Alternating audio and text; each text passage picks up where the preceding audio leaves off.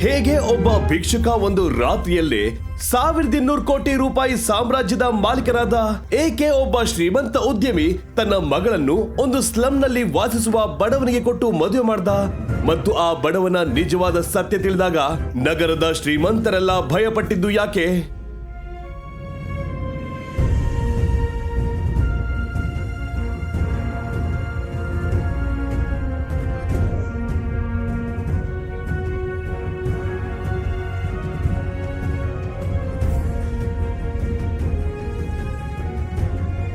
ನೀನ್ ನನ್ ಗಂಡ ಆಗಲಿಲ್ಲ ಅಂದ್ರೆ ನನ್ ಸ್ನೇಹಿತರ ಗಂಡಂದ್ರು ಅವರಿಗೆ ಡೈಮಂಡ್ ರಿಂಗೋ ಐಫೋನ್ಸೋ ಗಿಫ್ಟ್ ಆಗಿ ಕೊಡ್ತಾರೆ.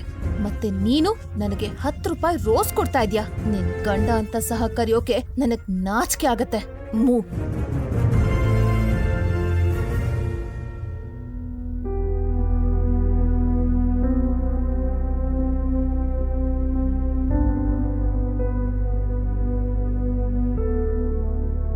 ಲೀಲಾ ತನ್ನ ತಂದೆಯ ಒತ್ತಾಯದಿಂದ ಅಮೋಘನನ್ನ ಮದುವೆಯಾಗಿದ್ಲು. ಆದರೆ ತನ್ನ ಗಂಡ ದೊಡ್ಡ ಉದ್ಯಮಿನೇ ಅಲ್ಲ, ಯಾರೋ ಭಿಕಾರಿ ಅಂತ ಗೊತ್ತಾದ್ಮೇಲೆ ಅವಳಿಗೆ ಅವನ ಮೇಲೆ ಅಸಹ್ಯ ಹೆಚ್ಚಾಗಿತ್ತು ಮತ್ತು ಮನೆ ಬಿಟ್ಟು ಹೊರಗಡೆ ಯಾರಿಗೂ ಅವನು ತನ್ನ ಗಂಡ ಅಂತ ಯಾರಿಗೂ ಗೊತ್ತಾಗಬಾರ್ದು ಎಂಬ ಷರತ್ತು ಸಹ ಇಟ್ಟಿದ್ಲು.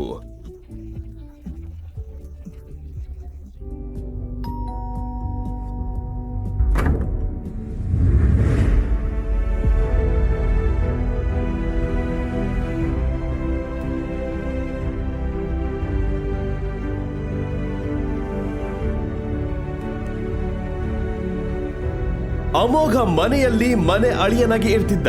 ಮನೆ ಅಳಿಯ ಕಡಿಮೆ, ಮನೆ ಕೆಲಸದೊಂಥರ ಇದ್ದ.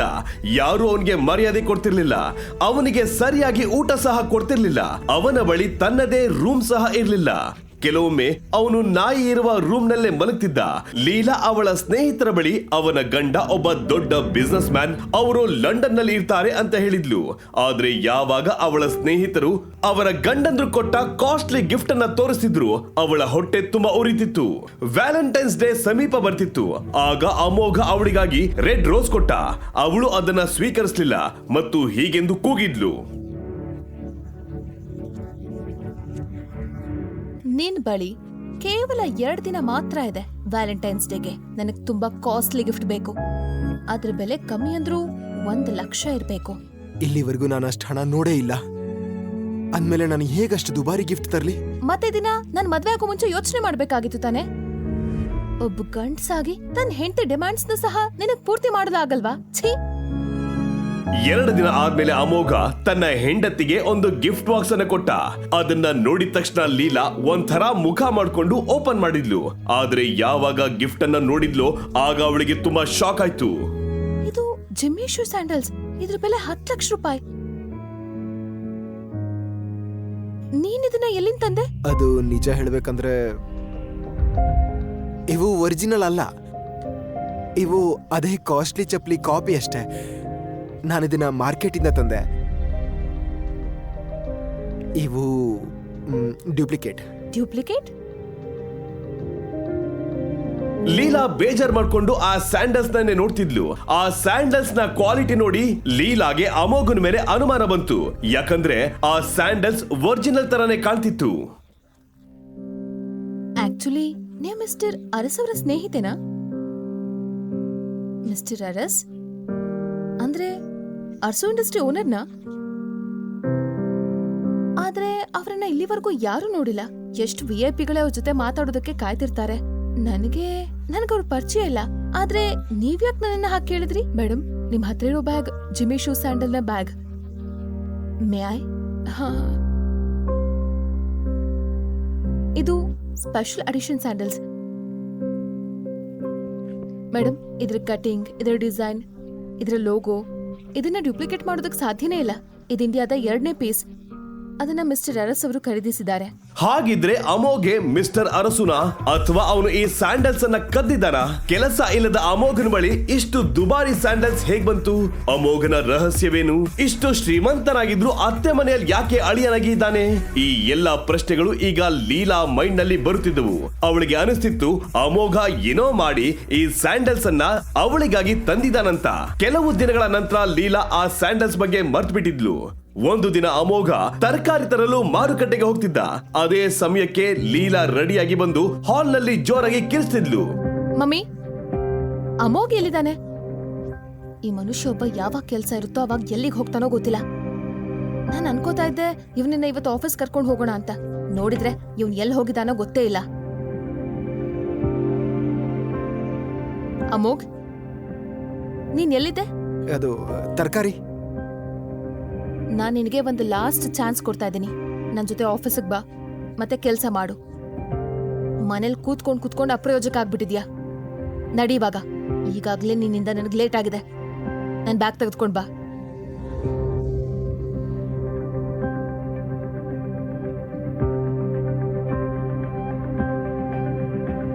ಇದೆಲ್ಲ ತಗೊಂಡ್ ಬಾ.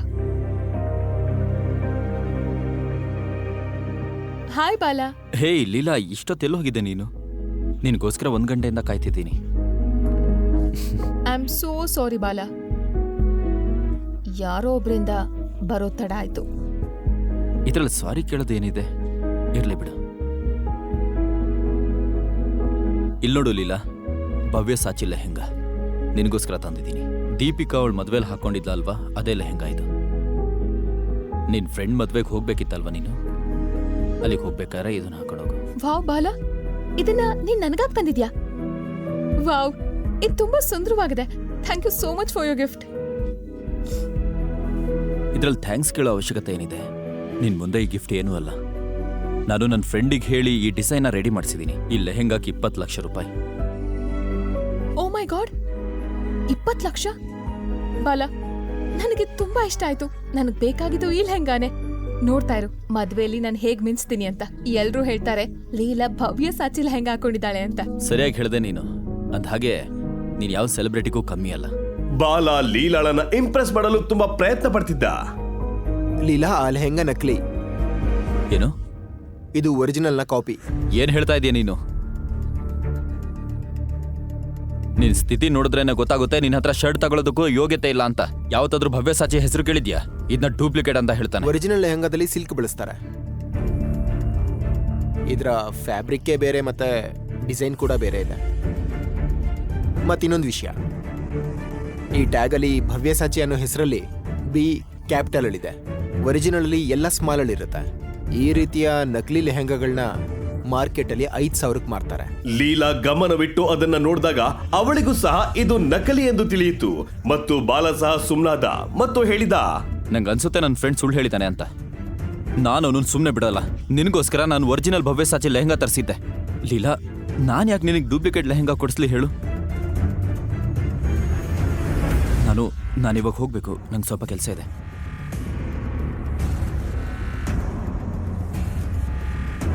ಲೀಲಾ, ನಾನು ನಿಂಗೆ ಇಲ್ಲಿವರೆಗೂ ಯಾವ ಸಲಹೆನೂ ಕೊಟ್ಟಿಲ್ಲ, ಆದರೆ ಇವತ್ತು ಹೇಳ್ತಿದ್ದೀನಿ. ಈ ವ್ಯಕ್ತಿ ನಿಂಗೆ ಡೂಪ್ಲಿಕೇಟ್ ಮತ್ತೆ ಕಡಿಮೆ ರೇಟ್ನ ಗಿಫ್ಟ್ ಕೊಟ್ಟು ಇಂಪ್ರೆಸ್ ಮಾಡಬೇಕು ಅಂತಿದ್ದಾನೆ. ಇವನ್ ಸವಾಸನ ಬಿಟ್ಬಿಡು. ನಾನು ನಿಂಗೆ ಮಾತು ಕೊಡ್ತೀನಿ. ಒಂದಿನ ನಿಂಗೆ ಕಾಸ್ಟ್ಲಿ ಮತ್ತೆ ಬ್ರ್ಯಾಂಡೆಡ್ ಗಿಫ್ಟ್ ಕೊಡ್ತೀನಿ. ಮತ್ತದಕ್ಕೆ ಎಷ್ಟು ಕಷ್ಟಪಡಬೇಕಾದ್ರೂ ನಾನು ಪಡ್ತೀನಿ. ತನ್ನ ಮನಸ್ಸಿನ ಮಾತನ್ನ ಹೇಳಿದ ಮೇಲೆ ಅಮೋಘ ಅವಳ ಉತ್ತರಕ್ಕೂ ಸಹ ಕಾಯ್ದೆ ಅಲ್ಲಿಂದ ಹೊರಟೋದ. ಮದುವೆಯಾಗಿ 2 ವರ್ಷ ಆದ್ಮೇಲೆ ಲೀಲಾಗೆ ಅನಿಸ್ತು ಅಮೋಘನಿಗೆ ಅವಳ ಮೇಲೆ ತುಂಬಾ ಕಾಳಜಿ ಇದೆ ಅಂತ, ಮತ್ತು ಕೆಟ್ಟವರಿಂದ ಅವಳನ್ನ ದೂರ ಇಡಲು ಪ್ರಯತ್ನಿಸುತ್ತಿದ್ದಾನೆ ಅಂತ. ಇದನ್ನ ಯೋಚಿಸಿ ಅವಳಿಗೆ ಆಶ್ಚರ್ಯವಾಯ್ತು. ಅವಳ ಮನಸ್ಸಲ್ಲಿ ಒಂದು ಪ್ರಶ್ನೆ ಸಹ ಮೂಡ್ತು. ಅಮೋಘ್ನನ್ನ ನನ್ ಜೀವನದಿಂದ ದೂರ ಇಟ್ಟು ನಾನ್ ತಪ್ಪು ಮಾಡಿದ್ನಾ? ನಾನು ಇದೇನ್ ಯೋಚನೆ ಮಾಡ್ತಾ ಇದ್ದೀನಿ? ಬಾಲ ನನ್ ಬಿಸ್ನೆಸ್ ಪಾರ್ಟ್ನರ್, ಶ್ರೀಮಂತ. ಅವನು ದೊಡ್ಡ ಬಿಸ್ನೆಸ್ ಮ್ಯಾನ್, ನಮ್ ಕಂಪ್ನಿಯ ಮೇನ್ ಇನ್ವೆಸ್ಟರ್. ಅಮೋಘಿ ನಡವಳಿಕೆಯಿಂದ ಬಾಲ ಏನಾದ್ರೂ ಬ್ಯಾಕ್ಔಟ್ ಆದ್ರೆ ನನ್ ಕಂಪ್ನಿ ಗತಿ ಏನು? ಅಮೋಘ್ನ ಕಾರಣಕ್ಕೆ ನಾನು ಇಷ್ಟು ದಿನ ಕಷ್ಟಪಟ್ಟು ಬೆಳೆಸಿದ್ದನ್ನ ಹಾಳು ಮಾಡೋದಕ್ಕೆ ಬಿಡಲ್ಲ. ನನಗೆ ಅಮೋಘಲ್ಲ, ಬಾಲನ ಅವಶ್ಯಕತೆ ಇದೆ. ಹೀಗೆ ಯೋಚಿಸಿದ ಲೀಲಾ ಅಮೋಘನ ಮೇಲೆ ಇನ್ನೂ ಹೆಚ್ಚು ಕೋಪಗೊಂಡಳು. ಅಮೋಘ್, ಏನ್ ತಮಾಷೆ ಮಾಡ್ತಾ ಇದ್ಯಾ ನೀನು? ನಿನಗೆ ಯಾರು ಹೇಳಿದ್ದು ನನ್ನ ಫ್ರೆಂಡ್ಗೆ ಸಲಹೆ ಕೊಡು ಅಂತ? ಶಡಾಪ್. ನಿನ್ಗೆ ಎಷ್ಟು ಧೈರ್ಯ? ನನ್ ತಪ್ಪು.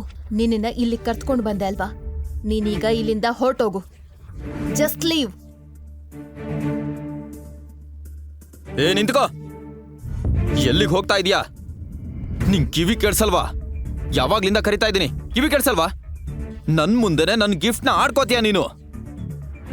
ನೀನು ಮಾರ್ಕೊಂಡ್ರು ಕೂಡ ಅಂತ ಗಿಫ್ಟ್ನ ಕೊಂಡ್ಕೊಳಕ್ಕಾಗಲ್ಲ ನಿಂಗೆ. ಹಾಗೆ ಎರಡನೇ ವಿಷಯ, ನಿನಗೆ ನಿನ್ ಸ್ಟೇಟಸ್ ಬಗ್ಗೆ ಗೊತ್ತಿರ್ಬೇಕು.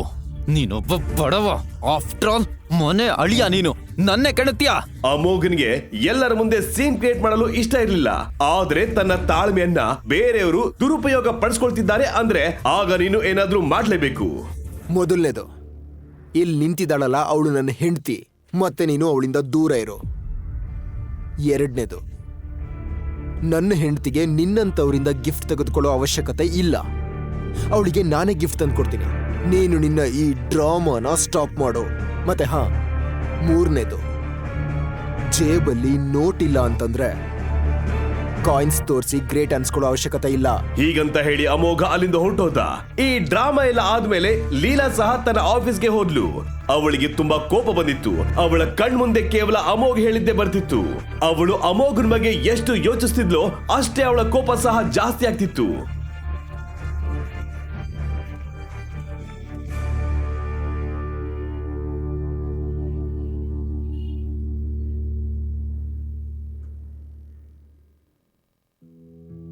ಹಲೋ, ನಾನು ನಿಮ್ ಕಾಲ್ಗೆ ವೇಟ್ ಮಾಡ್ತಿದ್ದೆ. ನಾನಿವತ್ತು ನಿನ್ನ ಮೀಟಿಂಗ್ ಅನ್ನು ಒಬ್ಬ ವಿಶೇಷ ವ್ಯಕ್ತಿಯೊಂದಿಗೆ ಫಿಕ್ಸ್ ಮಾಡಿದ್ದೀನಿ. ನಾನು ಅಡ್ರೆಸ್ ಕಳಿಸ್ತೀನಿ, ನೀನ್ ಅವ್ರನ್ನ ಒಂದು ಸರಿ ಭೇಟಿ ಮಾಡ್ಬಿಟ್ ಬಾ. ಇದು 200 ಕೋಟಿ ಡೀಲ್. ನೀನ್ ಈ ಡೀಲ್ನ ಫೈನಲೈಸ್ ಮಾಡೋವರೆಗೂ ನಾವ್ ಈ ಪ್ರಾಜೆಕ್ಟ್ನ ತಗೊಳ್ಳೋದಿಲ್ಲ. ಓಕೆ? ಅವ್ರನ್ನ ಭೇಟಿಯಾಗೋಕೆ ನನಗೆ ಸಮಸ್ಯೆ ಇಲ್ಲ, ಆದ್ರೆ ಅದಕ್ಕೂ ಮೊದಲು ನನ್ನ 2 ಷರತ್ತುಗಳನ್ನ ನೀವು ಪೂರ್ತಿ ಮಾಡಬೇಕು. ಮೊದಲನೇದು, ನನಗೆ ಈಗಿಂದೀಗ್ಲೇ ಭವ್ಯಸಾಚಿಯವರ ಲೆಹಂಗಾ ಬೇಕು.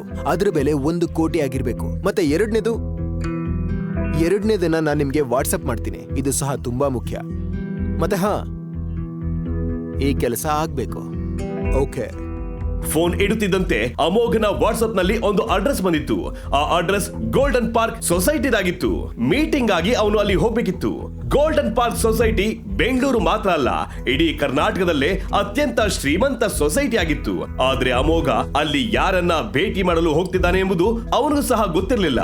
ಅಮೋಘ ಟ್ಯಾಕ್ಸಿ ತಗೊಂಡು ಗೋಲ್ಡನ್ ಪಾರ್ಕ್ ಸೊಸೈಟಿ ಕಡೆ ಹೊರಟ. ಆ ಸೊಸೈಟಿಯಲ್ಲಿ ಕೇವಲ ಬೆಂಗಳೂರು ಮಾತ್ರ ಅಲ್ಲ, ಕರ್ನಾಟಕದ ದೊಡ್ಡ ಶ್ರೀಮಂತರು ಅಲ್ಲೇ ವಾಸಿಸ್ತಿದ್ರು. ದೊಡ್ಡ ದೊಡ್ಡ ಬಿಸ್ನೆಸ್ ಮ್ಯಾನ್ಗಳು, ಮಂತ್ರಿಗಳು ಅಲ್ಲಿಗೆ ಬರ್ತಾ ಹೋಗ್ತಿದ್ರು. ಅವನು ಇನ್ನೇನು ಒಳಗೆ ಹೋಗ್ತಿದ್ದ ಅಷ್ಟರಲ್ಲಿ ಅವನ ಬಟ್ಟೆ ಮತ್ತು ಚಪ್ಪಲಿಯನ್ನ ನೋಡಿ ಸೆಕ್ಯೂರಿಟಿ ಗಾರ್ಡ್ ಅವನನ್ನ ಅಲ್ಲೇ ತಡೆದು ನಿಲ್ಲಿಸ್ತಾ. ಏಯ್ ನಿಂತ್ಕೋ, ಎಲ್ಲಿಗೆ ಹೋಗ್ತಾ ಇದೀಯಾ? ಅದು ನಾನು ಒಳಗೆ ಹೋಗ್ಬೇಕು, ಮೀಟಿಂಗ್ ಇದೆ. ಅಯ್ಯ ನನ್ ಮಗನೇ, ಸುಳ್ಳು ಹೇಳಕ್ಕೂ ಮುಂಚೆ ಒಂದ್ಸಲ ಯೋಚನೆ ಮಾಡೋದಲ್ವಾ? ನಿನ್ ಸ್ಥಿತಿ ನೋಡಿ ಹೇಗಿದೆ ಅಂತ. ಇದು ಗೋಲ್ಡನ್ ಪಾರ್ಕ್ ಸೊಸೈಟಿ. ಇಲ್ಲಿ ಜನ ದೊಡ್ಡ ದೊಡ್ಡ ಕಾರ್ಗಳಲ್ಲಿ ಬರ್ತಾರೆ. ಮತ್ ನಿನ್ ಭಿಕ್ಷುಕ ಇಲ್ಲಿ ಭಿಕ್ಷೆ ಬೇಡಕ್ ಬಂದಿದ್ಯಾ? ನನಗೆ ನಿನ್ನಂತವ್ರ ಬಗ್ಗೆ ತುಂಬಾ ಚೆನ್ನಾಗಿ ಗೊತ್ತು. ಹೊಡು, ಹೋಗಿಲ್ಲಿಂದ ಹೋಗ. ಇದನ್ನ ಹೇಳಿ ಸೆಕ್ಯೂರಿಟಿ ಗಾರ್ಡ್ ಅಮೋಘನನ್ನ ಬಲವಾಗಿ ಅಲ್ಲಿಂದ ತಳ್ಳಿದ. ಅಮೋಘ್ ಹೋಗಿ ರೋಡಿನ ಮೇಲೆ ಬಿದ್ದ ಅಷ್ಟರಲ್ಲಿ ಒಂದು ಕಾರ್ ಅಲ್ಲಿಗೆ ಬಂತು. ಕಾರ್ ಸಡನ್ ಆಗಿ ಬ್ರೇಕ್ ಹಾಕಿದ್ದಕ್ಕೆ ಅಮೋಘ ಬದುಕುಳಿದ.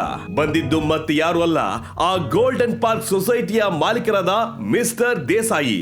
ಅವರನ್ನ ಎಲ್ರೂ ರಿಯಲ್ ಎಸ್ಟೇಟ್ ಕಿಂಗ್ ಅಂತ ಕರೀತಿದ್ರು. ಬೆಂಗಳೂರಿನ ದೊಡ್ಡ ದೊಡ್ಡ ಬಿಲ್ಡಿಂಗ್ಸ್ ಅನ್ನ ಅವರೇ ನಿರ್ಮಾಣ ಮಾಡಿದ್ರು.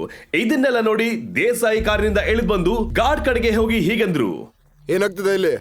ಅದು ಸೊಸೈಟಿ ಗೇಟ್ ಬಿಡಿ. ಗೊತ್ತಿಲ್ವಾ ಈ ತರ ಎಲ್ಲ ಆದ್ರೆ ನಮ್ಮ ಸೊಸೈಟಿ ರೆಪ್ಯುಟೇಷನ್ ಏನಾಗುತ್ತೆ ಅಂತ? ನೋಡಿ ಸರ್, ಈ ಭಿಕ್ಷುಕ ಒಳಗಡೆ ನುಗ್ತಾ ಇದ್ದಾನೆ. ಎಷ್ಟು ತಡೆದ್ರು ನಾನು ಮಾತೇ ಕೇಳ್ತಿಲ್ಲ. ಅಮೋಘ್ ಸರ್, ನೀವಿಲ್ಲಿ? ದಯವಿಟ್ಟು ನನ್ನ ಕ್ಷಮಿಸಿ, ನೀವು ಅಂತ ಗೊತ್ತಾಗ್ಲಿಲ್ಲ. ಬರ್ತಿದ್ದೀರಾ ಅಂತ ಗೊತ್ತಿದ್ರೆ ನಾನೇ ಬರ್ತಿದ್ದೆ ಸರ್ ರಿಸೀವ್ ಮಾಡೋಕೆ. ಇಡಿಯಟ್, ನಿನಗೆ ಗೊತ್ತಾ ಇವ್ರು ಯಾರಂತ? ಸರ್ ಮುಂದೆ ನಂಗೆ ಅವಮಾನ ಮಾಡ್ತಾ ಇದೀಯಾ? ನಿನ್ನ ಈಗ್ಲೇ ಕೆಲಸದಿಂದ ತೆಗ್ದಾಕ್ತೀನಿ. ಇದರಲ್ಲಿ ಇವನ್ ತಪ್ಪು ಏನೂ ಇಲ್ಲ. ನನ್ನ ಸ್ಥಿತಿ ನೋಡಿದ್ರೆ ಎಲ್ರಿಗೂ ಅನ್ಸುತ್ತೆ ನಾನೊಬ್ಬ ಭಿಕ್ಷುಕ ಅಂತ. ಆದ್ರೆ ಸರ್, ನೀವು ಇಲ್ಲಿ ಈ ಸ್ಥಿತಿಲಿ? ನಾನು 4 ವರ್ಷದಿಂದ ನಿಮ್ಮನ್ನ ಭೇಟಿಯಾದಾಗ ನೀವು ಸಂಪೂರ್ಣ ಬೇರೆ ತರ ಇದ್ರಿ. ಈಗ ಮಿಸ್ಟರ್ ದೇಸಾಯಿ ಏನಾಗಿದೆ ಅಂತ ಅದನ್ನ ನಿಮ್ಗೆ ಹೇಳೋಕ್ಕಾಗಲ್ಲ. ಆದ್ರೆ ಆದಷ್ಟು ಬೇಗ ಇಲ್ಲ ಸರಿ ಹೋಗುತ್ತೆ ಅಂತ ಭಾವಿಸ್ತೀನಿ. ನನ್ಗೀಗ ಒಂದು ಮೀಟಿಂಗ್ ಇದೆ, ಒಳಗೆ ಹೋಗ್ಬೇಕಿದೆ. ನಾನು ನಿಮ್ಗೆ ಆಮೇಲೆ ಸಿಗ್ತೀನಿ. ಖಂಡಿತ ಸರ್.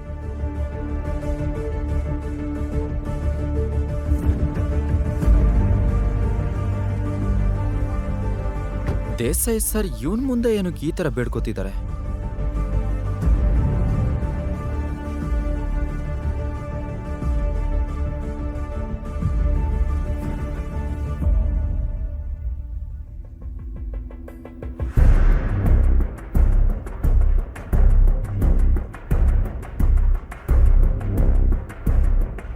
ನೀನ್ ನಂಗೆ ಮೊದಲೇ ಯಾಕೆ ಹೇಳಲಿಲ್ಲ ಇವನ್ ಜೊತೆ ಡೀಲ್ ಮಾಡ್ಬೇಕು ಅಂತ? ನಾನು ಇವನ್ ಜೊತೆ ಯಾವುದೇ ಮೀಟಿಂಗ್ ಮಾಡಲ್ಲ. ಕೋಟಿ ಅಲ್ಲ 2,000 ಕೋಟಿ ಡೀಲ್ ಆದ್ರೂ ನಾನು ಇವನ್ ಜೊತೆ ಮಾಡಲ್ಲ. ಅಮೋಘ ಭಯದಿಂದ ಬಚ್ಚಿಟ್ಕೊಂಡ. ಆ ವ್ಯಕ್ತಿ ಯಾರು? ಅಮೋಘ್ ನಿಜವಾಗ್ಲೂ ಬಡವನ? ಅವನು ಯಾಕೆ 200 ಕೋಟಿ ಡೀಲ್ ಮಾಡ್ತಿದ್ದಾನೆ? ಮತ್ತು ಅಮೋಘ್ ಶ್ರೀಮಂತನಾಗಿದ್ರೆ ಅವನು ಯಾಕೆ ಮನೆ ಅಳಿಯನಾಗಿದ್ದಾನೆ? ಲೀಲಾಗೆ ಅಮೋಘನ ಬಗ್ಗೆ ನಿಜ ಕೇಳಿದಾಗ ಏನಾಗುತ್ತದೆ?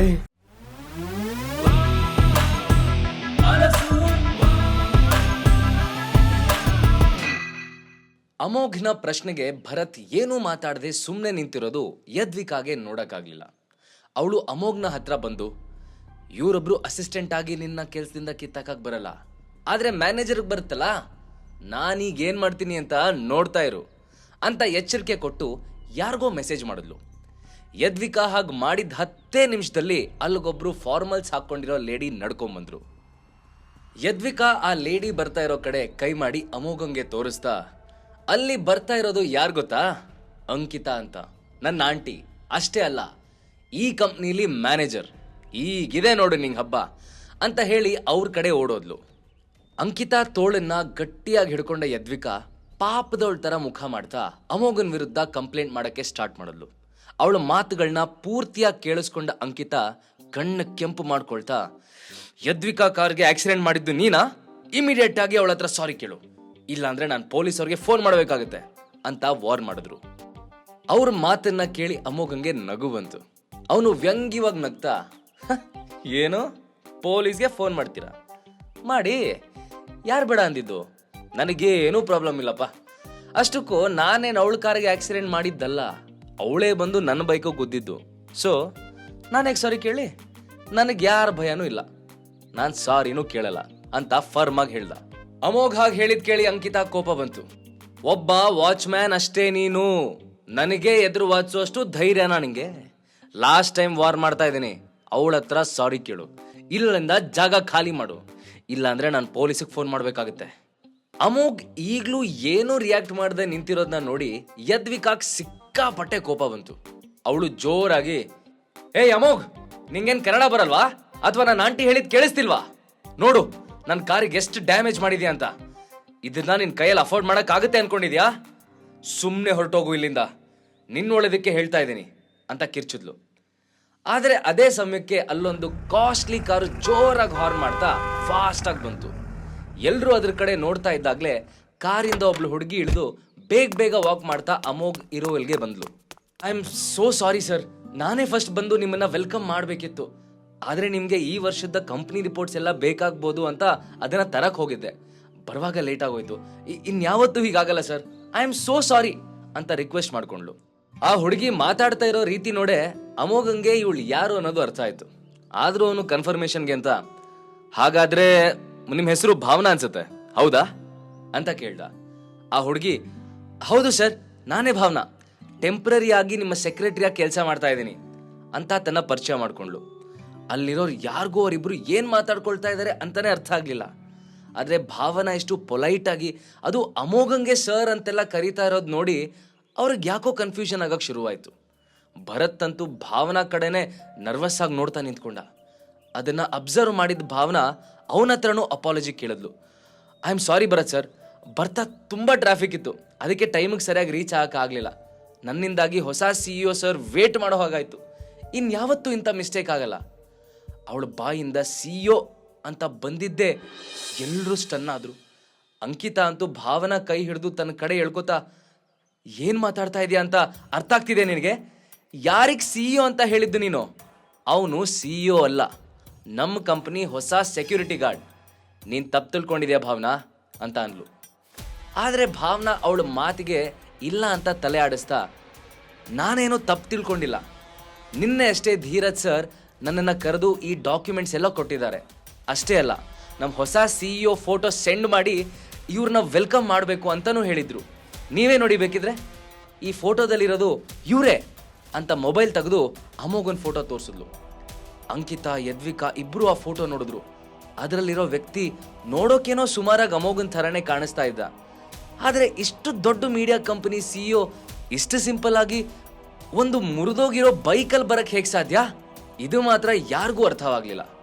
ಯದ್ವಿಕಾ ಅಂತೂ ಭಾವನನ ಮಾತನ್ನ ಈಗಲೂ ನಂಬಕ್ಕೆ ರೆಡಿನೇ ಇರಲಿಲ್ಲ. ನೋ, ನಾನು ಇದನ್ನ ನಂಬಲ್ಲ, ನನಗೆ ಈ ಹುಡುಗ ಚೆನ್ನಾಗಿ ಗೊತ್ತು, ಇವನು ನನ್ನ ಹಳೆ ಕ್ಲಾಸ್ಮೇಟ್, ಇವನ ಹೆಸರು ಅಮೋಘ್ ಅಂತ. ಇವನು CEO ಆಗಿರಕ್ಕೆ ಸಾಧ್ಯನೇ ಇಲ್ಲ. ಯದ್ವಿಕಾ ಮಾತುಗಳನ್ನ ಕೇಳಿದ ಭಾವನಾ ಸ್ಮೈಲ್ ಮಾಡ್ತಾ, ಹಾಗಿದ್ರೆ ನನ್ನ ಗೆಸ್ ಕರೆಕ್ಟ್ ಆಗೇ ಇದೆ, ಇವರೇ ನಮ್ಮ ಹೊಸ CEO. ಯಾಕಂದ್ರೆ ನಿನ್ನೆ ಧೀರಜ್ ಸರ್ ಹೇಳಿದ್ ಕೂಡ ಇದನ್ನೇ. ಅವರು ನನ್ನ ಹತ್ರ ಹೊಸ CEO ಅಮೋಘ್ ಅಂತ ಹೇಳಿದ್ರು. ಅಷ್ಟಕ್ಕೂ ಈ ಫೋಟೋ 3 ವರ್ಷ ಹಳೇದು. ಸೊ ನ್ಯಾಚುರಲ್ ಆಗಿ ಈಗ ಇವರು ಡಿಫ್ರೆಂಟ್ ಆಗೇ ಕಾಣಿಸ್ತಾರೆ, ಬೇಕಿದ್ರೆ ನೀವೇ ನೋಡಿ ಅಂತ ಹೇಳಿ ಅವಳು ತನ್ನ ಬ್ಯಾಗಿಂದ ಒಂದಷ್ಟು ಫೈಲ್ಸ್ ತೆಗೆದು ಅಂಕಿತಾ ಕೈ ಕೊಟ್ಲು. ಮೊದಲೇ ಗಾಬರಿ ಆಗಿದ್ದ ಅಂಕಿತಾ ಈಗಂತೂ ಇನ್ನಷ್ಟು ಟೆನ್ಷನ್ ಮಾಡಿಕೊಂಡು ಆ ಫೈಲ್ಸ್ ಎಲ್ಲ ಬೇಗ ಟರ್ನ್ ಮಾಡಿದ್ಲು. ಭಾವನಾ ಹೇಳಿದ್ದು ಕರೆಕ್ಟ್ ಆಗೇ ಇತ್ತು. ಆ ಫೈಲಲ್ಲಿ ದೊಡ್ಡದಾಗಿ ಅಮೋಘನ ಹೆಸರು ಬರೆದಿತ್ತು.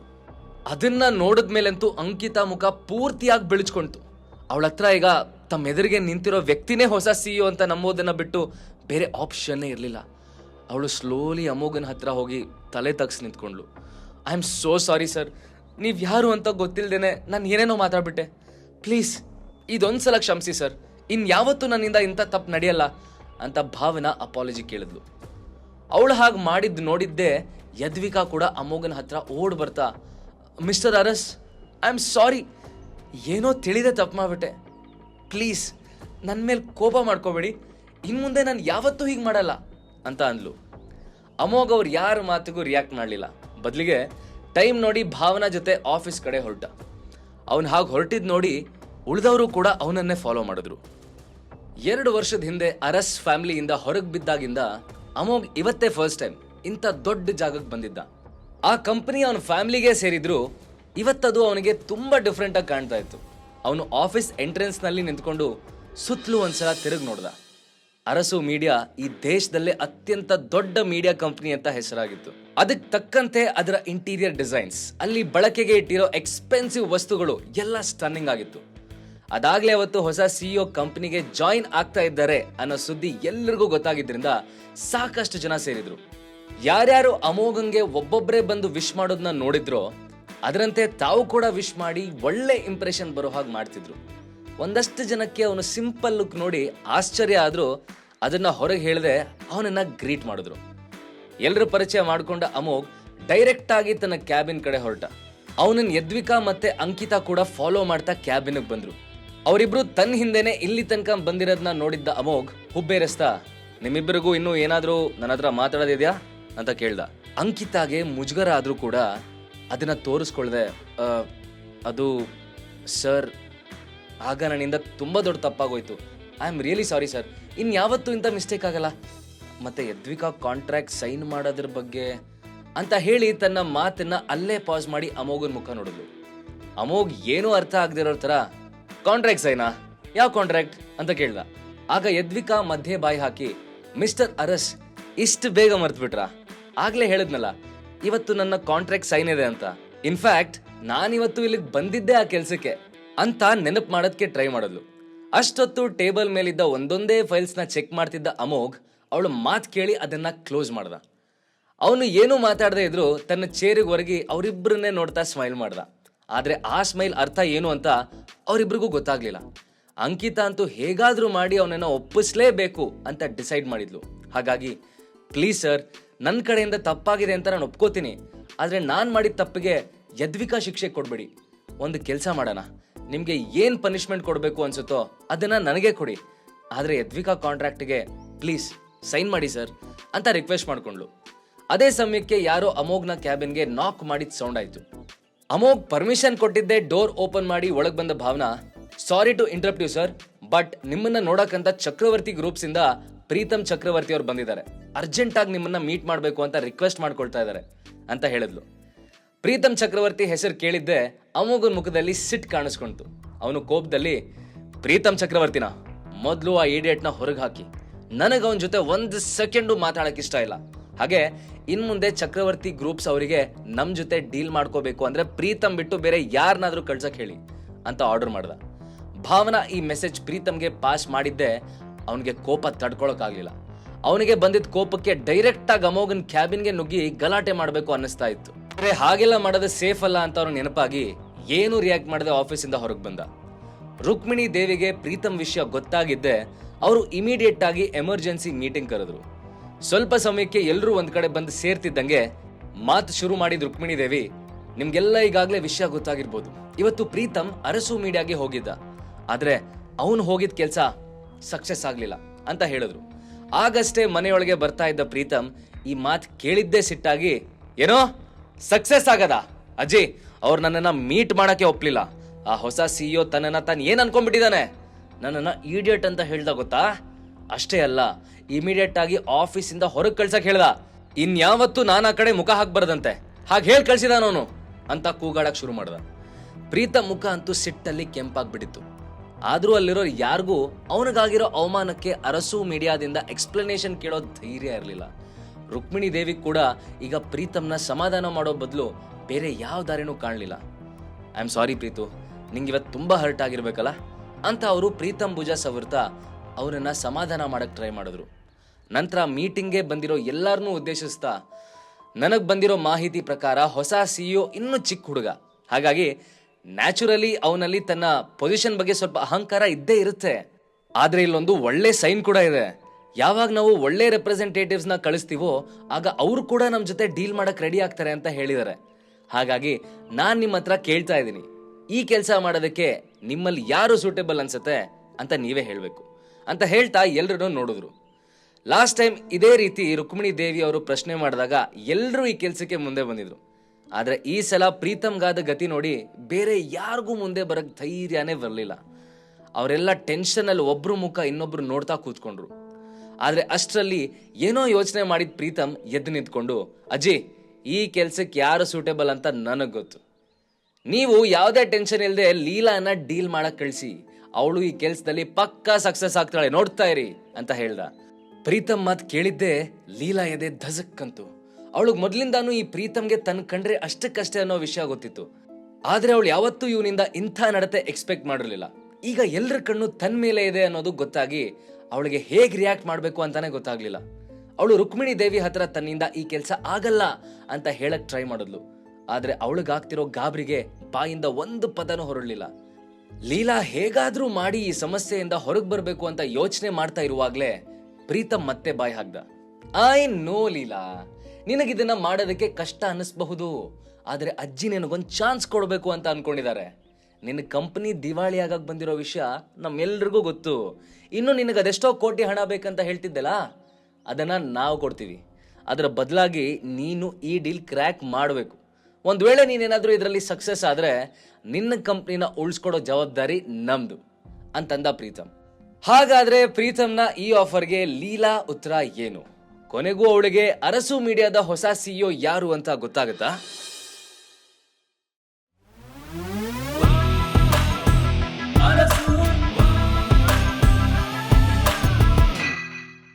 ಪ್ರೀತಮ್ ಮಾತ್ ಕೇಳಿ ಲೀಲಾ ಇನ್ನೂ ಶಾಕ್ ಅಲ್ಲೇ ಇದ್ಲು. ಅವಳಿಗೆ ಈ ಪ್ರಾಬ್ಲಮ್ ಇಂದ ಹೇಗ್ ಹೊರಗೆ ಬರಬೇಕು ಅಂತಾನೆ ಅರ್ಥ ಆಗ್ತಾ ಇರ್ಲಿಲ್ಲ. ಅದೇ ಟೈಮ್ಗೆ ರುಕ್ಮಿಣಿ ದೇವಿ ಹತ್ರ ಹೋದ ಪ್ರೀತಮ್, ನಾನ್ ಹೇಳಿದ್ದು ಕರೆಕ್ಟ್ ಇದೆಯಲ್ಲ ಅಜಯ್, ಲೀಲಾ ಆಲ್ರೆಡಿ ಒಂದು ಕಂಪ್ನಿ ನಡೆಸ್ತಾ ಇದ್ದಾಳೆ, ಅವಳ ಪಾಲಿಗೆ ಇಂಥ ಡೀಲ್ಸ್ ಹ್ಯಾಂಡಲ್ ಮಾಡಿ ಅಭ್ಯಾಸ ಇರುತ್ತೆ, ಅವಳೇ ಈ ಸಲ ಹೋಗ್ಲಿ, ನೀವೇನಂತೀರಿ ಅಂತ ಕೇಳ್ದ. ರುಕ್ಮಿಣಿ ದೇವಿಗೆ ಮೊದಲೇ ಪ್ರೀತಮ್ ಅಂದ್ರೆ ತುಂಬಾ ಪ್ರೀತಿ. ಅವರು ಯಾವಾಗ್ಲೂ ಪ್ರೀತಮ್ ಹೇಳಿದ್ ಯಾವ ಮಾತನ್ನು ತೆಗೆದು ಹಾಕ್ತಾ ಇರ್ಲಿಲ್ಲ. ಅವನು ಏನೇ ಕೇಳಿದ್ರು ಅವನಿಗೆ ಖಂಡಿತ ಸಿಕ್ತಿತ್ತು. ಹಾಗಾಗಿ ಈ ಸಲ ಕೂಡ ಅವರಿಗೆ ಪ್ರೀತಮ್ ಮಾತಿಗೆ ಇಲ್ಲ ಅನ್ನಕ್ ಕಷ್ಟ ಆಯ್ತು. ಅವ್ರಿಗೆ ಲೀಲಾ ಮೇಲೆ ಸ್ವಲ್ಪನೂ ನಂಬಿಕೆ ಇಲ್ಲದೆ ಇದ್ರು ಪ್ರೀತಮ್ಗೋಸ್ಕರ ಒಪ್ಪಿ ತಲೆ ಆಡ್ಸೋದು. ಲೀಲಾ, ಪ್ರೀತು ಹೇಳ್ತಿರೋದು ಸರಿಯಾಗಿದೆ, ಈ ಸಲ ನೀನೇ ಅರಸು ಮೀಡಿಯಾಗೆ ಹೋಗಿ ಅವ್ರನ್ನ ಒಪ್ಸಕ್ ಟ್ರೈ ಮಾಡು. ಆದ್ರೆ ಒಂದು ಮಾತ್ರ ಸರಿಯಾಗಿ ನೆನ್ಪಿಟ್ಕೋ, ಯಾವುದೇ ಕಾರಣಕ್ಕೂ ನನ್ನ ಮರ್ಯಾದೆ ತೆಗೆಯುವಂತ ಕೆಲಸ ಮಾಡ್ಬೇಡ ಅಂತ ರುಕ್ಮಿಣಿ ದೇವಿ ಎಚ್ಚರಿಕೆ ಕೊಟ್ರು. ಈಗಂತೂ ಲೀಲಾಗೆ ಲಿಟ್ರಲಿ ಗಂಟ್ಲೆಲ್ಲ ಒಣಗಿದ ಹಾಗೆ ತಲೆ ಸುತ್ತೋ ರೀತಿ ಆಯ್ತು. ಅವಳು ಕಷ್ಟಪಟ್ಟು ಬಾಯಿ ತೆಗೆದು ಆದ್ರೆ ಅಜ್ಜಿ ನಾನು ಅಂತೇನೋ ಹೇಳಕ್ ಟ್ರೈ ಮಾಡಿದ್ಲು. ಆದ್ರೆ ರುಕ್ಮಿಣಿ ದೇವಿ ಅವಳ ಮಾತನ್ನ ಮಧ್ಯದಲ್ಲೇ ತಡಿತಾ, ಸಾಕು, ಇನ್ನೇನು ಹೇಳದ್ ಬೇಕಾಗಿಲ್ಲ, ಈ ಕೆಲ್ಸನ ನೀನು ಮಾಡ್ಲೇಬೇಕು, ಹೇಗ್ ಮಾಡ್ತೀಯೋ ಅದು ನಿನಗ್ ಬಿಟ್ಟಿದ್ದು, ನಿನ್ನ ಫ್ಯಾಮಿಲಿಗೀಗ ನಿನ್ನ ಅವಶ್ಯಕತೆ ಇದೆ, ಇಂಥ ಟೈಮಲ್ಲಿ ನಮ್ಮ ಕೈ ಬಿಡ್ಬೇಕು ಅಂತ ಅನ್ಕೊಂಡಿದ್ಯಾ ಅಂತ ಹೇಳಿ ಅವಳ ಕಡೆ ತಿರುಗಿನೂ ನೋಡದೆ ಪ್ರೀತಮ್ ಜೊತೆ ಅಲ್ಲಿಂದ ಹೊರಟೋದ್ರು. ಎಲ್ರೂ ಒಬ್ಬೊಬ್ಬರಾಗಿ ಅಲ್ಲಿಂದ ಹೋಗ್ತಾ ಇದ್ರೆ ಲೀಲಾ ಮಾತ್ರ ಶಾಕ್ ಆಗಿ ಅಲ್ಲೇ ಕೂತ್ಕೊಂಡ್ಳು. ಅಲ್ಲಿ ಯಾರಿಗೂ ಅವಳ ಫೀಲಿಂಗ್ಸ್ ಬಗ್ಗೆ, ಅವಳೇನ್ ಹೇಳಕ್ ಹೊರಟಿದ್ದಾಳೆ ಅನ್ನೋದ್ರ ಬಗ್ಗೆ ಸ್ವಲ್ಪನೂ ಕೇರ್ ಇರ್ಲಿಲ್ಲ. ಆ ಫ್ಯಾಮಿಲಿಯ ಪ್ರತಿಯೊಬ್ರು ತಮ್ಮ ಪ್ರಾಫಿಟ್ ಬಗ್ಗೆ ಮಾತ್ರ ಯೋಚನೆ ಮಾಡ್ತಿದ್ರು. ಆ ಮನೆಯಿಂದ ಹೊರಟ ಲೀಲಾ ಮನ್ಸೀಗ ಗೊಂದಲದ ಗೂಡಾಗಿತ್ತು. ಅವಳೆಷ್ಟು ಯೋಚನೆ ಮಾಡಿದ್ರು ಅರಸು ಮೀಡಿಯಾದ ಸಿಇಒನ ಒಪ್ಸೋದು ಹೇಗೆ ಅಂತ ಮಾತ್ರ ಗೊತ್ತೇ ಆಗಲಿಲ್ಲ. ಅವಳ ಫ್ಯಾಮಿಲಿಯಲ್ಲಿ ಪ್ರತಿಯೊಬ್ಬರು ಇದು ಇಂಪಾಸಿಬಲ್ ಟಾಸ್ಕ್ ಅಂತಾನೆ ಅನ್ಕೊಂಡಿದ್ರು. ಅಂಥ ಟಾಸ್ಕ್ ಈಗ ತನ್ನ ತಲೆ ಮೇಲೆ ಬಿದ್ದಿರುವಾಗ ಇದರಿಂದ ಹೊರಗೆ ಬರೋದು ಹೇಗೆ ಅಂತ ಲೀಲಾ ಯೋಚನೆ ಮಾಡಿ ಮಾಡಿ ಕೊನೆಗೆ ತನ್ನ ಫ್ರೆಂಡ್ ಭಾನುಗೆ ಕಾಲ್ ಮಾಡಿದ್ಲು. ಅವಳು ಭಾನುನ ಮನೆಗೆ ಇನ್ವೈಟ್ ಮಾಡಿ ತಾನು ಮನೆ ಕಡೆ ಹೊರಟ್ಲು. ಸ್ವಲ್ಪ ಟೈಮಲ್ಲೇ ಭಾನು ಮನೆಗೆ ಬಂದಾಗ ಅವಳಿಗೆ ಅಲ್ಲೆಲ್ಲೂ ಅಮೋಘ್ ಕಾಣದೇ ಇರೋದು ನೋಡಿ ಆಶ್ಚರ್ಯ ಆಯಿತು. ಹಾಗಾಗಿ ಅವಳು ಲೀಲಾ ಹತ್ರನೂ ಅದೇ ಪ್ರಶ್ನೆ ಕೇಳಿದ್ಲು. ಅದಕ್ಕೆ ಲೀಲಾ, ಏನೋ ನಂಗೆ ಗೊತ್ತಿಲ್ಲ ಕಣೆ, ನಾನು ಬೆಳಗ್ಗೆ ಆಫೀಸಿಗೆ ಹೋಗುವಾಗ ಆಲ್ರೆಡಿ ಅಮೋಘ್ ಎಲ್ಲೋ ಹೋಗಿದ್ರು, ಇನ್ನೂ ಬಂದಿಲ್ಲ ಅಂತ ಹೇಳಿದ್ಲು. ಅದನ್ನ ಕೇಳಿದ ಭಾನು ವ್ಯಂಗ್ಯವಾಗಿ ನಗ್ತಾ, ಏನೇ ಹೇಳೋ ಲೀಲಾ, ನೀನ್ ನಿಜವಾಗ್ಲೂ ಗ್ರೇಟ್ ಕಣೆ. ನಿನ್ನ ಜಾಗದಲ್ಲಿ ಪ್ರಪಂಚದ ಬೇರೆ ಯಾವ ಹುಡುಗಿ ಇದ್ದಿದ್ರು ಇಷ್ಟೊತ್ತಿಗೆ ಡಿವೋರ್ಸ್ ತಗೊಂಡು ಯಾವುದೋ ಕಾಲ ಆಗಿರ್ತಿತ್ತು. ಇಂಥ ಕೆಲ್ಸಕ್ಕೆ ಬರೋದ್ ಗಂಡನ್ ಇಟ್ಕೊಂಡು ಅದ್ ಹೇಗ್ ಜೀವನ ಮಾಡ್ತಾ ಇದೆಯೇ ಅಂತ ಕೇಳಿದ್ಲು. ಅದಕ್ಕೆ ಲೀಲಾ ಏನೂ ಮಾತಾಡದೆ ಇದ್ದಾಗ ಮತ್ತೆ ತನ್ನ ಮಾತನ್ನ ಮುಂದುವರ್ಸಿದ ಭಾನು, ನೋಡು ಲೀಲಾ, ನಿನ್ನ ಹತ್ರ ಇನ್ನೂ ಟೈಮ್ ಇದೆ, ಸ್ವಲ್ಪನಾದ್ರೂ ನಿನ್ ಬಗ್ಗೆ ಯೋಚನೆ ಮಾಡು. ನಿನಗೇನ್ ಕಡಿಮೆ ಆಗಿದೆ ಅಂತ ಈ ರೀತಿ ಆಡ್ತಾ ಇದೆಯಾ? ಮದುವೆ ಆಗಿ 2 ವರ್ಷ ಆಯ್ತು, ಇನ್ನೂ ಮಕ್ಕಳಾಗಿಲ್ಲ. ಇದ್ರ ಜೊತೆಗೆ ಈಗ ನಿನ್ನ ಕಂಪನಿಲೂ ಸಿಕ್ಕಾಪಟ್ಟೆ ಪ್ರಾಬ್ಲಮ್ಸ್ ನಡೀತಾ ಇದೆ. ಒಂದ್ ವೇಳೆ ನೀನು ಯಾವ್ದಾದ್ರೂ ರಿಚ್ ಹುಡುಗನ ಮದುವೆ ಆದ್ರೆ ನಿನ್ ಲೈಫ್ ಎಷ್ಟು ಚೆನ್ನಾಗಿರುತ್ತೆ ಯೋಚನೆ ಮಾಡು ಅಂತನ್ಲು. ಅದಕ್ಕೆ ಲೀಲಾ ಕನ್ಫ್ಯೂಸ್ ಆಗಿ, ಏನ್ ಹೇಳ್ತಾ ಇದೆಯಾ ಭಾನು, ನಂಗೇನೂ ಅರ್ಥ ಆಗ್ತಾ ಇಲ್ಲ, ಸ್ವಲ್ಪ ಬಿಡಿಸ್ ಹೇಳು. ನನಗೆ ಆಲ್ರೆಡಿ ಮದುವೆ ಆಗಿರುವಾಗ ಅದ್ ಹೇಗೆ ಇನ್ನೊಬ್ಬನ ಮದುವೆ ಆಗ್ಲಿ ಅಂತ ಕೇಳಿದ್ಲು. ಅದಕ್ಕೆ ಭಾನು ತನ್ನ ಹಣೆ ಮೇಲೆ ಕೈ ಇಡ್ತಾ, ಅಯ್ಯೋ ಬುದ್ದು, ಟ್ಯೂಬ್ಲೈಟ್ ಕಣೆ ನೀನು, ಏನೂ ಅರ್ಥನೇ ಆಗಲ್ಲ. ಈಗ ನಿಂಗೆ ಮದುವೆ ಆದ್ರೆ ಏನಾಯ್ತು, ಅದ್ರ ನಂತರ ಡಿವೋರ್ಸ್ ಆಗಲ್ವಾ? ನೀನು ಆ ನಿನ್ನ ಯೂಸ್ಲೆಸ್ ಗಂಡನ್ಗೆ ಡಿವೋರ್ಸ್ ಕೊಟ್ಟು ಯಾವ್ದಾದ್ರು ರಿಚ್ ಹುಡುಗನ್ ಮದ್ವೆ ಆಗು ಅಷ್ಟೇ ಅಂತಂದ್ಲು. ಭಾನು ಮಾತು ಕೇಳಿ ಲೀಲಾಗ್ ಶಾಕ್ ಆಯ್ತು. ಅವಳು ನಂಬಕ್ಕಾಗ್ದೆ ಭಾನು ಮುಖಾನೇ ಡೀಪ್ ಆಗಿ ನೋಡಿದ್ಲು. ಆದ್ರೆ ಭಾನು ಮಾತ್ರ ತಾನೇನೂ ತಪ್ಪೇ ಮಾಡಿಲ್ಲ, ಏನೂ ದೊಡ್ಡ ವಿಷಯ ಹೇಳೇ ಇಲ್ಲ ಅನ್ನೋ ಹಾಗೆ ಕೋಲ್ಡ್ ಡ್ರಿಂಕ್ಸ್ ಕುಡಿತಾ ಕೂತಿದ್ಲು. ನಿನಗೇನು ತಲೆ ಕೆಟ್ಟಿದ್ಯಾ ಭಾನು? ಪ್ಲೀಸ್ ಇದೊಂದ್ಸಲ ಬಿಡ್ತಾ ಇದ್ದೀನಿ, ಇನ್ಯಾವತ್ತೂ ನನ್ನ ಎದುರಿಗೆ ಇಂಥ ವಿಷಯ ಎಲ್ಲ ಹೇಳ್ಬೇಡ, ನನ್ಗಿಷ್ಟ ಆಗಲ್ಲ. ಆಲ್ರೆಡಿ ನನಗೆ ಸಾಲ್ವ್ ಮಾಡಕ್ ಸುಮಾರು ಪ್ರಾಬ್ಲಮ್ ಇದೆ ಅಂತ ಹೇಳಿದ್ ಲೀಲಾ ಲ್ಯಾಪ್ಟಾಪ್ ಓಪನ್ ಮಾಡ್ಕೊಂಡು ಕೂತ್ಕೊಂಡ್ಲು. ಸ್ವಲ್ಪ ಟೈಮಲ್ಲಿ ಯಾರೋ ವಿಜಿಲ್ ಹೊಡಿತಾ ಇರೋ ಸೌಂಡ್ ಕೇಳಿ ನೋಡಿದಾಗ ಅಲ್ಲಿ ಅಮೋಘ್ ಬರೋದು ಕಾಣಿಸ್ತು. ಭಾನು ಒಂದು ಗೆಟಪ್ ನೋಡಿ ವ್ಯಂಗ್ಯವಾಗಿ, ನೋಡೇ ಲೀಲಾ, ಬಂದ ನೀನ್ ಹೀರೋ ಅಂತ ಹೇಳಿದ್ಲು. ಅಮೋಘಂಗೆ ಅವಳ ಮಾತು ಕಿವಿಗೆ ಬಿದ್ರು ಅದನ್ನ ತಲೆಗೆ ಹಚ್ಕೊಳ್ದೆ ಲೀಲಾಗೆ ಗ್ರೀಟ್ ಮಾಡಿ ಸೋಫಾ ಮೇಲೆ ಕೂತ್ಕೊಂಡ.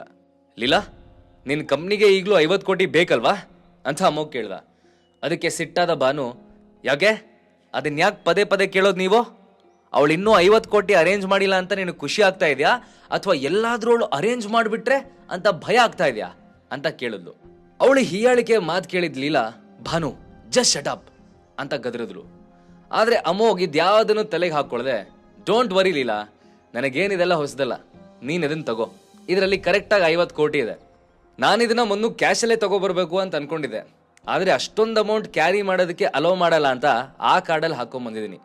ಇನ್ನೂ ಎಕ್ಸ್ಟ್ರಾ ಹಣ ಬೇಕು ಅಂದ್ರೆ ಹೇಳು, ನಾನು ಹೆಲ್ಪ್ ಮಾಡ್ತೀನಿ ಅಂತ ಜೇಬಿಂದ ಒಂದು ಕಾರ್ಡ್ ತೆಗೆದು ಲೀಲಾ ಕೈ ಕೊಟ್ಟ. ಆ ಕಾರ್ಡ್ ನೋಡಿ ಅಮೋಘನ ಮಾತು ಕೇಳಿ ಲೀಲಾ ಸ್ಟನ್ ಆದ್ರೆ ಭಾನು ಜೋರಾಗಿ ನಗಕ್ ಸ್ಟಾರ್ಟ್ ಮಾಡಿದ್ಲು. ಅಲ್ಲ ಅಮೋಘ್, ಇತ್ತೀಚೆಗೆ ಪದೇ ಪದೇ ಮನೆಯಿಂದ ಮಾಯ ಆಗ್ತಿರಂತಲ್ಲ, ಏನ್ ಮಾಡ್ತಾ ಇರ್ಬೋದು ಅಂತ ಯೋಚನೆ ಮಾಡ್ತಿದ್ದೆ. ಆದ್ರೆ ಈಗ ಗೊತ್ತಾಯ್ತು ನೋಡಿ, ನೀವು ಕಾಮಿಡಿ ಕ್ಲಾಸಿಗೆ ಹೋಗ್ತಾ ಇದ್ದೀರಿ ಅಂತ. Yo by the way, nice joke, I really like it ಅಂತಂದ್ಲು. ಈ ಸಲ ಲೀಲಾಗೂ ಕೂಡ ಅಮೋಘ್ ವರ್ತನೆ ಹಿಡಿಸ್ಲಿಲ್ಲ. ಅವಳು ಕೂಡ ಇವನೇನೋ ಜೋಕ್ ಮಾಡ್ತಾ ಇದ್ದಾನೆ ಅಂತ ಆ ಕಾರ್ಡನ್ನ ಡಸ್ಟ್ಬಿನ್ಗೆ ಎಸೆಯಕ್ಕೆ ಹೊರಟ್ಲು. ಆದ್ರೆ ಅದನ್ನ ಅರ್ಥ ಮಾಡ್ಕೊಂಡ ಅಮೋಘ್, ನಿನಗಿದು ನಂಬಕ್ ಕಷ್ಟ ಆಗ್ತಿದೆ ಅಂತ ನನಗೆ ಗೊತ್ತಿಲ್ಲ, ಆದ್ರೆ ಈ ಸಲ ನಾನು ಸುಳ್ಳು ಹೇಳ್ತಾ ಇಲ್ಲ. ಬೇಕಿದ್ರೆ ನಿನ್ನ ಹತ್ರ ಇರೋ ಕಾರ್ಡ್ ರೀಡರ್ ತಗೊಂಡು ಆ ಕಾರ್ಡಲ್ಲಿ ಎಷ್ಟು ಅಮೌಂಟ್ ಇದೆ ಅಂತ ಚೆಕ್ ಮಾಡಿ ನೋಡು, ಎಲ್ಲ ಡೌಟ್ಸ್ ಕ್ಲಿಯರ್ ಆಗುತ್ತೆ ಅಂತ ಸಜೆಸ್ಟ್ ಮಾಡ್ದ. ಲೀಲಾಗೂ ಕೂಡ ಅಮೋಘ್ನ ಮಾತು ನಂಬೇಕು ಅಂತಾನೆ ಅನ್ಸಿತ್ತು. ಆದ್ರೆ 2 ವರ್ಷದಿಂದ ಅವನಿರೋ ಕಂಡೀಷನ್ ನೋಡಿ ಅವನ ಮೇಲೆ ನಂಬಿಕೆನೆ ಬರ್ತಾ ಇರಲಿಲ್ಲ. ಈಗ ಅಮೋಘ್ನ ಮಾತು ಕೇಳಿ ಅವಳಿಗೂ ಸರಿ ಅನ್ನಿಸ್ತು. ಹಾಗಾಗಿ ಅವಳು ಆ ಕಾರ್ಡ್ ತಗೊಂಡು ಸ್ಟಡಿ ರೂಮ್ ಕಡೆ ಹೋದ್ಲು. ಲೀಲಾ ತನ್ನ ಕಾರ್ಡ್ ರೀಡರ್ ಆನ್ ಮಾಡಿದ್ದೆ ಅಲ್ಲಿಗೆ ಬಂದ ಅಮೋಘ್ ಅವಳ ಕಿವಿ ಹತ್ರ ಬಾಗಿ, ಇದ್ರ ಪಾಸ್ವರ್ಡ್ ನಿನ್ ಬರ್ಡೇ ಅಂತ ಪಿಸುಗುಡ್ದ. ಅವನು ಹೇಳ್ದ ಹಾಗೆ ಲೀಲಾ ಪಾಸ್ವರ್ಡ್ ಎಂಟರ್ ಮಾಡಿದ್ದೆ ಸ್ಕ್ರೀನ್ ಮೇಲೆ ಕಾಣಿಸ್ತಾ ಇರೋ ನಂಬರ್ ನೋಡಿ ಶಾಕ್ ಆದ್ಲು. ಅಲ್ಲಿ ನಿಜವಾಗ್ಲೂ 50 ಕೋಟಿ ತೋರಿಸ್ತಾ ಇತ್ತು. ಲೀಲಾ ಅಷ್ಟೊಂದು ಶಾಕ್ ಆಗಿ ನಿಂತಿರೋದನ್ನ ನೋಡಿದ ಭಾನು ಏನ್ ವಿಷಯ ಅಂತ ತಾನು ಬಗ್ ನೋಡಿದ್ಲು. ಅಲ್ಲಿ 50 ಕೋಟಿ ಬ್ಯಾಲೆನ್ಸ್ ತೋರಿಸ್ತಾ ಇರೋದನ್ನ ನೋಡಿ ಅವಳ ಮುಖ ಬೆಳಚ್ಕೊಂತು. ಅದೇ ಸಮಯಕ್ಕೆ ಸರೋಜಾ ಕೂಡ ಮನೆಗೆ ಬಂದಿದ್ರಿಂದ ಇವರು 3 ಜನ ಸ್ಟಡಿ ರೂಮಲ್ಲಿ ನಿಂತ್ಕೊಂಡು ಏನು ಮಾಡ್ತಾ ಇದ್ದಾರೆ ಅಂತ ಅವ್ರಿಗೆ ಅರ್ಥ ಆಗಲಿಲ್ಲ. ಹಾಗಾಗಿ ಅವರು ಏನು ನಡೀತಾ ಇದೆ ಇಲ್ಲಿ ಅಂತ ಕೇಳ್ತಾ ಹತ್ರ ಬಂದು ಕಾರ್ಡ್ ರೀಡರ್ ಕಡೆ ನೋಡಿದ್ರು. ಏನೋ 50 ಕೋಟಿನ, ಇಷ್ಟೊಂದು ದುಡ್ಡು ಯಾರ್ದು, ಎಲ್ಲಿಂದ ಬಂತು ಅಂತ ಸರೋಜ ಶಾಕಲ್ಲಿ ಪ್ರಶ್ನೆ ಮೇಲೆ ಪ್ರಶ್ನೆ ಕೇಳಕ್ ಶುರು ಮಾಡಿದ್ರು. ಅದಕ್ಕೆ ಲೀಲಾ ತಡವರಿಸ್ತಾ ನನಗಿದನ್ನ ಅಮೋಘ್ ಕೊಟ್ಟಿದ್ದು ಅಂತಂದ್ಲು. ಈಗಂತೂ ಸರೋಜಾಗೆ ತನ್ನ ಕಿವಿನೇ ನಂಬಕ್ಕಾಗ್ಲಿಲ್ಲ. ಅವರು ಸ್ಟನ್ ಆಗಿ, ಏನಂದೆ, ಅಮೋಘ್ ಕೊಟ್ಟಿದ್ದ? ಅಮೋಘ್, ನಿಜನಾ ಇದು? ಅಲ್ಲ, ನಿನ್ನ ಹತ್ರ ಇಷ್ಟೊಂದು ಹಣ ಎಲ್ಲಿಂದ ಬಂತು ಅಂತ ಕೇಳಿದ್ರು. ಸರೋಜಾ ಮಾತು ಕೇಳಿ ಅಮೋಘ್ ಅವ್ರ ಕಡೆ ಸ್ಮೈಲ್ ಮಾಡ್ದ. ಆದ್ರೆ ಅವನು ತಾನೇನು ಹೇಳಲ್ಲ ಅಂತ ಕೈ ಮಾಡ್ತಾ, ನೋವತ್ತೆ, ನಾನು ಈಗಲೇ ಅದೇನು ರಿವೀಲ್ ಮಾಡಲ್ಲ. ಸೊ ಪ್ಲೀಸ್ ನೀವು ಕೂಡ ನನ್ನ ಹತ್ರ ಇಂಥ ಕ್ವೆಶನ್ಸ್ ಕೇಳಬೇಡಿ.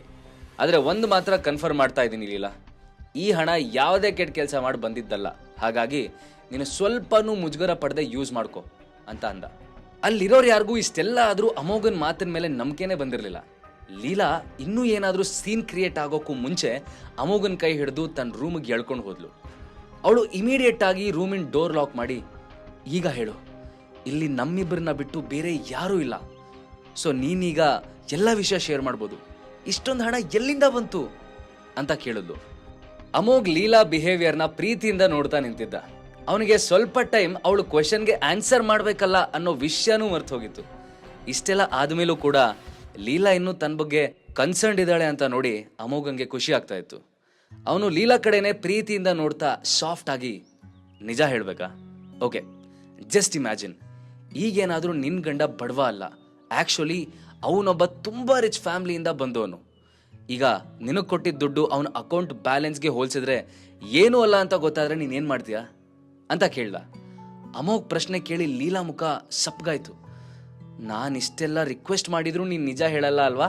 ಅಮೋಘ್, ಇರಲಿ ಬಿಡು, ನಿನಗೆ ಹೇಳಕ್ಕೆ ಇಷ್ಟ ಇಲ್ಲ ಅಂದಮೇಲೆ ನಾನು ನಿನಗೆ ಹೇಳು ಅಂತ ಫೋರ್ಸ್ ಮಾಡಲ್ಲ. ಆದರೆ ಪ್ಲೀಸ್ ನನಗೊಂದು ಪ್ರಾಮಿಸ್ ಮಾಡು, ಇದು ಯಾವುದೇ ಇಲ್ಲೀಗಲ್ ಕೆಲಸ ಮಾಡಿ ಬಂದಿದ್ದ ಹಣ ಅಲ್ಲ ತಾನೆ? ಹಾಗೇನಾದರೂ ಆಗಿದ್ರೆ ಈಗಲೇ ಇದನ್ನು ವಾಪಸ್ ತೊಗೊಂಡ್ಬಿಡು. ನಿನ್ನ ಹತ್ರ ಈಗ ಇಲ್ಲೀಗಲ್ ಕೆಲಸದಿಂದ ಬಂದ ಹಣನ ತಗೊಳ್ಳೋದಕ್ಕಿಂತ ನನ್ನ ಕಂಪ್ನಿ ದಿವಾಳಿ ಆಗೋದನ್ನ ನೋಡೋದೇ ಒಳ್ಳೆಯದು ಅಂತಂದ್ಲು. ಅದಕ್ಕೆ ಅಮೋಘ್ ಸ್ಮೈಲ್ ಮಾಡ್ತಾ, ಡೋಂಟ್ ವರಿ ಡಿಯರ್, ಇದು 100% ಲೀಗಲ್ ಹಣ. ಹಾಗಾಗಿ ನೀನು ಏನು ಚಿಂತೆ ಮಾಡದೆ ಯೂಸ್ ಮಾಡು, ಬಟ್ ಆದಷ್ಟು ಬೇಗ ಯೂಸ್ ಮಾಡಿ ನಿನ್ನ ಕಂಪ್ನಿ ಉಳಿಸ್ಕೊ, ಓಕೆ ಅಂತ ಹೇಳ್ತಾ ರೂಮಿಂದ ಹೊರಗೋದ. ಲೀಲಾಗೆ ಈ ಹಣ ಅಮೋಘನ್ ಕೈ ಎಲ್ಲಿಂದ ಬಂತು ಅಂತ ಗೊತ್ತಾಗ್ಲಿಲ್ಲ. ಆದರೂ ಅವನಷ್ಟು ಕಾನ್ಫಿಡೆಂಟ್ ಆಗಿರೋದನ್ನ ನೋಡಿ ಅವನ ಮಾತನ್ನ ನಂಬಬಹುದು ಅಂತ ಅವಳಿಗನ್ನಿಸ್ತು. ಅವಳು ಮನಸ್ಸಲ್ಲೆಲ್ಲ, ಥ್ಯಾಂಕ್ಸ್ ಅಮೋಘ್, ನಾನು ಇದನ್ನ ಹೇಗಾದರೂ ಮಾಡಿ ನಿಮಗೆ ವಾಪಸ್ ಕೊಟ್ಟೇ ಕೊಡ್ತೀನಿ ಅಂತ ತನ್ನಷ್ಟಕ್ಕೆ ಪ್ರಾಮಿಸ್ ಮಾಡ್ಕೊಂಡ್ಲು. ಅಮೋಘ್ ರೂಮಿಂದ ಹೊರಗೆ ಬಂದಾಗ ಭಾನು ಅದಾಗಲೇ ಮನೆಗೆ ಹೋಗಿದ್ಲು. ತನ್ನ ಇಮ್ಯಾಜಿನೇಷನ್ ಎಲ್ಲ ರಾಂಗ್ ಆಗಿರೋದಕ್ಕೆ ಇಲ್ಲಿಂದ ಓಡೋದ್ಲು ಅಂತ ಯೋಚನೆ ಮಾಡಿದ್ದ ಅಮೋಘ್ ಮನ್ಸಲ್ಲೇ ನಕ್ಕ. ಆದರೆ ಅಮೋಘ್ ಇಷ್ಟೊಂದು ಹಣ ತಂದಿದ್ದಾನೆ ಅಂತ ಗೊತ್ತಾದಾಗಿಂದ ಅವನ ಅತ್ತೆ ಸರೋಜಾ ವರ್ಷನೇ ಬದಲಾಗ್ಬಿಟ್ಟಿತ್ತು. ಇಷ್ಟು ದಿನ ಅಮೋಘ್ನ ಕೆಟ್ಟದಾಗಿ ಟ್ರೀಟ್ ಮಾಡ್ತಾ ಇದ್ದಿದ್ದು ಸರೋಜಾ ಈಗ ಇದ್ಕಿದ್ದಂಗೆ ಅವನ ಬಗ್ಗೆ ಕೇರ್ ಮಾಡಕ್ ಶುರು ಮಾಡ್ಬಿಟ್ರು. ಇದೆಲ್ಲ ದುಡ್ಡಿನ ಮಹಿಮೆ ಅಂತ ಅನ್ಕೊಂಡ ಅಮೋಘ್ ಏನು ಮಾತಾಡದೆ ಸುಮ್ಮನಾದ. ಮೀಡಿಯಾ ಬಿಸ್ನೆಸ್ ವರ್ಲ್ಡ್ ಅಲ್ಲಿ ಈಗಂತೂ ಸುಂಟರ್ ಗಾಳಿನೇ ಎದ್ಬಿಟ್ಟಿತ್ತು. ಅದಕ್ಕೆ ಕಾರಣ ಬೇರೆ ಯಾರೂ ಅಲ್ಲ, ಅರಸು ಮೀಡಿಯಾ. ರೀಸೆಂಟ್ ಆಗಿ ಅರಸು ಮೀಡಿಯಾಗೆ ಒಬ್ಬ ಹೊಸ CEO ಬಂದಿರೋ ವಿಷಯ ಗೊತ್ತಾದಾಗಿಂದ ದೇಶದ ಪ್ರತಿಯೊಂದು ಮೀಡಿಯಾ ಕಂಪ್ನಿನೂ ಕೂಡ ಅದ್ರ ಜೊತೆ ಡೀಲ್ ಮಾಡ್ಕೊಳ್ಳೋಕೆ ಟ್ರೈ ಮಾಡ್ತಾನೆ ಇತ್ತು. ಆದ್ರೆ ಅರಸು ಮೀಡಿಯಾ ಇದ್ಯಾರಿಗೂ ಒಪ್ಪದೆ ಆಫೀಸಿಗೆ ಬಂದ ಎಲ್ರೂ ರಿಜೆಕ್ಟ್ ಮಾಡಿ ಕಳಿಸ್ತಾನೆ ಇತ್ತು. ಇಂಥ ಸಮಯದಲ್ಲಿ ಮಾರ್ಕೆಟ್ ಅಲ್ಲಿ ಈಗ ಒಂದು ಹೊಸ ನ್ಯೂಸ್ ಹರಡೋಕೆ ಶುರುವಾಯಿತು. ಅದೇ ಅರಸು ಮೀಡಿಯಾ ಚಕ್ರವರ್ತಿ ಗ್ರೂಪ್ಸ್ ಜೊತೆ ಮಾಡ್ಕೊಂಡಿರೋ ಡೀಲ್. ಎಂತೆಂಥ ದೊಡ್ಡ ಕಂಪ್ನಿನೇ ಅರಸು ಮೀಡಿಯಾ ರಿಜೆಕ್ಟ್ ಮಾಡಿರುವಾಗ ಅದು ಚಕ್ರವರ್ತಿ ಗ್ರೂಪ್ಸ್ ಅಂತ ಪುಟ್ಟ ಕಂಪ್ನಿ ಜೊತೆ ಕೆಲಸ ಮಾಡೋದಕ್ಕೆ ಹೇಗ್ ಒಪ್ಪಿಗೆ ಕೊಡ್ತು ಅನ್ನೋದೇ ಯಾರಿಗೂ ಅರ್ಥವಾಗದೇ ಇರೋ ವಿಷಯ ಆಗಿತ್ತು. ಉಳಿದವ್ರಿಗೆ ಹೋಗ್ಲಿ, ಸ್ವತಃ ಆ ಡೀಲ್ ಕ್ರ್ಯಾಕ್ ಮಾಡ್ಕೊಂಡ್ ಬಂದಿರೋ ಲೀಲಾಗೂ ಇದು ಅರ್ಥ ಆಗಿರ್ಲಿಲ್ಲ. ಅವಳು ಮಾತಾಡಕ್ಕೆ ಅಂತ ಅರಸು ಮೀಡಿಯಾಗೆ ಹೋಗಿದ್ಲು. ಆದ್ರೆ ಅವಳಿಗಲ್ಲಿ ಅದ್ರ CEO ಮೀಟ್ ಮಾಡೋದಕ್ಕೆ ಸಾಧ್ಯ ಆಗಿರ್ಲಿಲ್ಲ. ಆದ್ರೂ ಅಲ್ಲಿ ಯಾರು ಅವಳಿಗೆ ಸ್ವಲ್ಪನೂ ಕಾಡಿಸ್ದೆ ಅವಳ ಜೊತೆ ಡೀಲ್ ಸೈನ್ ಮಾಡಿ ಕಳ್ಸಿದ್ರು. ಪ್ರೀತಮ್ ಅಂತ ಸ್ಕಿಲ್ಡ್ ವ್ಯಕ್ತಿ ಹೋದಾಗ್ಲೇ ಅವನನ್ನ ಮಾತಾಡಿಸ್ದೆ ಅವಮಾನ ಮಾಡಿ ಕಳಿಸಿದಾಗ ತನಗೆ ಮಾತ್ರ ಅದು ಯಾಕೆ ಇಷ್ಟೊಂದು ಈಸಿಯಾಗಿ ಕೆಲಸ ಮುಗ್ದೋಯ್ತು ಅಂತ ಲೀಲಾಗ್ ಅರ್ಥನೇ ಆಗಲಿಲ್ಲ. ಏನೇ ಆದರೂ ಇದೆಲ್ಲದ್ರ ಹಿಂದೆ ಫಸ್ಟ್ ಟೈಮ್ ಲೀಲಾ ಸ್ಟೇಟಸ್ ಚಕ್ರವರ್ತಿ ಫ್ಯಾಮಿಲಿಲಿ ಹೆಚ್ಚಾಗಿತ್ತು. ಮೊದಲು ಅವಳನ್ನ ಕೀಳಾಗಿ ನೋಡ್ತಿದ್ದವರು ಕೂಡ ಈಗ ತುಂಬ ಗೌರವದಿಂದ ಮಾತಾಡ್ಸಕ್ಕೆ ಶುರು ಮಾಡಿದ್ರು. ರುಕ್ಮಿಣಿ ದೇವಿ ಅಂತೂ ಈ ಡೀಲ್ ಕ್ರ್ಯಾಕ್ ಆಗಿರೋ ಖುಷಿಗೆ ಒಂದು ದೊಡ್ಡ ಪಾರ್ಟಿನೇ ಅರೇಂಜ್ ಮಾಡಿದ್ರು. ಅದರಲ್ಲಿ ಈ ಸಲ ಕೇವಲ ಚಕ್ರವರ್ತಿ ಫ್ಯಾಮಿಲಿ ಅಷ್ಟೇ ಅಲ್ಲ, ದೇಶದ ದೊಡ್ಡ ದೊಡ್ಡ ಸೆಲೆಬ್ರಿಟೀಸ್ನೆಲ್ಲ ಇನ್ವೈಟ್ ಮಾಡಲಾಗಿತ್ತು. ಇದರ ಮೂಲಕ ಬಿಸ್ನೆಸ್ ವರ್ಲ್ಡಲ್ಲಿರೋ ಎಲ್ರಿಗೂ ತಮ್ಮ ಸ್ಟೇಟಸ್ ಎಷ್ಟು ಹೆಚ್ಚಾಗಿದೆ ಅಂತ ತಿಳಿಸೋದೇ ರುಕ್ಮಿಣಿ ದೇವಿ ಅವರ ಆಸೆ ಆಗಿತ್ತು. ಅಮೋಘ ಪಾರ್ಟಿಗೆ ಲೀಲಾ ಜೊತೆ ಹೋದ. ಇಷ್ಟು ದೊಡ್ಡ ಡೀಲ್ ಕ್ರ್ಯಾಕ್ ಮಾಡೋದಕ್ಕೆ ಲೀಲಾನೇ ಕಾರಣ ಆಗಿದ್ರಿಂದ ನ್ಯಾಚುರಲ್ ಆಗಿ ಅವಳಿಗವತ್ತು ಅದ್ದೂರಿ ಸ್ವಾಗತನೇ ಸಿಕ್ತು. ಅವಳು ಬಂದಿರೋ ಗೆಸ್ಟ್ ಹತ್ರ ಮಾತಾಡೋದ್ರಲ್ಲಿ ಬ್ಯುಸಿ ಆಗಿದ್ರಿಂದ ಅಮೋಘ್ ಸೀಟ್ ಹುಡುಕಿ ಕುತ್ಕೊಳ್ಳೋಕೆ ಅಂತ ಹೋದ. ಅವನು ಇನ್ನೇನು ಚೇರ್ ಮೇಲೆ ಕುತ್ಕೋಬೇಕು ಅನ್ನೋಷ್ಟರಲ್ಲಿ ಹಿಂದಿಂದ ಬಂದ ಪ್ರೀತಮ್ ಅವನನ್ನ ತಡೀತಾ, ಇಲ್ಲಿಂದ ಎದ್ದೇಳು, ಈ ಸೀಟಲ್ಲಿ ಬೇರೆಯವ್ರು ಕುತ್ಕೋತಾರೆ ಅಂತ ಆರ್ಡರ್ ಮಾಡ್ದ. ಅಮೋಘ್ ಅದ್ ಯಾರಿರ್ಬೋದು ಅಂತ ಹಿಂದೆ ತಿರುಗಿ ನೋಡಿದಾಗ ಅಲ್ಲೊಬ್ಳು ಬ್ಯೂಟಿಫುಲ್ ಹುಡುಗಿ ಡಾರ್ಕ್ ರೆಡ್ ಗೌನ್ ಅಲ್ಲಿ ನಿಂತ್ಕೊಂಡಿದ್ಲು. ಫಸ್ಟ್ ಅಮೋಘ್ ಅವಳನ್ನ ನೋಡಿ ಸುಮ್ಮನಾದ್ರೂ ಮತ್ತೇನೋ ನೆನಪಾಗಿ ಅವಳ ಕಡೆ ಟರ್ನ್ ಆದ. ಅವನಿಗೆ ಈ ಹುಡುಗಿನ ಎಲ್ಲೋ ನೋಡಿದೀನಲ್ಲ ಅಂತ ಅನ್ನಿಸ್ತಾ ಇತ್ತು, ಆದ್ರೆ ಅದ್ ಯಾರು ಅಂತ ಮಾತ್ರ ನೆನಪಾಗ್ಲೇ ಇಲ್ಲ. ಹಾಗಿದ್ರೆ ಯಾರು ಆ ಹುಡುಗಿ? ಅಮೋಘಂಗೂ ಆ ಹುಡುಗಿಗೂ ಏನ್ ಸಂಬಂಧ?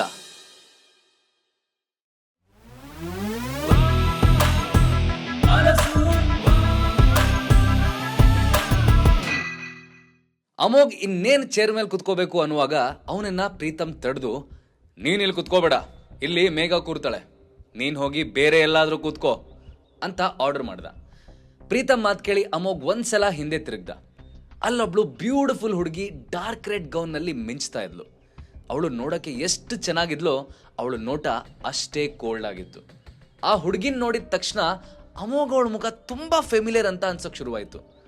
ಸೊ ಅವನು ಮತ್ತೆ ಹಿಂತಿರುಗಿ ಅವಳ ಮುಖ ನೋಡ್ದ. ಅದನ್ನ ಅಬ್ಸರ್ವ್ ಮಾಡಿದ ಪ್ರೀತಮ್ ಇರಿಟೇಟ್ ಆಗಿ, ಹೇ ಅಮೋಘ್, ಏನ್ ನೋಡ್ತಾ ಇದೀಯ ಆಗಿಂದ? ನಾನು ಹೇಳಿದ್ ಕೇಳಿಸ್ಲಿಲ್ವಾ? ಇಲ್ಲಿಂದ ಎದ್ದೋಗಿ ಬೇರೆ ಸೀಟಲ್ಲಿ ಕುತ್ಕೋ, ಇಲ್ಲಿ ಮೇಘ ಯಜುರ್ವೇದಿ ಕೂರ್ತಾಳೆ ಅಂತ ಹೇಳ್ದ. ಅದಾಗ್ಲೇ ಅಲ್ಲಿ ಸಾಕಷ್ಟು ಜನ ಇವ್ರ ಮಾತು ಕೇಳೋಕೆ ಅಂತ ಸೇರಿದ್ರು. ಲೀಲಾ ಕೂಡ ಪ್ರೀತಮ್ ಇದೆಲ್ಲ ಬೇಕಂತಲೇ ಮಾಡ್ತಾ ಇದ್ದಾನೆ ಅಂತ ಅರ್ಥ ಮಾಡ್ಕೊಂಡಿದ್ದು. ಅವನಿಗೆ ಲೀಲಾ ಈ ಡೀಲ್ ಕ್ರ್ಯಾಕ್ ಮಾಡಿದ್ದು ಇನ್ನೂ ಸಹಿಸ್ಕೊಳಕ್ ಆಗ್ತಾ ಇರ್ಲಿಲ್ಲ. ಹಾಗಾಗಿ ಎಲ್ಲೋ ಒಂದ್ ಕಡೆ ಕೂತ್ಕೊಂಡಿದ್ ಮೇಘ್ನಾನ ಕರ್ಕೊಂಡ್ ಬಂದು ಅವಳನ್ನ ಇಲ್ಲೇ ಕೂರಿಸ್ಬೇಕು ಅಂತ ಹಠ ಮಾಡ್ತಾ ಇದ್ದ. ಆದ್ರೂ ಸುಮ್ಮನೆ ಸೀನ್ ಕ್ರಿಯೇಟ್ ಮಾಡಕ್ಕೆ ಇಷ್ಟವಿಲ್ಲದ ಲೀಲಾ ಅಮೋಘ್ ಹತ್ರ ಬಂದು, ಅಮೋಘ್ ಪ್ಲೀಸ್ ಸುಮ್ಮನೆ ರಾಧಾ ಅಂತ ಬೇಡ, ಎಲ್ಲರೂ ನಮ್ಮನ್ನೇ ನೋಡ್ತಾ ಇದ್ದಾರೆ, ಪ್ಲೇಸ್ ಚೇಂಜ್ ಮಾಡಿ ಅಂತ ರಿಕ್ವೆಸ್ಟ್ ಮಾಡಿದ್ಲು. ಲೀಲಾ ಹಾಗೆ ಹೇಳಿದ್ದೆ ಅಷ್ಟೊತ್ತು ಅಲ್ಲೇ ಕೂತ್ಕೊಂಡಿದ್ದ ಅಮೋಘ್, ಸರಿ ನೀನ್ ಹೇಳ್ದಾಗೆ ಆಗ್ಲಿ ಅಂತ ಇಮಿಡಿಯೇಟ್ ಆಗಿ ಎದ್ದು ಬೇರೆ ಕಡೆ ಕೂತ್ಕೊಂಡ. ಅಮೋಘ್ ಇನ್ನೊಂದ್ ಕಡೆ ಹೋಗಿದ್ದೆ ಮೇಘ ಆ ಪ್ಲೇಸಿಗೆ ಬಂದು ಕೂತ್ಕೊಂಡ್ಲು. ಕೂತ್ಕೋಬೇಕಾದ್ರೆ ಅವಳ ಕಣ್ಣಿಗೆ ಲೀಲಾ ಹಾಕೊಂಡ್ ಬಂದಿದ್ದ ಡ್ರೀಮ್ ಲವರ್ ನೆಕ್ಲೆಸ್ ಕಾಣಿಸ್ತು. ಮೇಘಾಗೆ ಅದನ್ನ ಲೀಲಾ ಕೂತ್ಕೆಯಲ್ಲಿ ನೋಡಿ ನಂಬಕ್ಕೆ ಆಗ್ಲಿಲ್ಲ. ಯಾಕಂದ್ರೆ ಮೇಘಾ ಫ್ಯಾಮಿಲಿ ತುಂಬಾ ಟೈಮಿಂದ ಜ್ಯುವೆಲರಿ ಬಿಸ್ನೆಸ್ ಮಾಡ್ತಾ ಬಂದಿತ್ತು. ಅವ್ರ ಹತ್ರ ಸಿಕ್ಕಾಪಟ್ಟೆ ಆಸ್ತಿನೂ ಇದ್ದಿದ್ರಿಂದ ದೇಶದ ಅತ್ಯಂತ ದೊಡ್ಡ ಶ್ರೀಮಂತರಲ್ಲಿ ಮೇಘಾ ಫ್ಯಾಮಿಲಿ ಕೂಡ ಒಂದಾಗಿತ್ತು. ಇಷ್ಟೊಂದು ಆಸ್ತಿ ಇದ್ದು ಜ್ಯುವೆಲರಿ ಬಿಸ್ನೆಸ್ ಅಲ್ಲೇ ಇದ್ರೂ ಕೂಡ ಮೇಘಾಗೆ ಇದುವರೆಗೂ ಆ ಡ್ರೀಮ್ ಲವರ್ ನೆಕ್ಲೆಸ್ ಪರ್ಚೇಸ್ ಮಾಡಕ್ ಮಾತ್ರ ಸಾಧ್ಯ ಆಗಿರ್ಲಿಲ್ಲ. ಸೊ ಅಂಥ ರೇರ್ ನೆಕ್ಲೆಸ್ ಈಗ ಲೀಲಾ ಕುತ್ತಿಗೆಯಲ್ಲಿ ನೋಡಿ ಅವಳಿಗೆ ನ್ಯಾಚುರಲ್ ಆಗಿ ಆಶ್ಚರ್ಯ ಆಯ್ತು. ತುಂಬಾ ಟೈಮಿಂದ ಮೇಘಾ ಹಾಗೆ ತನ್ನನ್ನೇ ನೋಡ್ತಾ ಇರೋದನ್ನ ಲೀಲಾ ಕೂಡ ಅಬ್ಸರ್ವ್ ಮಾಡಿದ್ಲು. ಅವಳಿಗೆ ಅದರಿಂದ ಸಿಕ್ಕಾಪಟ್ಟೆ ಅನ್ಕಂಫರ್ಟಬಲ್ ಫೀಲ್ ಆಗಿತ್ತು. ಹಾಗಾಗಿ ಲೀಲಾ ಡೈರೆಕ್ಟ್ ಆಗಿ, I am sorry miss Yajurvedi, ಆದರೆ ನೀವ್ಯಾಕಾಗ್ಲಿಂದ ನನ್ನನ್ನು ಹಾಗೆ ಸ್ಟೇರ್ ಮಾಡ್ತಿದ್ದೀರಾ? ನನಗೆ ನಿಜವಾಗ್ಲೂ ಗೊತ್ತಾಗ್ತಾ ಇಲ್ಲ, ನನಗೆ ಇದರಿಂದ ಅನ್ಕಂಫರ್ಟಬಲ್ ಆಗ್ತಾ ಇದೆ ಅಂತ ಹೇಳಿದ್ಲು. ಅದನ್ನು ಕೇಳಿದ ಮೇಘ, ಓ ಸಾರಿ, ಆ್ಯಕ್ಚುಲಿ ನಾನು ನೋಡ್ತಾ ಇದ್ದಿದ್ದು ನಿಮ್ಮನ್ನಲ್ಲ, ನಿಮ್ಮ ಕುತ್ತಿಗೆಯಲ್ಲಿರೋ ಡ್ರೀಮ್ ಲವರ್ ನೆಕ್ಲೆಸ್ನ. ನನಗೆ ಈ ನೆಕ್ಲೆಸ್ ತುಂಬ ಇಷ್ಟ, ಇದನ್ನ ತಗೋಬೇಕು ಅಂತ ಸಿಕ್ಕಾಪಟ್ಟೆ ಟ್ರೈ ಮಾಡಿದ್ದೀನಿ, ಬಟ್ ಇಲ್ಲಿ ತನಕ ಆಗಲಿಲ್ಲ. ಆ್ಯಂಡ್ ನನಗಿರೋ ಪ್ರೊಫೆಷನಲ್ ಎಕ್ಸ್ಪೀರಿಯನ್ಸಿಂದ ಹೇಳ್ತಾ ಇದ್ದೀನಿ, ಇದು ಪಕ್ಕಾ ರಿಯಲ್ ನೆಕ್ಲೆಸ್, ಅದಕ್ಕೆ ಆಗ್ಲಿಂದ ನೋಡ್ತಾ ಇದ್ದೆ. ಎಲ್ಲಿಂದ ತಗೊಂಡ್ರಿ ನೀವು ಇದನ್ನ ಅಂತ ಕೇಳಿದ್ಲು. ಅದಕ್ಕೆ ಲೀಲಾ, ಈ ನೆಕ್ಲೆಸ್ ನನಗೆ ನನ್ನ ಫ್ರೆಂಡ್ ಒಬ್ರು ಗಿಫ್ಟ್ ಕೊಟ್ಟಿದ್ದು ಅಂತ ಹೇಳಿದ್ಲು. ಅದನ್ನ ಕೇಳಿದ ಮೇಘ, ನೈಸ್, ಹಾಗೆ ನನಗೊಂದು ಫೇವರ್ ಮಾಡ್ತೀರಾ? ನಿಮ್ಮ ಫ್ರೆಂಡ್ ಹತ್ರ ನನಗೂ ಇಂಥದ್ದೊಂದು ನೆಕ್ಲೆಸ್ ಆರ್ಡರ್ ಮಾಡಕ್ಕೆ ಹೇಳ್ತೀರಾ ಅಂತ ಕೇಳಿದ್ಲು. ಮೇಘ ಪ್ರಶ್ನೆಗೆ ಲೀಲಾಗೆ ಏನು ಹೇಳಬೇಕು ಅಂತಾನೆ ಗೊತ್ತಾಗ್ಲಿಲ್ಲ. ಅವಳು ಸೈಲೆಂಟ್ ಆಗಿ ಕೂತಿರೋದನ್ನ ನೋಡಿದ ಮೇಘ ಅರ್ಥ ಮಾಡ್ಕೊಂಡವಳು ಹಾಗೆ, ಓ ತಪ್ಪು ತಿಳ್ಕೊಬೇಡಿ, ನಾನೇನು ನಿಮ್ಮ ಫ್ರೆಂಡ್ ಹತ್ರ ನನಗೂ ಗಿಫ್ಟ್ ಮಾಡಿ ಅಂತ ಕೇಳ್ತಾ ಇಲ್ಲ, ನಾನು ಅವ್ರಿಗೆ ಡಬಲ್ ಪ್ರೈಸ್ ಕೊಡ್ತೀನಿ, ಅವರು ಜಸ್ಟ್ ಇನ್ನೊಂದು ಪೀಸ್ ಆರ್ಡರ್ ಮಾಡಿದ್ರೆ ಸಾಕು ಅಂತ ಹೇಳಿದ್ಲು. ಮೇಘ ಮಾತು ಕೇಳಿ ಅಲ್ಲಿರೋರು ಎಲ್ರಿಗೂ ಶಾಕ್ ಆಯಿತು. ಡ್ರೀಮ್ ಲವರ್ ಒಂದು ನೆಕ್ಲೆಸ್ಸಿಗೆ ಏನಿಲ್ಲ ಅಂದ್ರೂ 25 ಕೋಟಿ ಇರ್ಬೋದು, ಅಂಥದ್ರಲ್ಲಿ ಈ ಹುಡುಗಿ 2 ಪಟ್ಟು ದುಡ್ಡು ಕೊಡ್ತೀನಿ ಅಂತ ಹೇಳ್ತಾ ಇದ್ದಾಳೆ ಅಂತ ಅವರೆಲ್ಲ ಶಾಕ್ ಆಗಿ ಅವಳ ಕಡೆನೇ ನೋಡ್ತಾ ಕೂತ್ರು. ಆಗ ಲೀಲಾ, ಓ ಶ್ಯೂರ್, 1 ಮಿನಿಟ್ ಅಂತ ಹೇಳ್ತಾ ತನ್ನ ಪರ್ಸಿಂದ ಮೊಬೈಲ್ ತೆಗೆದು ಬಾಲಾಗೆ ಕಾಲ್ ಮಾಡಿ ಫೋನನ್ನ ಸ್ಪೀಕರ್ಗೆ ಹಾಕಿದ್ಲು. ಲೀಲಾ ಬಾಲಾಗೆ ಕಾಲ್ ಮಾಡಿರೋದನ್ನ ನೋಡಿದ ಸರೋಜಾಗೆ ಈ ನೆಕ್ಲೆಸ್ ಅವನೇ ಕೊಟ್ಟಿದ್ದು ಅಂತ ಗೊತ್ತಾಗಿ ಟೆನ್ಷನ್ ಆಯ್ತು. ಅವರು, ಇನ್ಮೇಲೆ ಇದೇ ವಿಷಯಕ್ಕೆ ಮಗಳು ಅಳಿಯ ಇಬ್ರು ಜಗಳಾಡಿದ್ರೆ ಅಂತ ವರಿಡ್ ಲುಕ್ಕಲ್ಲಿ ಅಮೋಘ್ನ ಕಡೆ ನೋಡಿದ್ರು. ಆದರೆ ಅವನು ಮಾತ್ರ ಇದ್ಯಾವುದನ್ನು ತಲೆಗೆ ಹಾಕ್ಕೊಳ್ಳದೆ ಆರಾಮಾಗಿ ಸ್ಮೈಲ್ ಮಾಡ್ತಾ ಕೂತ್ಕೊಂಡಿದ್ದ. ಅಮೋಘಂಗೆ ಆಲ್ರೆಡಿ ಲೀಲಾ ಯಾರು ಕಾಲ್ ಮಾಡ್ತಾ ಇರೋದು ಅಂತ ಗೊತ್ತಾಗಿತ್ತು. ಇನ್ನೊಂದು ಕಡೆ ಒಂದು ಬಾರಲ್ಲಿ ಕೂತ್ಕೊಂಡಿದ್ದ ಬಾಲನ್ ಫೋನ್ ಒಂದೇ ಸಮನೆ ರಿಂಗ್ ಆಗ್ತಾ ಇತ್ತು. ಆದರೆ ಅದನ್ನು ರಿಸೀವ್ ಮಾಡೋ ಮೂಡ್ ಅವನ ಹತ್ರ ಇರಲಿಲ್ಲ. ಎಲ್ಲ ಸರಿಯಾಗಿದ್ದ ಅವನ ಲೈಫ್ ರಾತ್ರೋರಾತ್ರಿ ತಲೆ ಕೆಳಗಾದಾಗ ಅವನಾದರೂ ಏನು ಮಾಡ್ತಾನೆ? ಹಿಂದಿನ ದಿನ ಅಷ್ಟೇ ಬಾಲನ್ ಅಕೌಂಟ್ಸ್ ಚೆಕ್ ಮಾಡಿದ ಅವನ ಸೀನಿಯರ್ಸ್ ಕಂಪ್ನಿ ದುಡ್ಡನ್ನು ನುಂಗ್ತಾ ಇದ್ದಾನೆ ಅಂತ ಕಂಪ್ಲೇಂಟ್ ಮಾಡಿ ಅವನನ್ನು ಕೆಲಸದಿಂದ ಕಿತ್ತಾಕಿದ್ರು. ಅದ್ರ ಜೊತೆಗೆ ಚಕ್ರವರ್ತಿ ಫ್ಯಾಮ್ಲಿಯಿಂದ ದೂರ ಇರು ಅಂತ ಅವನಿಗೆ ಧಮಕಿನೂ ಹಾಕಿ ಕಳಿಸಿದ್ರು. ತಾನು ಚಕ್ರವರ್ತಿ ಫ್ಯಾಮ್ಲಿಯ ಯಾರಿಗೆ ಏನು ಅನ್ಯಾಯ ಮಾಡಿದ್ದೀನಿ ಅಂತಾನೆ ಬಾಲಾಗೆ ಇನ್ನೂ ಅರ್ಥವಾಗ್ತಾ ಇರಲಿಲ್ಲ. ಈಗ ಒಂದೇ ಸಮನೆ ರಿಂಗ್ ಆಗ್ತಾ ಇದ್ದ ಮೊಬೈಲಿಂದ ಇರಿಟೇಟ್ ಆದ ಬಾಲ ಕಾಲ್ ಮಾಡ್ತಿರೋದು ಯಾರು ಅಂತನೂ ನೋಡದೆ ರಿಸೀವ್ ಮಾಡಿ ಹಲೋ ಯಾರು ಅಂತ ಗಡ್ಸಾಗಿ ಕೇಳ್ದ. ಅವನ ಟೋನ್ ಕೇಳಿ ಲೀಲಾಗೆ ಗಾಬರಿ ಆಯಿತು. ಅವಳು ಬಾಲಾಗೆ ಇಷ್ಟು ಸಲ ಕಾಲ್ ಮಾಡಿದ್ರು ಅವನು ಯಾವತ್ತೂ ಈ ಥರ ರೂಢಾಗಿ ಮಾತಾಡಿರಲಿಲ್ಲ. ಆದರೂ ಅವಳು ಸಮಾಧಾನದಿಂದ ಬಾಲ, ನಾನು ಶ್ರೀಲೀಲಾ ಮಾತಾಡ್ತಾ ಇದ್ದೀನಿ, ನಿಮಗೆ ಇನ್ನೊಂದು ಡ್ರೀಮ್ ಲವರ್ ನೆಕ್ಲೆಸ್ ಆರ್ಡರ್ ಮಾಡೋಕ್ಕಾಗತ್ತಾ ಪ್ಲೀಸ್ ಅಂತ ರಿಕ್ವೆಸ್ಟಿಂಗ್ ಟೋನಲ್ಲಿ ಕೇಳಿದ್ಲು. ಕಾಲ್ ಮಾಡಿರೋದು ಶ್ರೀಲೀಲಾ ಅಂತ ಗೊತ್ತಾಗಿದ್ದೆ ಬಾಲ ತನ್ನ ವಾಯ್ಸ್ ಸರಿ ಮಾಡಿಕೊಂಡು, ಓ ಶ್ರೀಲೀಲಾನಾ, ಐ ಆಮ್ ಸಾರಿ ಲೀಲಾ, ಸ್ವಲ್ಪ ಬ್ಯುಸಿ ಆಗಿದ್ದೆ, ಅದಕ್ಕೆ ಹೇಗೇಗೋ ಮಾತಾಡ್ಬಿಟ್ಟೆ. ಅಂದ ಹಾಗೆ ನೀನು ಆ ಫೇಕ್ ಡ್ರೀಮ್ ಲವರ್ ನೆಕ್ಲೆಸ್ ಬಗ್ಗೆ ಮಾತಾಡ್ತಿರೋದಾ ಅಂತ ಕೇಳ್ದ. ಬಾಲ ಬಾಯಿಂದ ಫೇಕ್ ಅಂತ ಕೇಳಿದ್ದೆ ಅಲ್ಲಿ ಕೂತಿದ್ ಲೀಲಾ ಮತ್ತೆ ಮೇಘ ಇಬ್ರಿಗೂ ಶಾಕ್ ಆಯ್ತು. ಅವರಿಬ್ರಿಗೂ ಆ ನೆಕ್ಲೆಸ್ ರಿಯಲ್ ಅಂತಾನೆ ಅನ್ನಿಸ್ತಾ ಇತ್ತು. ಆದರೂ ಬಾಲ ಯಾಕೆ ಹೀಗೆ ಹೇಳ್ತಾ ಇದ್ದಾನೆ ಅಂತ ಅವರಿಬ್ರಿಗೂ ಗೊತ್ತಾಗ್ಲಿಲ್ಲ. ಲೀಲಾ ಸರ್ಪ್ರೈಸ್ಡ್ ಆಗಿ ಏನೋ ಫೇಕಾ ಅಂತ ಕೇಳಿದ್ಲು. ಅದಕ್ಕೆ ಬಾಲ, ಹೂಲಿಲ್ಲ ಫೇಕೆ, ಅವತ್ತು ನಾನೇನು ಕೊಡಬೇಕು ಅಂತ ತಗೊಂಡ್ಬಂದಿದ್ದು ಫೇಕ್ ನೆಕ್ಲೆಸ್, ಅದಕ್ಕೆ ನಿನ್ನ ಗಂಡ ಅದನ್ನ ಎಸೆದ್ಬಿಟ್ಟಿದ್ದ. ಕೊನೆಗೆ ನಾನು ಅದನ್ನ ನನ್ನ ಜೊತೆನೆ ಮನೆಗೆ ತಗೊಂಡ್ಬಂದಿದ್ದೆ, ಅದ್ರ ಬಗ್ಗೆನೇ ಕೇಳ್ತಿರೋದ ನೀನು? ಅದೇ ಆಗಿದ್ರೆ ನಾನು ಈಗಲೇ ಸೆಂಡ್ ಮಾಡ್ತೀನಿ ಅಂತ ಕೇಳ್ದ. ಲೀಲಾಗೆ ಈಗ ಏನು ಹೇಳಬೇಕು ಅಂತನ ಅರ್ಥ ಆಗದೆ, ನೋನೋ ಬಾಲ, ಇಲ್ಲೇನೋ ಮಿಸ್ಅಂಡರ್ಸ್ಟ್ಯಾಂಡಿಂಗ್ ಆಗಿದೆ ಅನ್ಸುತ್ತೆ, ನಾನು ನಿಮಗೆ ಆಮೇಲೆ ಕಾಲ್ ಮಾಡ್ತೀನಿ ಅಂತ ಹೇಳಿ ಕಾಲ್ ಕಟ್ ಮಾಡಿದ್ಲು. ನಂತರ ಅವಳು ಮೇಘ ಕಡೆ ತಿರುಗಿ, I am sorry miss Yajurvedi, ನನಗೆ ನಿಜವಾಗ್ಲೂ ಈ ನೆಕ್ಲೆಸ್ ಯಾರು ಗಿಫ್ಟ್ ಮಾಡಿದ್ದು ಅಂತಾನೆ ಗೊತ್ತಿಲ್ಲ ಅಂತ ಹೇಳಿ ತಲೆ ತಗ್ಸಿದ್ಲು. ಅದಕ್ಕೆ Megha, it's okay Leela, maybe ಆ ನೆಕ್ಲೆಸ್ ತಗೊಳ್ಳೋದು ನನ್ನ ಹಣೆಯಲ್ಲೇ ಬರ್ದಿಲ್ವೇನೋ ಅಂತ ಹೇಳಿದ್ಲು. ಈಗ ಲೀಲಾಗೆ ನಿಜವಾಗ್ಲೂ ತಲೆ ಕೆಟ್ಟೋದಾಗಾಯ್ತು. ಇಷ್ಟೊಂದು ಕಾಸ್ಟ್ಲಿ ನೆಕ್ಲೆಸ್ನ ಹಾಗಾದ್ರೆ ಹೆಸರು ಹೇಳದೆ ತನಗೆ ಯಾರು ಗಿಫ್ಟ್ ಕೊಟ್ಟಿರಬಹುದು ಅಂತ ಅವಳಿಗೆ ಅರ್ಥನೇ ಆಗಲಿಲ್ಲ. ಆದರೂ ದೂರದಲ್ಲಿ ಕೂತ್ಕೊಂಡು ತನ್ನ ಪಾಡಿಗೆ ಡಿನ್ನರ್ ಮಾಡ್ತಾ ಇರೋ ಅಮೋಘ್ನ ನೋಡಿದಾಗ ಅವಳಿಗೆ ಅವತ್ತು ಅವನು ಹೇಳಿದ ಮಾತು ನೆನಪಾಯ್ತು. ಅವತ್ತು ಅಮೋಘ್ ರಿಯಲ್ ಡ್ರೀಮ್ ಲವರ್ ನೆಕ್ಲೆಸ್ನ ಗಿಫ್ಟ್ ಮಾಡ್ತೀನಿ ಅಂತ ಅಂದಿದ್ದ ಅಲ್ವಾ? ಸಡನ್ ಆಗಿ ಅವನ ಕೈಲಿ 50 ಕೋಟಿ ಹಣ ಬರುತ್ತೆ ಅಂತ ಆದ್ರೆ ಡ್ರೀಮ್ ಲವರ್ ನೆಕ್ಲೆಸ್ ಕೂಡ ಅವನೇ ಕೊಟ್ಟಿರ್ಬೋದಾ ಅಂತ ಲೀಲಾಗ್ ಯೋಚನೆ ಬಂದ್ರು ಇದು ಸಾಧ್ಯನೇ ಇಲ್ಲ ಅನ್ಕೊಂಡು ಸುಮ್ಮನಾದ್ಲು. ಇನ್ನೊಂದ್ ಕಡೆ ಅದಾಗ್ಲೇ ಊಟ ಮುಗಿಸಿದ ಅಮೋಘ್ ಟಿಶ್ಯೂ ಪೇಪರ್ ಇಂದ ಕೈ ಒರೆಸ್ಕೊಳ್ತಾ ಆ ಕಡೆ ಈ ಕಡೆ ನೋಡ್ತಾ ಇದ್ದ. ಅವನ್ ಹಾಗೆ ನೋಡುವಾಗ ಲೀಲಾ ಪಕ್ಕದಲ್ಲೇ ಕೂತಿರೋ ಮೇಘ ಅವನ್ ಕಣ್ಣಿಗೆ ಕಾಣಿಸಿದ್ಲು. ಅಮೋಘ್ಗೆ ಸಡನ್ ಆಗಿ ತಾನೊಳ್ಳೆ ಎಲ್ಲಿ ನೋಡಿದೀನಿ ಅಂತ ನೆನಪಾಯ್ತು. ಹಿಂದಿನ ದಿನ ಅಷ್ಟೇ ಅಮೋಘ್ನ ಸೆಕ್ರೆಟರಿ ಭಾವನಾ ಅವನಿಗೊಂದು ಫೈಲ್ ಕೊಟ್ಟಿದ್ಲು. ಅದು ದೇಶದ ಯಾವ್ಯಾವ ಕಂಪನಿ ಅರಸು ಮೀಡಿಯಾ ಜೊತೆ ಕೊಲಾಬರೇಟ್ ಮಾಡ್ಕೊಳ್ಳೋದಕ್ಕೆ ರಿಕ್ವೆಸ್ಟ್ ಮಾಡಿದೆ ಅಂತ ಇನ್ಫಾರ್ಮೇಶನ್ ಇರೋ ಫೈಲ್ ಆಗಿತ್ತು. ಆ ಫೈಲ್ ಅಲ್ಲಿ ಯಜುರ್ವೇದಿ ಫ್ಯಾಮಿಲಿ ಕೂಡ ಇತ್ತು. ಅವರು ತಮ್ಮ ಕಂಪನಿ ಫೇಸ್ ಅಂತ ಮೇಘ ಯಜುರ್ವೇದಿನೇ ಆಯ್ಕೆ ಮಾಡಿದ್ರು. ಇದೆಲ್ಲ ವಿಷಯ ನೆನಪಾಗಿದ್ದೆ ಅಮೋಘಂಗೆ ಈ ಮೇಘ ಸಾಮಾನ್ಯದ ಹುಡುಗಿಯಲ್ಲ, ತುಂಬಾ ಪವರ್ಫುಲ್ ಅನ್ನೋದು ಅರ್ಥ ಆಯ್ತು. ಅವಳು ಹಾಕಿರೋ ಡ್ರೆಸ್ ಅಷ್ಟೇನು ಕಾಸ್ಟ್ಲಿ ಅಂತ ಅನ್ನಿಸದೇ ಇದ್ರು ಅವಳ ಕೈಲಿರೋ ರಿಂಗ್ ಬೆಂಗಳೂರಲ್ಲಿ 1 ಎಕರೆ ಸೈಟ್ ತಗೊಳ್ಳೋಷ್ಟು ವ್ಯಾಲ್ಯೂಬಲ್ ಆಗಿತ್ತು. ಅಮೋಘ್ ಹೀಗೆ ಏನೇನೋ ಯೋಚನೆ ಮಾಡ್ತಾ ಇರುವಾಗ್ಲೇ ಸ್ಟೇಜ್ ಮೇಲೆ ಬಂದ ರುಕ್ಮಿಣಿ ದೇವಿ ಮಾತಾಡಕ್ ಶುರು ಮಾಡಿದ್ರು. ಸೈಲೆನ್ಸ್ ಪ್ಲೀಸ್, ನಾವಿವತ್ತು ಇಲ್ಲಿಗೆ ಸೇರಿರೋದು ಲೀಲಾ ಸಕ್ಸಸ್ನ ಸೆಲೆಬ್ರೇಟ್ ಮಾಡೋದಕ್ಕೆ. ಹಾಗಿದ್ದಾಗ ಅವಳಿದನ್ನ ಹೇಗೆ ಅಚೀವ್ ಮಾಡಿದ್ಲು ಅಂತ ಅವಳು ಬಾಯಿಂದನೇ ಕೇಳದೆ ಇದ್ರೆ ಹೇಗೆ ಹೇಳಿ? ಲೀಲಾ ಇಲ್ಬಾಮ್ಮ, ನೀನ್ ಈ ಡೀಲ್ ಕ್ರ್ಯಾಕ್ ಮಾಡೋದಕ್ಕೆ ಏನೇನ್ ಮಾಡಿದೆ ಅಂತ ನಮ್ಮೆಲ್ಲರಿಗೂ ಹೇಳಬೇಕು ಅಂತ ಲೀಲಾನ ಸ್ಟೇಜ್ ಮೇಲೆ ಕರೆದ್ರು. ಹಾಲಲ್ಲಿ ಇರೋರೆಲ್ಲ ಈಗ ತನ್ನನ್ನೇ ನೋಡ್ತಾ ಇರೋದನ್ನ ಅಬ್ಸರ್ವ್ ಮಾಡಿದ ಲೀಲಾಗೆ ಸ್ವಲ್ಪ ಮುಜುಗರ ಆದ ಹಾಗಾಯ್ತು. ಅವಳು ಸ್ವಲ್ಪ ಹೊತ್ತು ಅಲ್ಲೇ ನಿಂತ್ಕೊಂಡು ನಂತರ ನಿಧಾನವಾಗಿ ಸ್ಟೇಜ್ ಮೇಲೆ ಬಂದ್ಲು.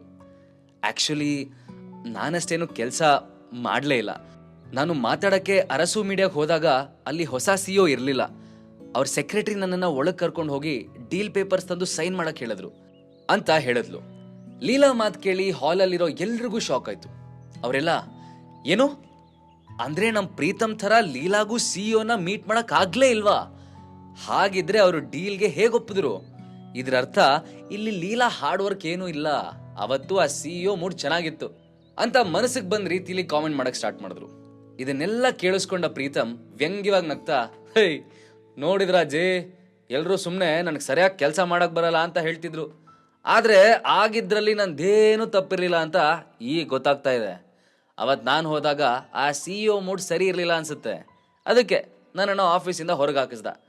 ಅದೇ ಇವತ್ತು ಲೀಲಾ ಹೋದಾಗ ನಮ್ಮ ಕಂಪ್ನಿಯವ್ರ ಜೊತೆ ಡೀಲ್ ಮಾಡೋದಕ್ಕೆ ಎಷ್ಟು ಡೆಸ್ಪರೇಟ್ ಇದೆ ಅಂತ ರಿಯಲೈಸ್ ಆಗಿ ಓಕೆ ಅಂದರು. May be second time Leela ಬದಲಿಗೆ ಬೇರೆ ಯಾರೇ ಹೋಗಿದ್ರು ಇದೇ ರಿಸಲ್ಟ್ ಇರ್ತಿತ್ತೇನೋ ಅಂತ ಹೇಳ್ದ. ಪ್ರೀತಮ್ ಮಾತು ಕೇಳಿ ಲೀಲಾಗೆ ತುಂಬ ಇನ್ಸಲ್ಟ್ ಆದ ಹಾಗಾಯ್ತು. ಅವಳು ನಿಂತಲ್ಲೇ ಮುಷ್ಟಿ ಬಿಗಿ ಹಿಡಿದು ಪ್ರೀತಮ್ನ ಸಿಟ್ಟಲ್ಲಿ ನೋಡಿದ್ಲು. ಆದರೆ ಅವಳ ಹತ್ರ ಪ್ರೀತಮ್ಗೆ ಆನ್ಸರ್ ಮಾಡೋದಕ್ಕೆ ಏನೂ ಇರಲಿಲ್ಲ.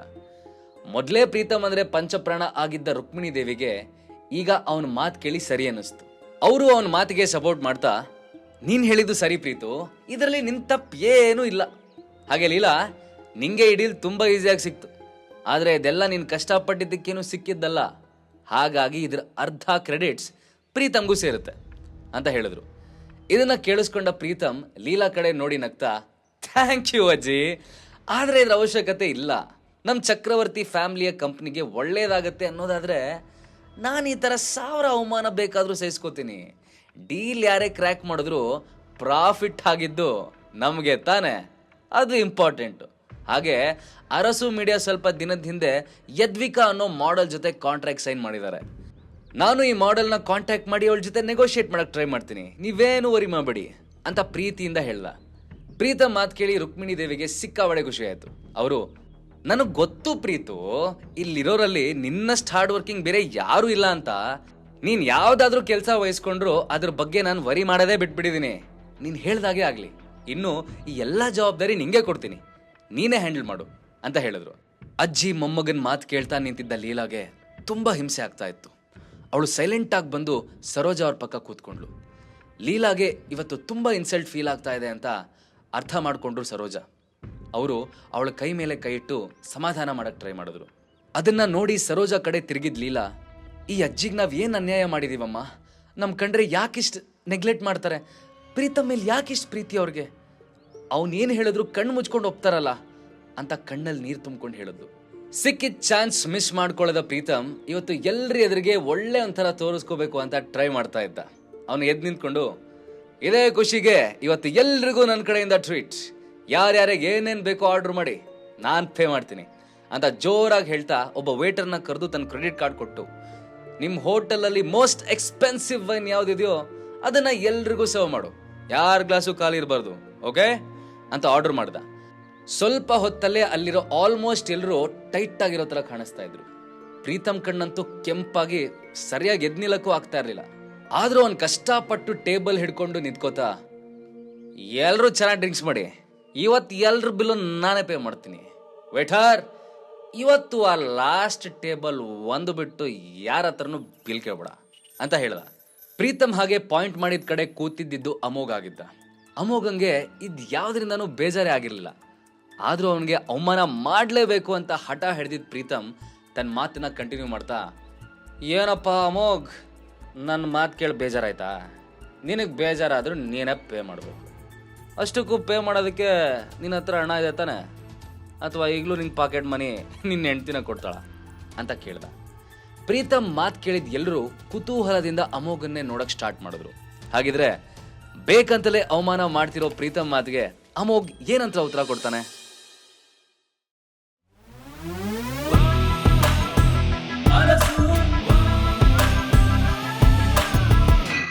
ಪ್ರೀತಮ್ ಇವತ್ತೆಷ್ಟಾಗುತ್ತೋ ಅಷ್ಟು ಅಮೋಘಂಗೆ ಅವಮಾನ ಮಾಡಲೇಬೇಕು ಅಂತ ಡಿಸೈಡ್ ಮಾಡ್ಕೊಂಡಿರೋ ಹಾಗೆ ಆಡ್ತಿದ್ದ.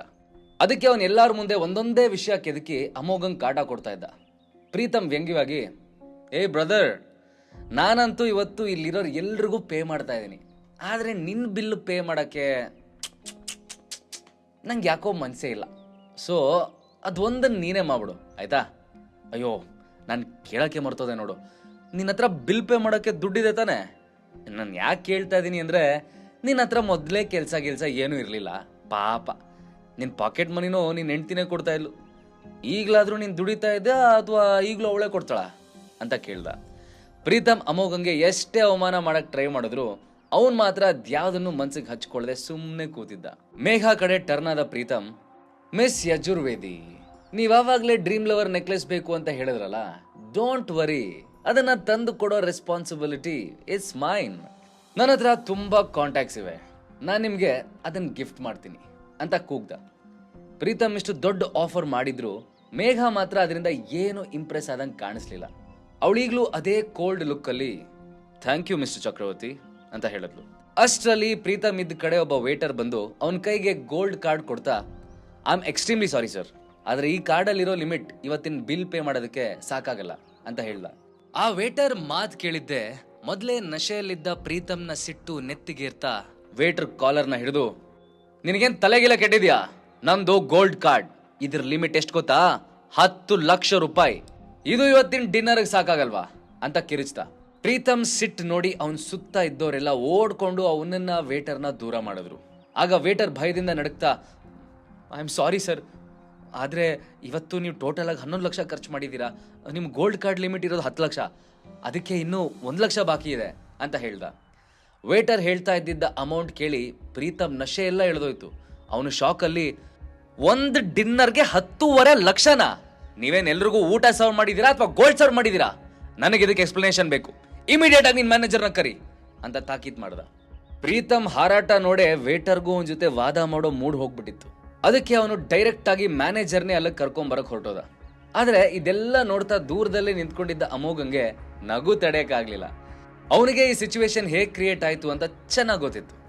ಎಲ್ಲರ ಎದುರುಗಡೆ ಒಳ್ಳೆ ಒಂಥರ ಆಕ್ಟ್ ಮಾಡೋ ಭರದಲ್ಲಿ ತನ್ನಷ್ಟು ಫೂಲಿಶ್ ಬೇರೆ ಯಾರೂ ಇಲ್ಲ ಅಂತ ತಾನಾಗೆ ತೋರಿಸ್ಬಿಟ್ಟಿದ್ದ ಪ್ರೀತಮ್. ಅಷ್ಟಕ್ಕೂ ಇದೆಲ್ಲ ಸ್ಟಾರ್ಟ್ ಆಗಿದ್ದು ಪ್ರೀತಮ್ ವೇಟರ್ ಹತ್ರ ಅವ್ರ ಹೋಟೆಲ್ನ ಮೋಸ್ಟ್ ಎಕ್ಸ್ಪೆನ್ಸಿವ್ ವೈನ್ ಎಲ್ಲ ಟೇಬಲ್ಗೂ ಸರ್ವ್ ಮಾಡಕ್ ಹೇಳಿದಾಗ, ಅದು ಸಿಕ್ಕಾಪಟ್ಟೆ ಕಾಸ್ಟ್ಲಿ ವೈನ್ ಆಗಿದ್ರಿಂದ ಈಗ ಬಂದಿರೋ ಬಿಲ್ಲಲ್ಲಿ 90% ಅಮೌಂಟ್ ಅದರದೇ ಇತ್ತು. ಅಷ್ಟರಲ್ಲಿ ಮ್ಯಾನೇಜರ್ ಬರ್ತಾ ಇರೋದನ್ನ ನೋಡಿದ ಪ್ರೀತಮ್ ಅಲ್ಲಿಂದ ಕಿರಿಸ್ತಾ, ಕಳ್ರು ನೀವೆಲ್ಲ, ಶ್ರೀಮಂತರು ಕಂಡಿದ್ದೆ ಮನಸ್ಸಿಗೆ ಬಂದ ಹಾಗೆ ಬಿಲ್ ಮಾಡ್ತೀರಾ. ನನ್ನ ಫ್ರೆಂಡ್ ಬೆಂಗಳೂರಲ್ಲಿ ದೊಡ್ಡ ಲಾಯರು, ನೋಡ್ತಾ ಇರಿ, ಅವನ ಹತ್ರ ಹೇಳಿ ನಿಮ್ಮೆಲ್ಲರ ಮೇಲೆ ಕೇಸ್ ಆಗ್ಬಿಡ್ತೀನಿ ಅಂತಂದ. ಪ್ರೀತಮ್ ಮಾತು ಕೇಳಿ ಮ್ಯಾನೇಜರ್ಗೆ ನಗು ಬಂದ್ರು. ಅದನ್ನ ತಡ್ಕೊಂಡು ಕೂಲ್ ಆಗಿ, ಮಿಸ್ಟರ್ ಚಕ್ರವರ್ತಿ, ಇದರಲ್ಲಿ ನಾವೇನು ತಪ್ಪು ಮಾಡಿಲ್ಲ, ನೀವೇ ಎಲ್ಲ ಟೇಬಲ್ಗೂ ಕಾಸ್ಟ್ಲಿ ವೈನ್ ಸರ್ವ್ ಮಾಡಕ್ ಹೇಳಿದ್ರಿ, ಅದಕ್ಕೆ ನಾವೆಲ್ರಿಗೂ ಸರ್ವ್ ಮಾಡಿದ್ದು. ನಮ್ಮ ಹೋಟೆಲಲ್ಲಿ ಯಾರಾದರೂ ತುಂಬ ಆರ್ಡರ್ ಮಾಡಿದ್ರೆ ಅದಕ್ಕೆ ಡಿಸ್ಕೌಂಟ್ ಕೊಡ್ತೀವಿ, ಅದೇ ಥರ ನಿಮಗೂ ನಾವು ಒಳ್ಳೆ ಡಿಸ್ಕೌಂಟ್ ಕೊಟ್ಟು ಬಿಲ್ ಮಾಡಿದ್ದೀವಿ. ಹಾಗೆ ನೋಡಿದ್ರೆ ನೀವು 30,000 ಸೇವ್ ಮಾಡಿದಿರಿ ಅಂತ ಹೇಳಿದ್ರು. ಪ್ರೀತಮ್ಗೆ ಸಿಟ್ಟಿನ್ನೂ ಉಳಿದಿರಲಿಲ್ಲ. ಅವನು ವೇಟರ್ಗೆ ಮಾಡಿದ ಹಾಗೆ ಮ್ಯಾನೇಜರ್ ಕಾಲರ್ನು ಹಿಡಿದು ಗಲಾಟೆ ಮಾಡಕ್ಕೆ ಟ್ರೈ ಮಾಡ್ದ. ಆದರೆ ಅಷ್ಟರಲ್ಲಿ ಹಿಂದಿಂದ ಯಾವುದೋ ಕೋಲ್ಡ್ ವಾಯ್ಸ್, ಏನು ನಡೀತಾ ಇದೆ ಇಲ್ಲಿ ಅಂತ ಕೇಳಿಸ್ತು. ಅದನ್ನ ಕೇಳಿ ಎಲ್ಲರೂ ತಿರುಗಿದಾಗ ಅಲ್ಲೊಬ್ಬ ಬ್ಲ್ಯಾಕ್ ಸೂಟಲ್ಲಿದ್ದ ವ್ಯಕ್ತಿ ನಡ್ಕೊಂಬರ್ತಾ ಇದ್ರು. ಅವ್ರು ಯಾರು ಅಂತ ಪರಿಚಯ ಸಿಕ್ಕಿದ್ದೆ ರುಕ್ಮಿಣಿ ದೇವಿ ಮುಖದಲ್ಲಿ ಬೆವರು ಕಾಣಿಸ್ಕೊಂತು. ಅವರು ಆ ವ್ಯಕ್ತಿ ಹತ್ರ ಬೇಗ ಬೇಗ ಹೋಗ್ತಾ, I am so sorry mister Desai, ನನ್ನ ಮೊಮ್ಮಗ ಒಂದೊಂದು ಸಲ ಸ್ವಲ್ಪ ಜಾಸ್ತಿ ಡ್ರಿಂಕ್ಸ್ ಮಾಡಿಬಿಡ್ತಾನೆ, ಇವತ್ತು ಹಾಗೆ ಆಗಿ ಕಂಟ್ರೋಲ್ ಕಳ್ಕೊಂಡಿದ್ದಾನೆ, ಪ್ಲೀಸ್ ತಪ್ಪು ತಿಳ್ಕೊಬೇಡಿ, ನಾವಿದಕ್ಕೇನಾದರೂ ಬೇರೆ ದಾರಿ ಹುಡ್ಕೋಣ ಅಂತ ರಿಕ್ವೆಸ್ಟ್ ಮಾಡಿದ್ರು. ರುಕ್ಮಿಣಿ ದೇವಿನೇ ಅಷ್ಟೊಂದು ಗೌರವ ಕೊಟ್ಟು ಮಾತಾಡ್ತಿರೋದನ್ನ ನೋಡಿ ಆ ವ್ಯಕ್ತಿ ಎಷ್ಟು ಇನ್ಫ್ಲೂಯೆನ್ಷಿಯಲ್ ಇರ್ಬೋದು ಅಂತ ಎಲ್ರಿಗೂ ಆಶ್ಚರ್ಯ ಆಯಿತು. ಅವರು ಬಂದಿದ್ದೆ ಪ್ರೀತಮ್ ಕೂಡ ಈಗ ಮ್ಯಾನೇಜರ್ ಕಾಲರ್ನ ಬಿಟ್ಟು ದೂರದಲ್ಲಿ ನಿಂತ್ಕೊಂಡ. ಇದರಿಂದ ಸ್ವಲ್ಪ ಧೈರ್ಯ ತಂದ್ಕೊಂಡ ಮ್ಯಾನೇಜರ್, ಚಕ್ರವರ್ತಿ ಫ್ಯಾಮಿಲಿ ವೈನನ್ನು ಆರ್ಡರ್ ಮಾಡಿದ್ದು ಅಂತ ನಾವು ಧೈರ್ಯದಿಂದ ಎಲ್ರಿಗೂ ಸರ್ವ್ ಮಾಡಿದ್ವಿ, ಆದರೆ ನೀವು ಲಾಸ್ಟ್ ಮೂಮೆಂಟಲ್ಲಿ ಹೀಗೆ ಟರ್ನ್ ಆಗ್ತೀರಿ ಅಂತ ಅನ್ಕೊಂಡಿರಲಿಲ್ಲ, ಈಗೇನು ಮಾಡ್ತೀರಾ ನೀವು ಅಂತ ಸ್ವಲ್ಪ ವ್ಯಂಗ್ಯವಾಗಿ ಕೇಳ್ದ. ಅದಕ್ಕೆ ಪ್ರೀತಮ್, ನಾವೇನು ಹೇಳಿದ ಮಾತಿಗೆ ತಪ್ಪಲ್ಲ, ಈಗಲೂ ನಾವು ಪೇ ಮಾಡೇ ಹೋಗೋದು ಅಂತ ಹೇಳ್ತಾ ರುಕ್ಮಿಣಿ ದೇವಿ ಕಡೆ ತಿರುಗಿ ರಿಕ್ವೆಸ್ಟ್ ಮಾಡ್ಕೊಳ್ಳೋ ರೀತಿ ಲುಕ್ ಕೊಟ್ಟ. ಅದನ್ನು ಅರ್ಥ ಮಾಡ್ಕೊಂಡ ರುಕ್ಮಿಣಿ ದೇವಿ, ಪ್ಲೀಸ್ ಈ ವಿಷಯನ ಇಲ್ಲೇ ಮರ್ತ್ಬಿಡಿ ಮಿಸ್ಟರ್ ದೇಸಾಯಿ, ನಾವು ಫುಲ್ ಅಮೌಂಟ್ ಖಂಡಿತ ಪೇ ಮಾಡ್ತೀವಿ ಅಂತ ಹೇಳಿ ಗೆಸ್ಟ್ ಕಡೆ ತಿರುಗಿ, ಈಗ ಇಲ್ಲಾಗಿರೋ ವಿಷಯ ನಿಮ್ಮೆಲ್ಲರಿಗೂ ಚೆನ್ನಾಗಿ ಗೊತ್ತಿದೆ, ಇಂಥ ಸಿಚುವೇಶನಲ್ಲಿ ಪ್ರೀತು ಒಬ್ಬನಿಗೆ ಬಿಲ್ ಪೇ ಮಾಡು ಅಂತ ಹೇಳೋದು ಸರಿಯಾಗಲ್ಲ, ಸೊ ನೀವೆಲ್ಲರೂ 10,000 ರೂಪಾಯಿ ಪೇ ಮಾಡಿ, ಮಿಕ್ಕಿದ ಹಣನ ನಾನು ಪ್ರೀತು ಮಾಡ್ತೀವಿ ಅಂತ ಆರ್ಡರ್ ಮಾಡಿದ್ರು. ರುಕ್ಮಿಣಿ ದೇವಿ ಮಾತು ಅಲ್ಲಿರೋರು ಯಾರಿಗೂ ಇಷ್ಟ ಆಗದೆ ಇದ್ರು ಬೇರೆ ದಾರಿ ಇಲ್ಲ ಅಂತ ಒಪ್ಪಿಗೆ ಕೊಟ್ರು. ಆದರೆ ಲೀಲಾ ಮತ್ತೆ ಸರೋಜಾಗ್ ಮಾತ್ರ ಇದು ಸ್ವಲ್ಪನೂ ಇಷ್ಟ ಆಗಲಿಲ್ಲ ಅನ್ನೋದು ಅವ್ರ ಮುಖದಲ್ಲಿ ಕ್ಲಿಯರ್ ಆಗಿ ಗೊತ್ತಾಗ್ತಾ ಇತ್ತು. ಅವರಿಬ್ರು ಇಲ್ಲಿ ತನಕ ಆ ವೈನನ್ನ ಒಂದು ಸಿಪ್ ಕೂಡ ಕುಡ್ದಿರ್ಲಿಲ್ಲ, ಅಂಥದ್ರಲ್ಲಿ ಜಸ್ಟ್ ಒಂದು ಡಿನ್ನರ್ಗೆ 10,000 ರೂಪಾಯಿ ಪೇ ಮಾಡೋದು ಅವ್ರಿಗೆ ಸರಿ ಅನ್ನಿಸ್ಲಿಲ್ಲ. ಲೀಲಾ ಮತ್ತೆ ಸರೋಜಾ ಒಬ್ರು ಮುಖ ಒಬ್ರು ಆಗಿಂದ ನೋಡ್ತಾ ಇರೋದನ್ನ ಪ್ರೀತಮ್ ಅಬ್ಸರ್ವ್ ಮಾಡ್ತಾ ಇದ್ದ. ಅವನಿಗೆ ಇಷ್ಟೆಲ್ಲ ಆದ್ರೂ ಸ್ವಲ್ಪನೂ ಬುದ್ಧಿ ಬಂದಿರೋ ಹಾಗೆ ಕಾಣಿಸ್ತಿರ್ಲಿಲ್ಲ. ಅವನ್ ಲೀಲಾ ಹತ್ರ ಬಂದು, ಯಾಕೆ ಲೀಲಾ ಅಷ್ಟೊಂದು ಬೇಜಾರಲ್ಲಿದ್ಯಾ, ನಿನ್ನ ಹತ್ರ ಡಿನ್ನರ್ಗೆ ಪೇ ಮಾಡೋದಕ್ಕೆ 10,000 ರೂಪಾಯಿನೂ ಇಲ್ವಾ ಅಂತ ಇನ್ಸಲ್ಟಿಂಗ್ ಟೋನಲ್ಲಿ ಕೇಳ್ದ. ಪ್ರೀತಮ್ ಮಾತು ಕೇಳಿ ಲೀಲಾ ಮುಜುಗರದಿಂದ ಸುತ್ತಮುತ್ತ ನೋಡಿದ್ಲು. ಅವಳು ಎಕ್ಸ್ಪೆಕ್ಟ್ ಮಾಡಿರೋ ಹಾಗೆ ಎಲ್ಲರೂ ಈಗ ಅವಳನ್ನೇ ವಿಚಿತ್ರವಾಗಿ ನೋಡ್ತಾ ಇದ್ರು. ಆದರೆ ಅಷ್ಟರಲ್ಲಿ ಹಿಂದಿಂದ ಅಮೋಘ್, ನಾವು 10,000 ರೂಪಾಯಿ ಕೊಡ್ತೀವಿ ಅಂತ ಹೇಳ್ದ. ಅಮೋಘ್ನ ವಾಯ್ಸ್ ಕೇಳಿ ಮಿಸ್ಟರ್ ದೇಸಾಯಿ ಅಲರ್ಟ್ ಆದ್ರು. ಅವರು ಕ್ಯೂರಿಯಾಸಿಟಿಯಿಂದ ಆ ವಾಯ್ಸ್ ಬಂದಿರೋ ಕಡೆ ತಿರುಗಿದ್ರು. ಆದರೆ ಅಮೋಘ್ ಅವ್ರಿಗೆ ಬೆನ್ ಹಾಕಿ ಕೂತ್ಕೊಂಡಿದ್ದ. ಅವರು ಅಮೋಘನ್ ಕಡೆ 2 ಹೆಜ್ಜೆ ಇಟ್ಟು, ನಿಮ್ಮ ಹೆಸರೇನು ಅಂತ ಕೇಳ್ಬೋದಾ ಅಂತ ಕೇಳಿದ್ರು. ಮಿಸ್ಟರ್ ದೇಸಾಯಿ ರಿಯಾಕ್ಷನ್ನ ಪ್ರೀತಮ್ ತಪ್ಪು ತಿಳ್ಕೊಂಡ. ಅವರು ಯಾವುದೋ ವಿಷಯಕ್ಕೆ ಅಮೋಘನ್ ಮೇಲೆ ಸಿಟ್ಟಾಗಿದ್ದಾರೆ ಅನ್ಕೊಂಡು, ನೋ ಮಿಸ್ಟರ್ ದೇಸಾಯಿ, ಅವನ ಮಾತನ್ನ ಮಾತ್ರ ನೀವು ಸೀರಿಯಸ್ ಆಗಿ ತಗೋಬೇಡಿ. ಅವನು ನಮ್ಮ ಫ್ಯಾಮಿಲಿ ಮೆಂಬರೇ ಅಲ್ಲ, ಸುಮ್ಮನೆ ಡಿನ್ನರ್ಗೆ ಬಂದಿದ್ದಾನಷ್ಟೇ ಅಂತ ತನ್ನನ್ನ ಸೇವ್ ಮಾಡ್ಕೊಳಕ್ ಟ್ರೈ ಮಾಡ್ದ. ಇದರಿಂದ ಸಿಟ್ಟಾದ mister Desai, shut up and get out from here ಅಂತ ಕೂಗಿದ್ರು. ಅಷ್ಟರಲ್ಲಿ ನಿಧಾನಕ್ಕೆ ದೇಸಾಯಿ ಕಡೆ ತಿರುಗಿದ ಅಮೋಘ್ ಸ್ಮೈಲ್ ಮಾಡ್ತಾ, ಲಾಂಗ್ ಟೈಮ್ ನೋಸಿ ಅಂತ ಹೇಳ್ದ. ಎದುರಿಗೆ ನಿಂತಿರೋದು ನಿಜವಾಗ್ಲೂ ಅಮೋಘ್ ಅಂತ ಗೊತ್ತಾಗಿದ್ದೆ ದೇಸಾಯಿ ಮುಖದಲ್ಲಿ ಖುಷಿ ಕಾಣಿಸ್ಕೊತು. ಲಾಸ್ಟ್ 2 ವರ್ಷದಿಂದ ಅವರು ಅಮೋಘ್ಗೋಸ್ಕರ ಎಲ್ಲೆಲ್ಲಿ ಹುಡುಕಿದಾರೋ ಲೆಕ್ಕನೇ ಇಲ್ಲ. ಅಷ್ಟು ದಿನ ಸಿಗದೆ ಇದ್ದವನು ಇವತ್ತು ತಂದೆ ಹೋಟೆಲಲ್ಲಿ ಈ ರೀತಿಯಾಗಿ ಸಿಗ್ತಾನೆ ಅಂತ ಅವ್ರು ಎಕ್ಸ್ಪೆಕ್ಟೇ ಮಾಡಿರ್ಲಿಲ್ಲ. ಅವರು ತಾನೆಲ್ಲಿದ್ದೀನಿ ಅನ್ನೋದನ್ನ ಮರ್ತು ಓಡ್ ಬಂದು ಅಮೋಘನ ಹಗ್ ಮಾಡಿದ್ರು. ಅವರು ಖುಷಿಯಾಗಿ, ಓ ಮೈ ಗಾಡ್ ಬಾಸ್, ನಾನೀಗ ನೋಡ್ತಿರೋದು ನಿಜನಾ? ನನಗಂತೂ ನಂಬಕ್ಕೆ ಆಗ್ತಾ ಇಲ್ಲ ಅಂತ ಅಂದ್ರು. ಅಷ್ಟೊತ್ತಿಗೆ ಕೋಲ್ಡ್ ಆಗಿ ಸೀರಿಯಸ್ ಆಗಿದ್ದ ಮಿಸ್ಟರ್ ದೇಸಾಯಿ ಈಗ ಇದ್ದಕ್ಕಿದ್ದ ಹಾಗೆ ಚೇಂಜ್ ಆಗಿದ್ ನೋಡಿ ಎಲ್ರಿಗೂ ಆಶ್ಚರ್ಯ ಆಯ್ತು. ಅದರಲ್ಲೂ ಇಷ್ಟು ದೊಡ್ಡ ಹೋಟೆಲ್ನ ಓನರ್ ಅಮೋಘ್ನ ನೋಡಿ ಬಾಸ್ ಅಂತ ಕರೆಯೋದನ್ನ ಕೇಳಿ ಎಲ್ಲರೂ ಸರ್ಪ್ರೈಸ್ ಆದ್ರು. ಅಷ್ಟರಲ್ಲಿ ಅಮೋಘ್ ದೇಸಾಯಿಗೆ ಹ್ಯಾಂಡ್ ಶೇಕ್ ಮಾಡೋ ನೆಪದಲ್ಲಿ ಹತ್ರ ಬಂದು, ನಾನೀಗ ನಿಮ್ ಬಾಸ್ ಅಲ್ಲ, ಅಮೋಘ್ ಅಷ್ಟೇ ಅಂತ ಹೇಳ್ದ. ಆಮೇಲೆ ಅವ್ರ ಕಿವಿ ಹತ್ರ ಏನೋ ಪಿಸುಗುಡ್ದ. ಅದನ್ನ ಕೇಳಿದ ದೇಸಾಯಿ ಮತ್ತೆ ಮೊದ್ಲಿನ ತರನೇ ಸೀರಿಯಸ್ ಆಗಿ ನಿಂತ್ಕೊಂಡ್ರು. ಆದ್ರೂ ಅವ್ರ ಮನಸ್ಸು ಮಾತ್ರ 6-7 ವರ್ಷದ ಹಿಂದಿನ ಇನ್ಸಿಡೆಂಟ್ಗೆ ಟ್ರಾವೆಲ್ ಮಾಡಿತ್ತು. ಆಗ ಮಿಸ್ಟರ್ ದೇಸಾಯಿ ಹತ್ರ ಯಾವ ಹೋಟೆಲ್ ಬಿಸ್ನೆಸ್ ಇರಲಿಲ್ಲ, ಜೇಬಲ್ ಸರಿಯಾಗಿ 50 ರೂಪಾಯಿ ಕೂಡ ಇರಲಿಲ್ಲ. ಅಪ್ಪ ಅಮ್ಮ ಯಾರೂ ಇಲ್ಲದೆ ಮೊದಲಿಂದ ಮುಂಬೈ ಸ್ಲಮ್ ಏರಿಯಾದಲ್ಲೇ ಬೆಳೆದು ಬಂದಿದ್ರಿಂದ ದೇಸಾಯಿ ತುಂಬಾ ಕೆಟ್ಟ ಚಟಗಳನ್ನ ಅಭ್ಯಾಸ ಮಾಡ್ಕೊಂಡಿದ್ದ. ಒಂದಷ್ಟು ಕ್ರಿಮಿನಲ್ಸ್ ಜೊತೆ ಸೇರಿ ಸಣ್ಣ ಪುಟ್ಟ ಕಳ್ತನನೂ ಮಾಡಿ ಸುಮಾರು ಸಲ ಜೈಲಿಗೆ ಹೋಗಿ ಬಂದಿದ್ದ. ಒಂದಿನ ಹೀಗೆ ಏನೋ ಮಾಡಕ್ ಹೋಗಿ ಊರಿನ ಜನರ ಕೈಗೆ ಸಿಗಾಕೊಂಡು ಸರಿಯಾಗಿ ಒದೆ ತಿಂದಿದ್ದ ದೇಸಾಯಿ ರೋಡ್ ಸೈಡ್ ಅಲ್ಲಿ ಅನಾಥವಾಗಿ ಪ್ರಜ್ಞೆ ತಪ್ಪಿ ಬಿದ್ದಿದ್ದ. ಆಗ ಅಮೋಘ್ ತನ್ನ ಎಜುಕೇಶನ್ ಮುಗಿಸಿ ಇಂಡಿಯಾ ಟೂರ್ ಅಂತ ಬಾಡಿ ಗಾರ್ಡ್ಸ್ ನ ಕಟ್ಕೊಂಡು ಎಲ್ಲೆಲ್ಲೋ ಹೋಗ್ತಾ ಇದ್ದ ಟೈಮ್ ಅವನು ಹಾಗೆ ಮುಂಬೈನಲ್ಲಿ ಓಡಾಡ್ತಾ ಇದ್ದಾಗ ದೇಸಾಯಿನ ನೋಡಿ ಹೆಲ್ಪ್ ಮಾಡದೆ ಇದ್ದಿದ್ರೆ ಅಲ್ಲೇ ಸತ್ ಹೋಗಿರ್ತಿದ್ನೋ ಏನೋ. ಹಾಗಾಗಿ ವಯಸ್ಸಲ್ಲಿ ದೇಸಾಯಿಗಿಂತ ಅಮೋಘ್ ಸ್ವಲ್ಪ ಚಿಕ್ಕವನಾದ್ರೂ ತನ್ನ ಜೀವ ಉಳಿಸಿದ್ರಿಂದ ದೇಸಾಯಿ ಅವನಿಗೆ ಬಾಸ್ ಅಂತಾನೆ ಕರೀತಿದ್ದ. ಆಮೇಲೆ ಬೆಂಗಳೂರಿಗೆ ಬಂದು ಏನಾದ್ರೂ ಬಿಸ್ನೆಸ್ ಮಾಡಬೇಕು ಅಂತ ಅನ್ಕೊಂಡಾಗ ಅಮೋಘೆ ತನಗೆ 10 ಲಕ್ಷ ರೂಪಾಯಿ ಸಾಲ ಕೊಟ್ಟಿದ್ದ. ಆ 10 ಲಕ್ಷದಿಂದ ಶುರು ಮಾಡಿದ್ದು ಒಂದು ಸಣ್ಣ ಹೋಟೆಲ್ ಈಗ ಇಷ್ಟು ದೊಡ್ಡ 7 ಸ್ಟಾರ್ ಹೋಟೆಲ್ ಆಗಿ ಬದಲಾಗಿತ್ತು. ಇದೆಲ್ಲದ್ರ ನೆನಪಲ್ಲಿ ಕಳೆದು ಹೋಗಿದ್ದ ದೇಸಾಯಿ ಸಡನ್ ಆಗಿ ಎಚ್ಚರವಾದವ್ರ ತರ ಸರಿಯಾಗಿ ನಿಂತ್ಕೊಂಡು, ನಾನೆಷ್ಟೇ ಟ್ರೈ ಮಾಡಿದ್ರು ಹಳೆ ಚಟ ಎಲ್ಲೋಗುತ್ತೆ ಬಾ ಅಮೋಘ್ ಅಂತ ಕೇಳ್ದ. ಈ ಸಲ ದೇಸಾಯಿ ಬಾಯಿಂದ ಅಮೋಘ್ನ ಹೆಸರು ಬಂದಿದ್ ನೋಡಿ ಎಲ್ರಿಗೂ ಸಮಾಧಾನ ಆಯ್ತು. ಅವರೆಲ್ಲ ಮೇ ಬಿ ತಮಗೆ ತಪ್ಪಾಗಿ ಕೇಳಿಸ್ತೇನೋ ಅಂತ ಅನ್ಕೊಂಡು ಸುಮ್ಮನಾದ್ರು. ಅಷ್ಟರಲ್ಲಿ ಅಮೋಘ್, ಮಿಸ್ಟರ್ ದೇಸಾಯಿ, ನಾನು ನಮ್ಮ ಪಾಲಿನ 10,000 ರೂಪಾಯಿ ಪೇ ಮಾಡ್ತೀನಿ. ನಿಮ್ಮ ವೇಟರ್ ಬಿಲ್ ತಗೊಂಬಂದ್ರೆ ನಾನು ಈಗಲೇ ನನ್ನ ಕಾರ್ಡ್ ಕೊಡ್ತೀನಿ ಅಂತ ಹೇಳ್ದ. ಅದಕ್ಕೆ ದೇಸಾಯಿ ಸಡನ್ ಆಗಿ, ಅಯ್ಯೋ ಅದು ಹೇಗಾಗುತ್ತೆ, ನಾನು ನಿಮ್ಮ ಹತ್ರ ಹಣ ತಗೊಳ್ಳೋದ? ಮ್ಯಾನೇಜರ್ ಸರಿಯಾಗಿ ಕೇಳಿಸ್ಕೊ, ಮುಂದೆ ಯಾವಾಗಾದ್ರೂ ಈ ವ್ಯಕ್ತಿ ನಮ್ಮ ಹೋಟೆಲ್ಗೆ ಬಂದ್ರು ಇವ್ರ ಹತ್ರ ನೀನು 1 ರೂಪಾಯಿ ತಗೊಳ್ಳೋ ಹಾಗಿಲ್ಲ ಅಂತ ಆರ್ಡರ್ ಮಾಡ್ದ.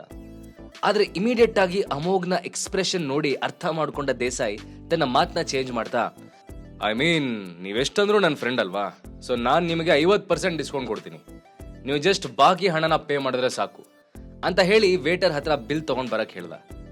ಇವರಿಬ್ರಿಗೂ ಇಷ್ಟು ಕ್ಲೋಸ್ ಇರೋದನ್ನ ನೋಡಿ ರುಕ್ಮಿಣಿ ದೇವಿಗೂ ಆಶ್ಚರ್ಯ ಆಯ್ತು. ಅವರು ಇದನ್ನೇ ಅಡ್ವಾಂಟೇಜ್ ತಗೋಬೇಕು ಅಂತ ಯೋಚನೆ ಮಾಡಿ, ಮಿಸ್ಟರ್ ದೇಸಾಯಿ, ನಿಮ್ಗೆ ನಮ್ಮ ಅಮೋಘ್ ಮೊದಲೇ ಪರಿಚಯನಾ? ನೀವಿಬ್ರು ನೋಡಿದ್ರೆ ತುಂಬಾ ಕ್ಲೋಸ್ ಇರೋರ್ ತರ ಕಾಣ್ತೀರಾ. ಈಗ ನೀವು ಅವನಿಗೆ ಡಿಸ್ಕೌಂಟ್ ಕೊಡ್ತಾ ಇದ್ದೀರಿ ಅಂದ್ರೆ ನಾವೆಲ್ಲ ಒಂದು ಫ್ಯಾಮಿಲಿ, ನಮಗೂ ಸ್ವಲ್ಪ ಡಿಸ್ಕೌಂಟ್ ಕೊಟ್ಟಿದ್ರೆ ಚೆನ್ನಾಗಿರ್ತಿತ್ತು ಅಂತ ಹೇಳಿದ್ರು. ಅದಕ್ಕೆ ವ್ಯಂಗ್ಯವಾಗಿ ನಕ್ಕ ದೇಸಾಯಿ, ನಿಮಗೆ ಡಿಸ್ಕೌಂಟಾ? ಯಾಕೆ?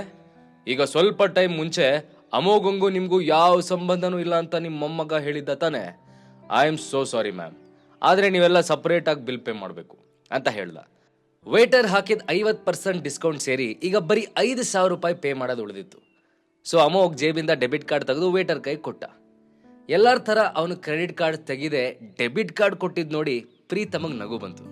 ಅವನು ಅಮೋಘನ್ನ ಟೀಸ್ ಮಾಡ್ತಾ, ಇಲ್ಲಿ ನೋಡಿ, ಇವ್ರ ಹತ್ರ ಕ್ರೆಡಿಟ್ ಕಾರ್ಡ್ ಕೂಡ ಇಲ್ಲ, ಇದ್ಯಾವುದೋ ಆರ್ಡಿನರಿ ಬ್ಯಾಂಕಿನ ಡೆಬಿಟ್ ಕಾರ್ಡ್ ಇಟ್ಕೊಂಡಿದ್ದಾನೆ. ಒಂದು ಚಾಕ್ಲೇಟ್ ತಗೊಳಕ್ಕೂ ಹೆಂಡತಿ ಹತ್ರ ಪಾಕೆಟ್ ಮನಿ ಕೇಳೋನು ಇವತ್ತು 5,000 ರೂಪಾಯಿ ಹೇಗೆ ಕೊಡ್ತಾನೆ ಅಂತ ನಗಕ್ ಶುರು ಮಾಡ್ದ. ಉಳ್ದವ್ರು ಏನೂ ಹೇಳದೆ ಇದ್ರು ಪ್ರೀತಮ್ ಹೇಳಿದಾಗ ಈಗ ಅಮೋಘ್ ಕಾರ್ಡ್ ರಿಜೆಕ್ಟ್ ಆಗುತ್ತೆ ಅಂತಾನೆ ಅನ್ಕೊಂಡಿದ್ರು.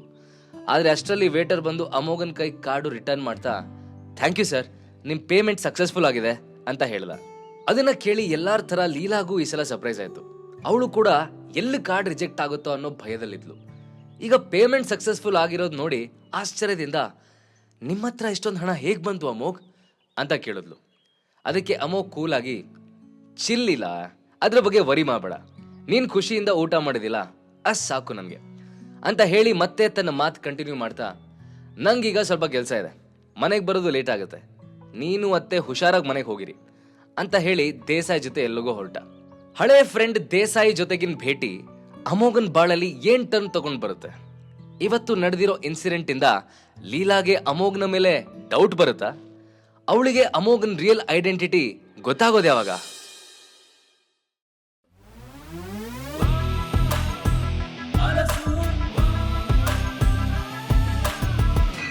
ದೇಸಾಯಿ ಅಮೋಘ್ನ ತನ್ನ ಕಾರಲ್ಲಿ ಕರ್ಕೊಂಡು ಎಲ್ಲೋ ಹೊರಟ. Amogh, by the way Desai, ನೀವು ಬೆಂಗಳೂರಿಗೆ ಯಾವಾಗ ಬಂದ್ರಿ? ಇಷ್ಟು ದೊಡ್ಡ ಹೋಟೆಲ್ ಹೇಗೆ ಅಂತ ಕೇಳ್ದ. ಆಗ ದೇಸಾಯಿ, ನಾನು ಆ ಟೈಮಲ್ಲಿ ಮುಂಬೈಯಲ್ಲಿ ತುಂಬ ಸಾಲ ಮಾಡ್ಕೊಂಡ್ಬಿಟ್ಟಿದ್ದೆ, ಹಾಗಾಗಿ ನೀವು ಅವತ್ತು ಕೊಟ್ಟ ದುಡ್ಡನ್ನು ತಗೊಂಡು ಬೆಂಗಳೂರಿಗೆ ಬಂದ್ಬಿಟ್ಟೆ. ಇಲ್ಲಿ ಒಂದು ಸಣ್ಣ ಹೋಟೆಲ್ ನಡೆಸ್ತಾ ವ್ಯಾಪಾರ ಶುರು ಮಾಡಿದವನು ಇವತ್ತು ನಿಮ್ಮ ಎದುರಿಗೆ ಹೀಗೆ ಕೂತಿದ್ದೀನಿ ನೋಡಿ. ಅವತ್ತು ನೀವು ಮಾಡಿದ ಸಹಾಯದಿಂದ ನಾನಿವತ್ತು ಬೆಂಗಳೂರಲ್ಲಿ ತಕ್ಕ ಮಟ್ಟಿಗೆ ಗುರುತಿಸ್ಕೊಳ್ಳೋ ಹಾಗಾಯ್ತು ಅಂತ ಹೇಳ್ತಾ ಅಮೋಘ್ನ ಹೊಗಳೋದಕ್ಕೆ ಶುರು ಮಾಡ್ದ. ದೇಸಾಯಿ ಸುಮ್ಮನೆ ಮಾತಾಡ್ತಿದ್ನೇ ಹೊರತು ಅಮೋಘ್ಗೆ ತಾನು ಎಲ್ಲಿ ಕರ್ಕೊಂಡು ಹೋಗ್ತಿದ್ದೀನಿ ಅಂತ ಹೇಳಲಿಲ್ಲ. ಅಮೋಘ್ ತಕ್ಷಣ, ಅದು ಸರಿ ದೇಸಾಯಿ, ನೀವೀಗ ನನ್ನನ್ನು ಎಲ್ಲಿ ಕರ್ಕೊಂಡು ಹೋಗ್ತಿದ್ದೀರಾ ಅಂತ ಕೇಳ್ದ. ಅದಕ್ಕೆ ದೇಸಾಯಿ, ಅದನ್ನ ಇವಾಗ ಹೇಳಲ್ಲ, ನಿಮಗೊಂದು ಸರ್ಪ್ರೈಸ್ ಇದೆ, ಬನ್ನಿ ಹೇಳ್ತೀನಿ ಅಂತ ಹೇಳ್ತಾ ಅವನನ್ನೊಂದು ದೊಡ್ಡ ಕಾಂಪ್ಲೆಕ್ಸಿಗೆ ಕರ್ಕೊಂಡು ಹೋದ. ಕಾರಿಂದ ಇಬ್ಬರು ಒಟ್ಟಿಗೆ ಇಳಿದು ಒಳಗೆ ಹೋಗ್ತಿರುವಷ್ಟರಲ್ಲಿ ಅಲ್ಲಿನ ಮ್ಯಾನೇಜರ್ ಓಡ್ ಬಂದು ದೇಸಾಯಿ ನೋಡ್ತಾ, ವೆಲ್ಕಮ್ ಸರ್, ನೀವು ಬರ್ತೀರಿ ಅಂತ ನತಾಶಾ ಮ್ಯಾಮ್ ಆಗಲೇ ಹೇಳಿದರು, ಅವರು ನಿಮಗೋಸ್ಕರ ಒಳಗೆ ವೇಟ್ ಮಾಡ್ತಿದ್ದಾರೆ. ಅಲ್ಲಿ ತನಕ ನಾನು ನಿಮ್ಮ ಫ್ರೆಂಡ್ಗೆ ನಮ್ಮ ಕಂಪ್ನಿನ ತೋರಿಸ್ತಿರ್ತೀನಿ ಅಂದ. ಅಮೋಘ್ ನತಾಶಾ ಅನ್ನೋ ಹೆಸರು ಕೇಳಿದ ತಕ್ಷಣ ದೇಸಾಯಿ ಕಡೆ ತಿರುಗಿ, ನತಾಶಾನಾ ಅಂತ ಆಶ್ಚರ್ಯದಿಂದ ಕೇಳ್ದ. ದೇಸಾಯಿ ತಾನು ಮಾಡಿದ ಸರ್ಪ್ರೈಸ್ ಹಾಳಾಯ್ತಲ್ಲ ಅಂತ, ಸರ್ಪ್ರೈಸ್ ಅಂತ ಹೇಳಿರ್ಲಿಲ್ವಾ, ನೀನು ಇಲ್ಲೇ ಹೇಳ್ಬಿಟ್ಯಾ ಅಂತ ಕೇಳ್ದ. ಅದಕ್ಕೆ ಮ್ಯಾನೇಜರ್ ನಾಲ್ಗೆ ಕಚ್ಕೊಂಡು, ಓಹ್ ಸಾರಿ ಸರ್, ಮರ್ತೇ ಬಿಟ್ಟೆ ಅಂದ. ನಂತರ ದೇಸಾಯಿ ಅಮೋಘನ್ ನೋಡ್ತಾ, ಹೌದು ಬಾಸ್, ಅದೇ ನತಾಶಾ, ಇದು ಅವಳದೇ ಕಾಂಪ್ಲೆಕ್ಸ್. ಅವಳು ಫ್ಯಾಷನ್ ಹಬ್ ಅಂತ ಒಂದು ಇಂಟರ್ನ್ಯಾಷನಲ್ ಕಂಪ್ನಿ ನಡೆಸ್ತಿದ್ದಾಳೆ. ನೀವು ಸಿಕ್ಕಿದ ವಿಷಯನ ಅವಳಿಗೆ ಮೆಸೇಜ್ ಮಾಡಿದ್ದೆ, ಅದಕ್ಕೆ ಅವಳು ನಿಮಗೆ ಸರ್ಪ್ರೈಸ್ ಕೊಡಬೇಕು ಅಂತ ಇಲ್ಲಿಗೆ ಡೈರೆಕ್ಟಾಗಿ ಕರ್ಕೊಂಬರೋದಕ್ಕೆ ಹೇಳಿದ್ಲು. ಆದರೆ ಅಷ್ಟರಲ್ಲಿ ಮ್ಯಾನೇಜರ್ ಎಲ್ಲ ಬಾಯ್ಬಿಟ್ಟ ಅಂದ. ನತಾಶಾ ಹೆಸರು ಕೇಳ್ತಿದ್ದ ಹಾಗೆ ಅವನಿಗೆ ಫ್ಲ್ಯಾಶ್ ಬ್ಯಾಕ್ ನೆನಪಾಯ್ತು. ಒಂದು ಸಲ ಅರಸು ಗ್ರೂಪ್ಸ್ ಕಡೆಯಿಂದ ಮೀಟಿಂಗ್ ಅಟೆಂಡ್ ಮಾಡೋದಕ್ಕೆ ಅಂತ ಅಮೋಘ್ ಒಂದು ಹೋಟೆಲ್ಗೆ ಹೋಗಿದ್ದ. ಅಲ್ಲಿಂದ ಬರಬೇಕಾದ್ರೆ ಅವನು ಯಾವುದೋ ಯೋಚನೆಯಲ್ಲಿ ತನ್ನ ಸೂಟ್ ಕೇಸ್ನ ಅಲ್ಲೇ ಮರೆತುಬಿಟ್ಟು ಬಂದಿದ್ದ. ನತಾಶಾ ಆ ಟೈಮಲ್ಲಿ ಅದೇ ಹೋಟೆಲಲ್ಲಿ ಕೆಲಸ ಮಾಡ್ತಿದ್ಲು. ಅಮೋಘ್ ಸೂಟ್ ಕೇಸ್ ಬಿಟ್ಟು ಹೋಗಿದ್ನ ನೋಡಿ ಅವಳು ಅದನ್ನು ತಗೊಂಡು ಅವನ ಕಾರ್ ಹಿಂದೆನೇ ಓಡ್ತಾ ರಸ್ತೆವರೆಗೂ ಬಂದಿದ್ಲು. ಆಗ ರಿಯಲ್ ಮಿರರಲ್ಲಿ ನೋಡಿ ಅಮೋಘ್ ವಾಪಸ್ ಬಂದು ನತಾಶಾ ರೋಡ್ ಸೈಡಲ್ಲಿ ಇವನ್ ಸೂಟ್ ಕೇಸ್ ಹಿಡ್ಕೊಂಡು ಏದುಸಿರು ಬಿಡ್ತಾ ಇದ್ದಿದ್ದನ್ನ ನೋಡ್ದ. ಆಗ ಅವಳು ಪ್ರಾಮಾಣಿಕತೆಯಿಂದ ನಡ್ಕೊಂಡಿದ್ದು ನೋಡಿ ಅಮೋಘ್ ಫುಲ್ ಇಂಪ್ರೆಸ್ ಆಗಿಬಿಟ್ಟಿದ್ದ. ಅವತ್ತಿಂದ ಅಮೋಘ್ ಮತ್ತೆ ನತಾಶಾ ಇಬ್ರು ಒಳ್ಳೆ ಫ್ರೆಂಡ್ಸ್ ಆಗಿದ್ರು. ಇಬ್ರು ಹೀಗೆ ಮಾತಾಡ್ತಿದ್ದಾಗ ನತಾಶಾ ತನಗೆ ಒಂದು ಫ್ಯಾಷನ್ ಪ್ರಾಡಕ್ಟ್ಸ್ನ ಕಂಪ್ನಿ ಸ್ಟಾರ್ಟ್ ಮಾಡಬೇಕು ಅನ್ನೋ ಆಸೆನ ಹೇಳಿದ್ಲು. ಅದಕ್ಕೆ ಅಮೋಘ್ 1 ಸೆಕೆಂಡ್ ಕೂಡ ಯೋಚನೆ ಮಾಡಿದೆ ಅವಳಿಗೆ ಆ ಟೈಮಲ್ಲಿ 10 ಲಕ್ಷ ರೂಪಾಯಿ ಕೊಟ್ಟು ಹೆಲ್ಪ್ ಮಾಡಿದ್ದ. ಅವನು ಮಾಡಿದ್ದ ಒಂದು ಹೆಲ್ಪಿಂದ ಇವತ್ತು ನತಾಶಾ ಒಂದು ಇಂಟರ್ನ್ಯಾಷನಲ್ ಬ್ರ್ಯಾಂಡನ್ನೇ ಕ್ರಿಯೇಟ್ ಮಾಡಿ ಫ್ಯಾಷನ್ ಹಬ್ ಅನ್ನೋ ದೊಡ್ಡ ಕಂಪ್ನಿ ನಡೆಸ್ತಿದ್ಲು. ದೇಸಾಯಿ ನತಾಶಾ ಬಗ್ಗೆ ಹೇಳಿದ್ ಕೇಳಿ ಅಮೋಘ್ಗೆ ತುಂಬ ಖುಷಿ ಆಯಿತು. ಅದರಲ್ಲೂ ಫ್ಯಾಷನ್ ಹಬ್ ಅವಳದೆ ಅಂತ ಗೊತ್ತಾಗಿ ಅವನಿಗೆ ನತಾಶಾ ಬಗ್ಗೆ ಹೆಮ್ಮೆ ಅನ್ನಿಸ್ತು. ನಂತರ ದೇಸಾಯಿ ಮ್ಯಾನೇಜರ್ನ ಅಲ್ಲಿಂದ ಕಳಿಸಿ ಅಮೋಘನ್ನ ಫಸ್ಟ್ ಫ್ಲೋರಿಗೆ ಕರ್ಕೊಂಡು ಹೋಗಿ ಅಲ್ಲಿ ರಿಸೆಪ್ಷನ್ ಹತ್ರ ಕೂರಿಸ್ದ. ಬಾಸ್ ಪ್ಲೀಸ್ ಒಂದು 5 ನಿಮಿಷ ಇಲ್ಲೇ ಕೂತ್ಕೊಳ್ಳಿ, ನಮ್ಮದೊಂದು ಚಿಕ್ಕ ಸರ್ಪ್ರೈಸ್ ಇದೆ ಅಂತ ಹೇಳಿ ಅವನು ನತಾಶಾ ಕ್ಯಾಬಿನ್ ಕಡೆ ವೇಗವಾಗಿ ಹೊರಟ. ರಿಸೆಪ್ಷನಲ್ಲಿ ನತಾಶಾ ಕಂಪ್ನಿ ಪ್ರಾಡಕ್ಟ್ಸ್ ಎಲ್ಲ ಡಿಸ್ಪ್ಲೇಗೆ ಹಾಕಿದ್ರು. ಅಮೋಘ್ ಅದನ್ನೆಲ್ಲ ನೋಡ್ತಾ ಇರಬೇಕಾದ್ರೆ ಅವನ ಹಿಂದಿಂದ ಅಮೋಘ್ ಅಂತ ಕರೆದಿದ್ದ ಸೌಂಡ್ ಆಗಿ ಹಿಂದೆ ತಿರುಗ್ದ. ಅಲ್ಲಿ ಲೀಲಾ ಫ್ರೆಂಡ್ ಭಾನು ಆಶ್ಚರ್ಯದಿಂದ ಅವನು ನೋಡ್ತಾ ನಿಂತಿದ್ಲು. ಓ ಮೈ ಗಾಡ್, ನಿಜವಾಗ್ಲೂ ಇದು ನೀನೇ? ಬಟ್ ನೀನಿಲ್ಲೇನು ಮಾಡ್ತಿದ್ಯಾ? ಇಲ್ಲಿರೋ ಪ್ರಾಡಕ್ಟ್ಸ್ನ ನೀನಂತೂ ಅಫೋರ್ಡ್ ಮಾಡೋದಕ್ಕೆ ಸಾಧ್ಯ ಇಲ್ಲ. ಮೇ ಬಿ ನೀನು ಯಾವುದಾದ್ರೂ ಜಾಬ್ ಕೇಳೋದಕ್ಕೆ ಬಂದಿದೆಯಾ ಅಲ್ವಾ ಅಂತ ಭಾನು ವ್ಯಂಗ್ಯವಾಗಿ ಹೇಳಿದ್ಲು. ಅದಕ್ಕೆ ಅಮೋಘ್, ನಾನಿಲ್ಲಿ ಏನಕ್ಕೆ ಬಂದಿದ್ದೀನಿ ಅನ್ನೋದು ನಿನಗೆ ಬೇಡದೇ ಇರೋ ವಿಷಯ. ಸೊ ನೀನು ಇದರಲ್ಲಿ ತಲೆ ಹಾಕದೇ ಇದ್ರೇ ಒಳ್ಳೇದು. ಅದು ಸರಿ, ನೀನು ಇಲ್ಲೇನು ಮಾಡ್ತಿದ್ಯಾ ಅಂತ ಕೇಳ್ದ. ಅದಕ್ಕೆ ಭಾನು ಹೆಮ್ಮೆಯಿಂದ, ನನ್ನ ಗಂಡ ಈ ಕಂಪ್ನಿಲೇ ಕೆಲಸ ಮಾಡೋದು. ನಿನ್ನೆ ಅಷ್ಟೇ ಅವರಿಗೆ ಮುಂಬೈ ಬ್ರಾಂಚಿಂದ ಈ ಬ್ರಾಂಚಿಗೆ ಟ್ರಾನ್ಸ್ಫರ್ ಆಗಿದೆ. ಸೊ ಅವ್ರನ್ನ ನೋಡೋದಕ್ಕಂತ ಬಂದೆ ಅಂತ ಘಾಟಿಯಾಗಿ ಹೇಳಿದ್ಲು. ಅಮೋಘ್ ಸರಿ ಅಂತ ತಲೆ ಆಡಿಸ್ತಾ, ವೆಲ್ ಅದನ್ನು ಬಿಡು, ಲೀಲಾಗ್ ನಾನು ಹೆಲ್ಪ್ ಮಾಡೋದಕ್ಕಾಗಲ್ಲ ಹಾಗೆ ಹೀಗೆ ಅಂತ ಚಾಲೆಂಜ್ ಮಾಡಿದ್ಯಲ್ಲ, ಇವಾಗ ಅದಕ್ಕೇನು ಹೇಳ್ತೀಯ? ಕೊನೆಗೂ ನಾನು 50 ಕೋಟಿನ ಕೊಟ್ಟು ಅವಳ ಕಂಪ್ನಿನ ಸೇವ್ ಮಾಡಿದೆ. ಸೊ ನೀನು ಈ ಚಾಲೆಂಜಲ್ಲಿ ಸೋತೆ ಅಂದ. ಅದನ್ನು ಕೇಳಿ ಅವಳಿಗೆ ಸರ್ ಅಂತ ಕೋಪ ಜಾಸ್ತಿ ಆಗಿ BP ರೈಸ್ ಆಯಿತು. ನೀನು ಅದೇನು ಕೆಲಸ ಮಾಡೋಷ್ಟೊಂದು ದುಡ್ಡು ತಂದೆಯೋ ಯಾರಿಗೆ ಗೊತ್ತು ಅಂತಂದ್ಲು. ಅಮೋಘ್ ಅದಕ್ಕೆ ನಗ್ತಾ, ನಾನು ಕದ್ಕೊಂಬನ್ನೋ ಇಲ್ಲ ಸಂಪಾದನೆ ಮಾಡ್ತನ್ನೋ ಅದು ನಿನಗೆ ಬೇಕಾಗಿಲ್ದಿರೋ ವಿಷಯ. ಕೊನೆಗೂ ನಾನೇ ಹೆಲ್ಪ್ ಮಾಡಿದ್ನಲ್ಲ, ಅದು ನನಗೆ ಬೇಕಾಗಿರೋದು. ನೀನಂತೂ ಚಾಲೆಂಜ್ ಸೋತೆ ಅಷ್ಟೇ. ಅದಕ್ಕೆ ಹೇಳೋದು don't judge a book by it's cover ಅಂತ ಅಂದ. ಅದನ್ನು ಕೇಳಿ ಅವಳಿಗೆ ಸಿಟ್ಟು ನೆತ್ತಿಗೇರ್ತು. ಯೂ ಅಂತ ಹೇಳ್ತಾ ಅವಳು ಅವನ ಕಡೆ ಬೆರಳು ಪಾಯಿಂಟ್ ಮಾಡ್ತಾ ಏನೋ ಹೇಳೋ ಅಷ್ಟರಲ್ಲಿ ಅವಳ ಹಿಂದೆಯಿಂದ, ಭಾನು ಯಾರದು, ಏನಾಯ್ತು ಅಂತ ಒಬ್ಬ ವ್ಯಕ್ತಿ ಕೇಳ್ದ. ಅವನನ್ನು ನೋಡಿದ ತಕ್ಷಣ ಭಾನು ಅಳೋ ಹಾಗೆ ಮುಖ ಮಾಡಿಕೊಂಡು, ರೀ ಬಂದ್ರಾ, ಒಳ್ಳೇದಾಯ್ತು ನೀವು ಬಂದಿದ್ದು. ಇಲ್ಲಿ ಇವ್ನು ಅಮೋಘ್ ಅಂತ ನನ್ನ ಬೆಸ್ಟ್ ಫ್ರೆಂಡ್ ಲೀಲಾ ಗಂಡ. ಆದರೆ ಅವಾಗಿಂದ ಅದೇನೋ ಚಾಲೆಂಜ್ ಅಂತೆಲ್ಲ ಹೇಳಿ ನನಗೆ ಹಿಂಸೆ ಕೊಡ್ತಿದ್ದಾನೆ ಅಂತ ಅಮೋಘನ್ ವಿರುದ್ಧ ಕಂಪ್ಲೇಂಟ್ ಮಾಡಿದ್ಲು. ಭಾನು ನಾಟಕ ನೋಡಿ ಅಮೋಘಂಗೆ ನಗು ಬಂತು. ಭಾನು ಮಾತು ಕೇಳಿದ್ದವಳು ಗಂಡ ಸಿಟ್ಟಲ್ಲಿ, ಏಯ್ ಯಾಕೆ, ಹೆಂಗಿದೆ ಮೈಗೆ, ಏನು ಚಾಲೆಂಜು, ಬಾ ಅದೇನು ಚಾಲೆಂಜ್ ಮಾಡ್ತೀಯೋ ನನ್ನ ಹತ್ರ ಮಾಡು ಅಂತ ಹೇಳ್ದ. ಅದಕ್ಕೆ ಅಮೋಘ್ ಜೋರಾಗಿ ನಗ್ತಾ, ಚಾಲೆಂಜ್ ಮಾಡೋ ಐಡಿಯಾ ಎಲ್ಲ ನಂದಲ್ಲ, ನಿನ್ನ ಹೆಂಡ್ತಿದೆ. ನಾನು ಅವಳಿಗೆ ನೆನಪು ಮಾಡ್ತಾ ಇದ್ದೆ ಅಷ್ಟೇ. ಅಷ್ಟಕ್ಕೂ ನನ್ನ ಹತ್ರ ಚಾಲೆಂಜ್ ಮಾಡೋ ಯೋಗ್ಯತೆ ನಿಮ್ಮಿಬ್ಬರಿಗೂ ಇಲ್ಲ ಬಿಡಿ ಅಂತ ಹೇಳ್ದ. ಅಮೋಘ್ ಮಾತು ಕೇಳಿ ಭಾನು ಗಂಡಂಗೆ ಬೆಜ್ಜಾನ್ ಕೋಪ ಬಂತು. ಅವನು ವೇಗವಾಗಿ ಬಂದು ಅಮೋಘನ್ ಕಾಲರ್ ಹಿಡ್ಕೊಂಡು ಹೊಡೆಯೋದಕ್ಕಂತ ಕೈ ಎದ್ದ. ಆದರೆ ಅಷ್ಟರಲ್ಲಿ ಅಲ್ಲಿಗೆ ಬಂದ ದೇಸಾಯಿ ಮತ್ತು ನತಾಶಾ ಇಬ್ಬರು ಈ ಸೀನ್ ನೋಡಿ ಒಟ್ಟಿಗೆ ಸ್ಟಾಪ್ ಇಟ್ ಅಂತ ಜೋರಾಗಿ ಕೂಗಿದ್ರು. ತನ್ನ ಬಾಸ್ ಅಲ್ಲಿಗೆ ಬಂದಿರೋದು ನೋಡಿ ಭಾನು ಗಂಡ ಅಮೋಘಿಂದ ದೂರ ನಿಂತ್ಕೊಂಡ. ಇದಕ್ಕಿದ್ದ ಹಾಗೆ ಅವರಿಬ್ಬರು ಅಲ್ಯಾಕೆ ಬಂದರು ಅಂತ ಅವನು ಗೊತ್ತಾಗಲಿಲ್ಲ. ಮಿಸ್ಟರ್ ದೇಸಾಯಿ ನೀವಿಲ್ಲಿ? ಐ ಆಮ್ ಸಾರಿ ಸರ್, ನೀವು ಇಂಥದ್ದೆಲ್ಲ ನೋಡೋ ಹಾಗಾಯಿತು. ಬಟ್ ಯು ಡೋಂಟ್ ವರಿ, ನಾನು ಈಗಲೇ ಗಾರ್ಡ್ಸ್ ಹತ್ರ ಹೇಳಿ ಇವನನ್ನು ಇಲ್ಲಿಂದ ಹೊರಗೆ ಹಾಕ್ತೀನಿ ಸರ್ ಅಂತಂದ. ಮೊದಲೇ ಸಿಟ್ಟಲ್ಲಿದ್ದ ದೇಸಾಯಿಗೆ ಅವನ ಮಾತು ಕೇಳಿ ಇನ್ನೂ ಕೋಪ ಬಂತು. ಅವನು ನತಾಶಾ ಕಡೆ ತಿರುಗಿ, Natasha, who on earth is this? I hate these type of people. ನೀವು ಇಂಥವ್ರನ್ನೆಲ್ಲ ಹೇಗೆ ಕೆಲಸಕ್ಕೆ ಇಟ್ಕೊಂಡಿದ್ದೀರಿ ಅಂದ. ಅದಕ್ಕೆ ನತಾಶಾ ಸಿಟ್ಟಲ್ಲಿ ಅವನು ನೋಡುತ್ತಾ, ಯೂ ಮಿಸ್ಟರ್, ಈಗಲೇ ಆಫೀಸಿಗೆ ಹೋಗಿ ಅಲ್ಲಿ ನನ್ನ ಸೆಕ್ರೆಟ್ರಿಗೆ ನಿನ್ನ ರೆಸಿಗ್ನೇಷನ್ ಕೊಟ್ಟು ಮನೆಗೆ ಹೋಗ್ತಿರು ಅಂತ ಆರ್ಡರ್ ಮಾಡಿದ್ಲು. ನಂತರ ಅವಳು ಅವನ ರಿಯಾಕ್ಷನ್ಗೂ ವೆಯ್ಟ್ ಮಾಡಿದೆ. ಡೈರೆಕ್ಟಾಗಿ ಅಮೋಘ್ ಹತ್ರ ಬಂದು, ಅಮೋಘ್ ಎಷ್ಟು ವರ್ಷ ಆಗಿತ್ತು ನೀನು ನೋಡಿ, ಹೇಗಿದೆಯಾ ಅಂತ ಖುಷಿಯಿಂದ ಕೇಳಿದ್ಲು. ಅಮೋಘ್ ನತಾಶಾ ಖುಷಿಯಿಂದ ಶೇಕ್ ಹ್ಯಾಂಡ್ ಮಾಡ್ತಾ ಇಬ್ಬರು ಮಾತಾಡ್ತಾ ಅಲ್ಲಿಂದ ಹೊರಟರು.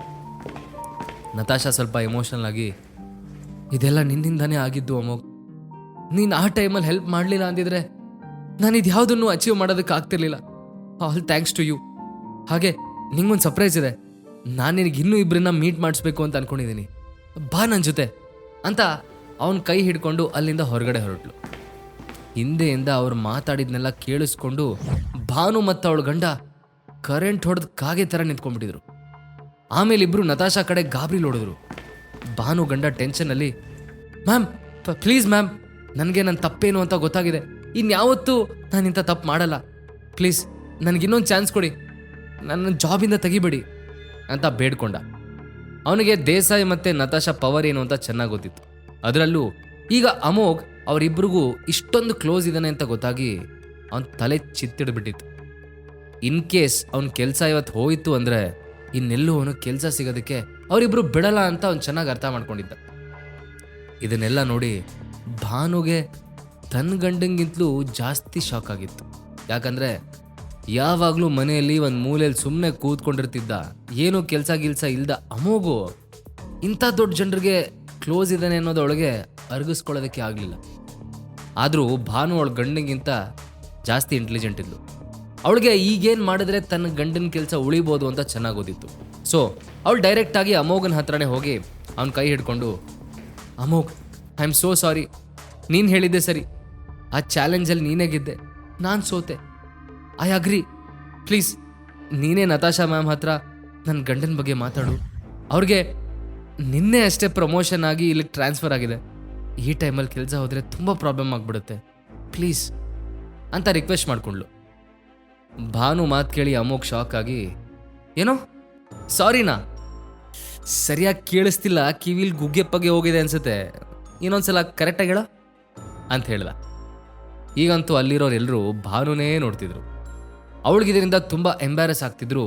ಬೇರೆ ದಾರಿ ಇಲ್ಲದೆ, I am so sorry Amogh, please ನನ್ನ ಗಂಡನ ಜಾಬಿಂದ ತೆಗಿಬೇಡ ಅಂತ ಹೇಳು ಅಂತ ಇನ್ನೊಂದು ಸ್ವಲ್ಪ ರಿಕ್ವೆಸ್ಟ್ ಮಾಡಿದ್ಲು. ಅದನ್ನು ಕೇಳಿದ ಅಮೋಘ್ ಸ್ಮೈಲ್ ಮಾಡ್ತಾ, ಹಾಂ ಈಗ ಬಂದೆ ನೋಡಿ ದಾರಿಗೆ, ನತಾಶಾ ಪಾಪ ಈ ಹುಡುಗಿ ಆಗ್ಲಿಂದ ತುಂಬ ರಿಕ್ವೆಸ್ಟ್ ಮಾಡ್ತಿದ್ದಾಳೆ, ಸಾರಿನೂ ಕೇಳ್ತಿದ್ದಾಳೆ, ಈ ಸಾಕು ಅನ್ಸುತ್ತೆ ಬಿಡು. ಹಾಗೆ ಈಗೇನಾದರೂ ನೀನು ಇವಳು ಗಂಡನ ಕೆಲಸದಿಂದ ತೆಗೆದ್ರೆ ಮತ್ತೆ ಇಮಿಡಿಯೇಟಾಗಿ ಹೊಸ ಎಂಪ್ಲಾಯ್ ಹುಡ್ಕೋದಕ್ಕೆ ನಿಂಗೆ ಕಷ್ಟ, let's give him another chance ಅಂತ ಸಜೆಸ್ಟ್ ಮಾಡ್ದ. ಅಮೋಘ್ ಮಾತು ಒಪ್ಪಿ ನತಾಶಾ, ಓಕೆ ಅಮೋಘ್ ಹೇಳ್ತಿದ್ದಾನೆ ಅಂತ ಬಿಡ್ತಿದ್ದೀನಿ, ಇಲ್ಲ ಅಂದಿದ್ರೆ ನಿನಗೆಲ್ಲೂ ಕೆಲಸ ಸಿಗದೆ ಇರೋ ಹಾಗೆ ಮಾಡಿಬಿಡ್ತಿದ್ದೆ. ಆದರೆ ಇವತ್ತು ನಿನ್ನ ಜೊತೆ ರೂಡಾಗಿ ಬಿಹೇವ್ ಮಾಡಿದವನು ನಾಳೆ ಕಸ್ಟಮರ್ಸ್ ಜೊತೆನೂ ಮಾಡ್ಬೋದು, ಸೊ ನಾನು ಇವನ್ ಪ್ರಮೋಷನ್ನ ಕ್ಯಾನ್ಸಲ್ ಮಾಡ್ತಿದ್ದೀನಿ ಅಂತ ಹೇಳಿ ಭಾನು ಗಂಡನ ಕಡೆ ತಿರುಗಿ, you look, your promotion is cancelled, ನಾಳೆಯಿಂದ ಆಫೀಸಿಗೆ ಬರ್ಬೋದು, ಬಟ್ ಹಳೆ ಪೊಸಿಷನಲ್ಲಿ ಬೇಕಾದರೆ ಇರು, ಇಲ್ಲ ಅಂದರೆ ಗೆಟ್ ಲಾಸ್ಟ್ ಅಂದ್ಲು. ನತಾಶಾ ಮಾತು ಕೇಳಿ ಭಾನು ಗಂಡ ಖುಷಿಯಿಂದ, thank you so much ma'am, thank you so much mister Amogh, ದಯವಿಟ್ಟು ನನಗೆ ಕ್ಷಮಿಸಿ, ಇನ್ಯಾವತ್ತೂ ನಾನಿಂತ ತಪ್ಪು ಮಾಡಲ್ಲ, ಐ ಪ್ರಾಮಿಸ್ ಅಂತಂದ. ನಂತರ ದೇಸಾಯಿ ಮತ್ತು ನತಾಶಾ ಇಬ್ಬರು ಅಮೋಘ್ನ ಅಲ್ಲಿಂದ ಕರ್ಕೊಂಡು ಒಳಗೋದ್ರು. ಅವ್ರು ಆ ಕಡೆ ಹೋಗಿದ್ದೆ ಭಾನುಗೊಂಡ ಅವಳ ಕಡೆ ತಿರುಗಿ, ನಿನ್ನಿಂದಾಗಿ ನನ್ನ ಪ್ರಮೋಷನ್ ಹೋಯ್ತು, ಸ್ವಲ್ಪ ಯಾಮಾರಿದ್ರು ಕೆಲಸನೂ ಕಳ್ಕೋಬೇಕಾಗಿರೋದು, ಆ ಅಮೋಘ್ ಯಾರು ಅಂತ ನನಗೆ ಮೊದಲೇ ಹೇಳೋದಕ್ಕೆ ನಿನಗೇನಾಗಿತ್ತು ಅಂತ ಬೈದು ಅವಳನ್ನ ಅಲ್ಲೇ ಬಿಟ್ಟು ಅಲ್ಲಿಂದ ಹೊರಟೋದ. ಆದರೆ ಭಾನು ಮಾತ್ರ ಇದೆಲ್ಲದರಿಂದ ಅವಮಾನ ಆದ ಹಾಗೆ ಅಲ್ಲೇ ನಿಂತ್ಕೊಂಡಿದ್ಲು. ದೇಸಾಯಿ ಮತ್ತು ನತಾಶಾ ಇಬ್ಬರು ಅಮೋಘನ್ ಕರ್ಕೊಂಡು ಒಂದು ಐಷಾರಾಮಿ ಬಾರ್ಗೆ ಬಂದಿದ್ದು. ಅವರಿಬ್ಬರು ತನ್ನನ್ನು ಅಲ್ಯಾಕೆ ಕರ್ಕೊಂಬಂದಿದ್ದಾರೆ ಅಂತ ಅಮೋಘ್ಗೆ ಅರ್ಥ ಆಗಿರಲಿಲ್ಲ. ಅವನು ಜಸ್ಟ್ ಅವ್ರನ್ನ ಫಾಲೋ ಮಾಡ್ತಾ ಹೋದ. ಅವರಿಬ್ಬರು ಬಾರಿನ ವೇಟರ್ ಹತ್ರ ಏನೋ ಹೇಳಿ ಅಮೋಘನ್ ಕರ್ಕೊಂಡು ಒಂದು ಪ್ರೈವೇಟ್ ರೂಮಿಗೆ ಹೋದರು. ಸ್ವಲ್ಪ ಹೊತ್ತಲ್ಲೇ ಯಾರೋ ಸಡನ್ನಾಗಿ ಡೋರ್ ಓಪನ್ ಮಾಡಿಕೊಂಡು ಅವರಿದ್ದ ರೂಮ್ ಒಳಗೆ ಬಂದರು. ಅಮೋಘ್ ಯಾರು ಅಂತ ತಿರುಗಿ ನೋಡಿದ ತಕ್ಷಣ he was taken a back. ಆಮೇಲೆ ಖುಷಿಯಿಂದ, ದಿನೇಶ್, ಚೇತನ್, ನೀವುಗಳೇನೋ ಮಾಡ್ತಾ ಇದ್ದೀರಿಲಿ ಅಂತ ಕೇಳ್ತಾ ತಕ್ಷಣ ಎದ್ದು ಅವರಿಬ್ಬರನ್ನೂ ಗಟ್ಟಿಯಾಗಿ ಹಗ್ ಮಾಡ್ದ. ಅವರಿಬ್ಬರು ಅಮೋಘ್ ಅರಸು ಮ್ಯಾನ್ಷನಲ್ಲಿದ್ದಾಗ ಅವನ ಬಾಡಿ ಗಾರ್ಡ್ಸ್ ಆಗಿದ್ದವರು. ಅಮೋಘ್ ಸಂತೋಷದಿಂದ, ನಿಮ್ಗಿನ್ನೂ ನಾನು ನೆನಪಿದ್ದೀನಾ, ನಾನೆಲ್ಲೋ ಮರ್ತು ಬಿಟ್ಟಿರ್ತೀರಿ ಅಂತ ಅನ್ಕೊಂಡಿದ್ದೆ ಅಂತ ಹೇಳ್ದ. ಅದಕ್ಕೆ ದಿನೇಶ್, ಅದು ಹೇಗೆ ನಿಮ್ಮನ್ನು ಮರೆಯೋಕ್ಕಾಗತ್ತೆ ಅಮೋಘ್ ಸರ್, ನಮ್ಮಮ್ಮಂಗೆ ಆಪರೇಷನ್ ಮಾಡಬೇಕು ಅಂದಾಗ ಲಕ್ಷಾಂತರ ರೂಪಾಯಿ ಬಿಲ್ಲನ್ನು ನೀವೇ ಕಟ್ಟಿದ್ರಿ, ಅವಳ ಜೀವನ ಉಳಿಸಿದ್ರಿ. ನಾನು ನಮ್ಮಮ್ಮ ನಿಮ್ಮನ್ನು ನೆನೆಸ್ಕೊಳ್ದೇ ಇರೋ ದಿನಾನೇ ಇಲ್ಲ ಸರ್. ನಿಮ್ಮ ಋಣ ನನ್ನ ಮೇಲೆ ಇನ್ನೂ ಇದೆ ಸರ್. ನಾನು ಸಾಯೋ ತನಕ ನಿಮ್ಮ ಸಹಾಯನ ಮರೆಯಲ್ಲ ಅಂತ ಕಣ್ಣಂಚಲ್ಲಿ ಬರ್ತಿರೋ ಕಣ್ಣೀರನ್ನು ಒರೆಸ್ಕೊಂಡ. ಅದನ್ನ ನೋಡಿ ಅಮೋಘ್ ದಿನೇಶ್ ಭುಜದ ಮೇಲೆ ಕೈ ಇಟ್ಟು, ಯಾವನ ಇವನು ಅಪರೂಪಕ್ಕೆ ಎಲ್ಲರೂ ಒಟ್ಟಿಗೆ ಸಿಕ್ಕರೆ ಫ್ಲ್ಯಾಶ್ ಬ್ಯಾಕ್ ಎಲ್ಲ ನೆನೆಸ್ಕೊಂಡು ಗೋಳೋ ಅಂತಿದ್ದಾನೆ. ಅದು ಸರಿ, ಈ ಬಾರ್ ನಿಂದ ಮೊದಲಿಂದಲೂ ಏನಾದರೂ ಬಿಸ್ನೆಸ್ ಮಾಡಬೇಕು ಅಂತ ಇದ್ದೆ ನೀನು, ಅಂತೂ ಅಂದ್ಕೊಂಡಾಗೆ ಮಾಡಿದೆ I am very proud of you my friend ಅಂತ ಹೇಳಿ ಅವ್ನು ಬೆನ್ ತಡ್ದ. ನಂತರ ಅವ್ನು ಚೇತು ಕಡೆ ತಿರುಗಿ, ನೀನೇನೋ ಚೇತು, ಇನ್ನೂ ಹಾಗೆ ಒಳ್ಳೆ ಕಾಲೇಜ್ ಹುಡುಗನ ಥರನೇ ಇದೆಯಾ, ಹ್ಯಾಂಡ್ಸಮ್ ಆಗಿ, ಏನು ಮಾಡ್ಕೊಂಡಿದ್ಯಾ ಅಂತ ಕೇಳ್ದ. ಅದಕ್ಕೆ ನತಾಶಾನೇ ಉತ್ತರ ಕೊಡ್ತಾ, ಇವನೀಗ ತಂದೆ ಒಂದು ಸ್ವಂತ ಬಾಡಿ ಗಾರ್ಡ್ ಕಂಪ್ನಿ ಓಪನ್ ಮಾಡಿದೆ ನಮಗ್. ಇವನ ಹತ್ರ ಈಗ ಮಾರ್ಷಲ್ ಆರ್ಟ್ಸ್ ಕಲ್ತಿರೋ ಸಿಕ್ಕಾಪಟ್ಟೆ ಎಕ್ಸ್ಪರ್ಟ್ಸ್ ಇದ್ದಾರೆ. ನಿಂಗೆ ಯಾವತ್ತಾದರೂ ಪ್ರೊಟೆಕ್ಷನ್ ಬೇಕು ಅಂದರೆ ಇವನಿಗೆ ಒಂದು ಫೋನ್ ಮಾಡು ಸಾಕು ಅಂತ ಹೇಳಿದ್ಲು. ಅಮೋಘ್ ಅವನ ನೋಡ್ತಾ, ಸೂಪರ್ ಕಣೋ, ನಂಗೇನಾದರೂ ಅಗತ್ಯ ಬಿದ್ದರೆ ಫಸ್ಟು ಗೊತ್ತಲ್ಲ ಸ್ಪೀಡ್ ಡಯಲಲ್ಲಿ ನಿನಗೆ ಕಾಲ್ ಮಾಡೋದು ಅಂದ. ಅದಕ್ಕೆ ಚೇತನ್ ನಗ್ತಾ ಅವನನ್ನು ಹಗ್ ಮಾಡ್ದ. ಅವರೆಲ್ಲ ಹಾಗೆ ಮಾತಾಡ್ತಾ ಇರಬೇಕಾದ್ರೆ ಅಲ್ಲಿಂದ ಎದ್ದು ಹೊರಗೋದ ನತಾಶಾ ಬರ್ತಾ ಒಂದು ಬಾಕ್ಸ್ ಹಿಡ್ಕೊಂಬಂದ್ಲು. ಅಮೋಘ್ ಅದನ್ನು ಕ್ಯೂರಿಯಸ್ ಆಗಿ ನೋಡ್ತಾ ಇರಬೇಕಾದ್ರೆ ನತಾಶಾ ಅವನಿಗೆ ಆ ಬಾಕ್ಸ್ ಕೊಟ್ಟು, ನಾವು 4 ಜನನೂ ನಿನಗೆ ಅಂತ 1.5 ವರ್ಷದ ಹಿಂದೆನೇ ಈ ಗಿಫ್ಟ್ ತಂದಿಟ್ಟಿದ್ವಿ. ಕೊನೆಗೂ ಇವತ್ತು ನೀನು ಸಿಗ್ದೆ, ತಗೋ ಓಪನ್ ಮಾಡಿ ನೋಡು, this will surely make you happy, I promise ಅಂತ ಹೇಳಿದ್ಲು. ಆ 4 ಜನ ಸೇರಿ ಅಮೋಘ್ಗೆ ಏನು ಗಿಫ್ಟ್ ಕೊಡ್ತಿದ್ದಾರೆ? ಪ್ರೀತಮ್ ಅಮೋಘ್ ಹತ್ರ ಬಂದು ಬಿಸ್ನೆಸ್ ಡೀಲ್ ಮಾಡ್ತಾನ? ಲೀಲಾಗೆ ಅಮೋಘ್ ಆಗರ್ಭ ಶ್ರೀಮಂತ ಅಂತ ಗೊತ್ತಾಗತ್ತಾ?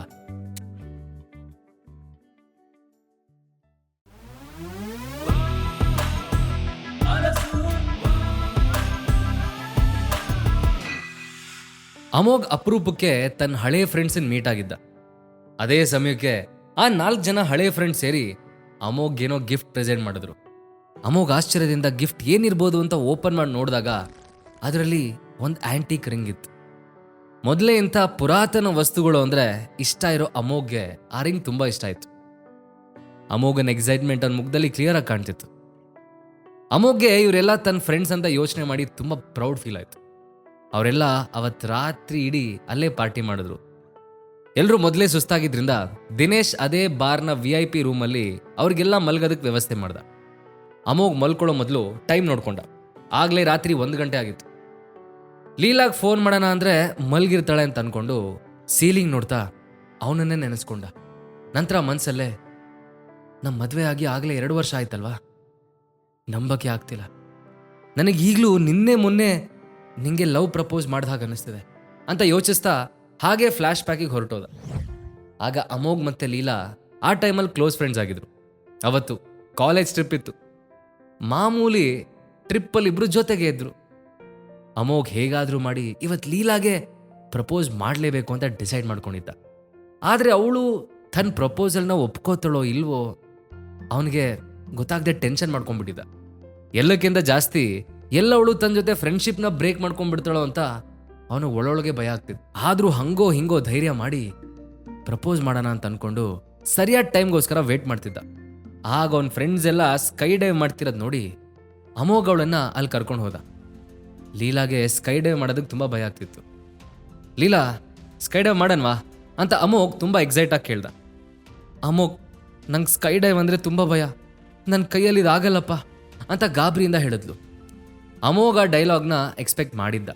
ಆಗ ಅವನು ತಕ್ಷಣ, ಡೋಂಟ್ ವರಿ, ನಾನಿದ್ದೀನಿ, ನಂಗೆ ಬೀಳೋದ್ರಲ್ಲಿ ಎಕ್ಸ್ಪೀರಿಯನ್ಸ್ ಆಗಿದೆ, ಅದು ಪ್ಯಾರಾಚೂಟ್ ಕೂಡ ಇಲ್ಲದೆ.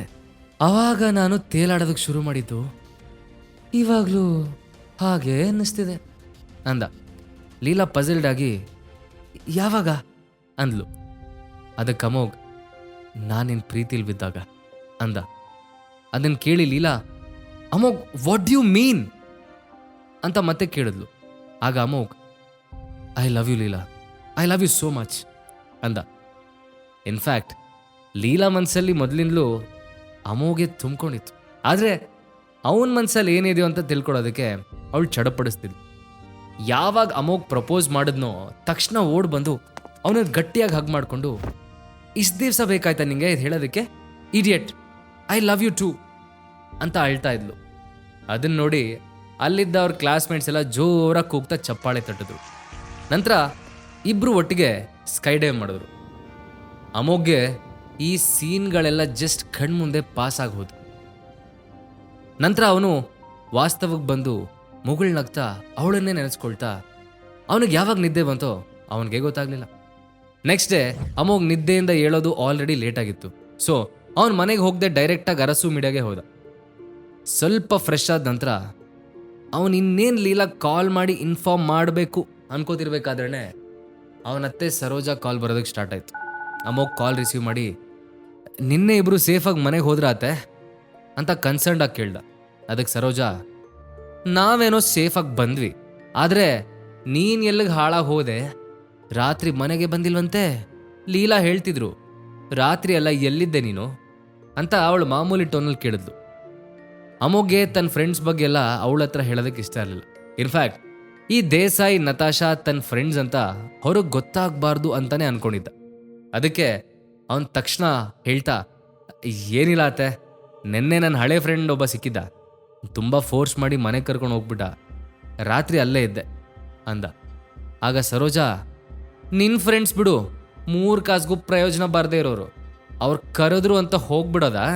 ಇಲ್ಲಿ ಮನೆ ಕೆಲಸ ಎಲ್ಲ ಯಾರು ಮಾಡ್ತಾರೆ, ಅಡುಗೆ ಯಾರು ಮಾಡೋದು? ಸಿಕ್ಕಿದ್ದೆ ಚಾನ್ಸ್ ಅಂತ ಎಸ್ಕೇಪ್ ಆಗಿಬಿಟ್ಟೆ. ಅದನ್ನು ಬಿಡು, ನಾನಿವಾಗ ನಿಂಗೆ ಫೋನ್ ಮಾಡಿದ್ದೆ ಬೇರೆ ವಿಷಯ ಮಾತಾಡೋದಕ್ಕೆ ಅಂದ್ಲು. ಅಮೋಘ್, ಅದೇನು ಕೇಳಿಯತ್ತೆ, ನಾನೇನು ಅನ್ಕೊಳ್ಳಲ್ಲ ಅಂದ. ಅದಕ್ಕೆ ಸರೋಜಾ, ನೀನು ಅನ್ಕೊಂಡ್ರು ನನಗೇನಿಲ್ಲ ನೋಡು, ವಿಷಯ ನಿನಗೆ ಗೊತ್ತಿರೋದೆ, ನಾನೇನು ಹೊಸದಾಗಿ ಹೇಳಲ್ಲ. ನಿಮ್ಮಿಬ್ಬರು ಮದುವೆಯಾಗಿ 2 ವರ್ಷ ಆಯಿತು, ಆದರೆ ಇವತ್ತಿನವರೆಗೂ ನೀವಿಬ್ಬರು ಒಂದು ಒಳ್ಳೆ ಸುದ್ದಿ ಕೊಡೋದಕ್ಕಾಗಿಲ್ಲ. ನಾನು ಇಷ್ಟು ದಿನ ಕಾದು ಕಾದು ಸಾಕಾಯ್ತು, ಬಟ್ ನಾನಿನ್ನು ಕಾಯೋದಕ್ಕಾಗಲ್ಲ. ನಿನಗೇನಾದರೂ ಪ್ರಾಬ್ಲಮ್ ಇರ್ಬೋದು ಅಂತ ನಂಗೆ ಅನ್ನಿಸ್ತಿದೆ. ನನ್ನ ಫ್ರೆಂಡಿಗೊಬ್ಬರು ಒಳ್ಳೆ ಡಾಕ್ಟ್ರ್ ಗೊತ್ತಿದ್ದಾರೆ, ಅವ್ರು ಇಲ್ಲಿ ತನಕ ಯಾರ್ಯಾರಿಗೆ ಟ್ರೀಟ್ಮೆಂಟ್ ಕೊಟ್ಟಿದ್ದಾರೋ ಅವ್ರಿಗೆಲ್ಲ ಮಕ್ಕಳಾಗಿದೆ ಅಂತ ಹೇಳಿದ್ರು. ನೀನು ಹ್ಞೂ ಅಂದರೆ ನಾನು ಇವತ್ತೇ ಅವ್ರ ಹತ್ರ ಒಂದು ಅಪಾಯಿಂಟ್ಮೆಂಟ್ ತೊಗೋತೀನಿ ಅಂದ್ಲು. ಅದನ್ನು ಕೇಳಿ ಅಮೋಘಗೆ ಬೇಜಾನ್ ಇರಿಟೇಟ್ ಆಯಿತು. ಆದರೂ ಅವನು ಅದನ್ನು ಹೊರಗೆ ಹಾಕದೆ ಕಾಮಾಗೆ ಹೇಳ್ತಾ, ಅತ್ತೆ, ನಿಮಗದ್ರ ಬಗ್ಗೆ ಯೋಚನೆ ಬೇಡ. ಫಸ್ಟ್ ಆಫ್ ಆಲ್ ನಮ್ಮಿಬ್ಬರಲ್ಲೂ ಯಾವ ಪ್ರಾಬ್ಲಮೂ ಇಲ್ಲ, ಮಕ್ಕಳಾಗಬೇಕಾದ ಟೈಮ್ಗೆ ಖಂಡಿತ ಆಗೇ ಆಗುತ್ತೆ. ಇಷ್ಟಕ್ಕೂ ನಮಗೇನು ವಯಸ್ಸಾಗ್ಬಿಟ್ಟಿದ್ಯಾ? ನೀವ್ಯಾಕೆ ಅನ್ನೆಸೆಸರಿಯಾಗಿ ವರಿ ಮಾಡ್ಕೋತಿದ್ದೀರಿ? ನೀವು ಪದೇ ಪದೇ ಟ್ರೀಟ್ಮೆಂಟ್ ಬಗ್ಗೆ ನನ್ನ ಹತ್ರ ಮಾತಾಡೋದಕ್ಕೆ ಹೋಗ್ಬಿಡಿ ಅಂತ ಹೇಳಿ ಥಟ್ ಅಂತ ಕಾಲ್ ಡಿಸ್ಕನೆಕ್ಟ್ ಮಾಡ್ದ. ಸರೋಜಾಗ ಅವ್ನ ಮಾತು ಕೇಳಿ ಬೇಜಾನ್ ಸಿಟ್ಟು ಬಂತು. ಅವಳ ಮನಸ್ಸಲ್ಲೇ, ಆಹಾ ಹಾ ಹಾ, ಇವರಿಬ್ರು ಹೀಗೆ ಆಡ್ತಿರ್ಲಿ, ಲೀಲಾಗ್ ನಾನು ಇನ್ನೊಂದು ಮದುವೆ ಮಾಡಲಿಲ್ಲ ಅಂದರೆ ನನ್ನ ಹೆಸರು ಸರೋಜಾನೇ ಅಲ್ಲ ಅಂತ ಅನ್ಕೊಂಡ್ಲು. ಅಷ್ಟರಲ್ಲಿ ಅಮೋಘನ್ ಕ್ಯಾಬಿನ್ಗೆ ಅವನ ಸೆಕ್ರೆಟರಿ ಭಾವನಾ ಬಂದು, ಸರ್, ನಿಮ್ಮನ್ನು ಹೊಡ್ಕೊಂಡು ಚಕ್ರವರ್ತಿ ಗ್ರೂಪ್ಸಿಂದ ಪ್ರೀತಮ್ ಚಕ್ರವರ್ತಿ ಬಂದಿದ್ದಾರೆ. ಅವರು ಯದ್ವಿಕಾ ಜೊತೆಗೆ ಪ್ಯಾಕೇಜಿಂಗ್ ಕಾಂಟ್ರಾಕ್ಟ್ನ ತಾನೇ ಸೈನ್ ಮಾಡಿಸ್ತೀನಿ ಅಂತ ಹೇಳಿದ್ದಾರೆ ಅಂತ ಹೇಳಿದ್ಲು. ಮತ್ತೆ ಪ್ರೀತಮ್ ಆಫೀಸ್ ತನಕ ಬಂದಿರೋದು ನೋಡಿ ಅಮೋಘಂಗೆ ಅವನು ಹಿಂದಿನ ದಿನ ಮಾಡಿದ ರಾಧ ಅಂತ ನೆನಪಾಯ್ತು. ಅದಕ್ಕೆ ಅವ್ನು ಸೀರಿಯಸ್ ಆಗಿ, ಈ ಆಫೀಸಿಗೆ ಕಾಲಿಡ್ಬೇಡ ಅಂತ ನಾವು ಅವನಿಗೆ ಮೊದಲೇ ಆರ್ಡರ್ ಮಾಡಿದ್ವಿ, ಅಂದರೂ ಬಂದಿದ್ದಾನ? ಓಕೆ, ಈ ಸಲ ಅವನಿಗೇನು ಹೇಳೋದು ಬೇಡ, ಡೈರೆಕ್ಟಾಗಿ ಚಕ್ರವರ್ತಿ ಗ್ರೂಪ್ಸಿಗೆ ನೋಟಿಸ್ ಕಳಿಸಿ. ನಮ್ಮ ಜೊತೆ ಡೀಲ್ ಮಾಡಬೇಕು ಅಂದರೆ ಅದನ್ನು ಡೈರೆಕ್ಟಾಗಿ ಲೀಲಾನೇ ಮಾಡಬೇಕು.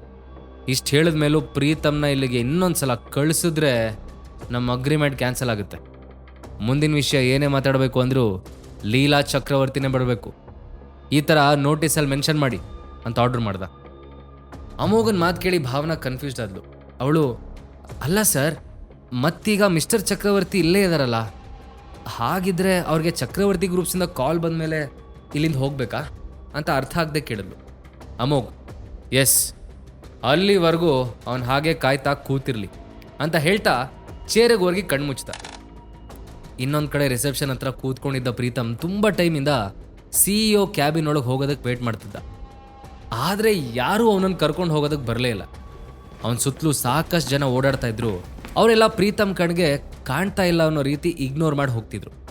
ಇದರಿಂದ ಇರಿಟೇಟ್ ಆದ ಪ್ರೀತಮ್ ಇನ್ನೇನು ರಿಸೆಪ್ಷನ್ ಹತ್ರ ಹೋಗಿ ವಿಚಾರಿಸ್ಬೇಕು ಅಂತ ಇದ್ದಾಗ ಅವನ ಫೋನ್ ರಿಂಗ್ ಆಯಿತು. ಅದು ಅವನ ಅಜ್ಜಿ ರುಕ್ಮಿಣಿ ದೇವಿ ಕಾಲ್ ಆಗಿತ್ತು.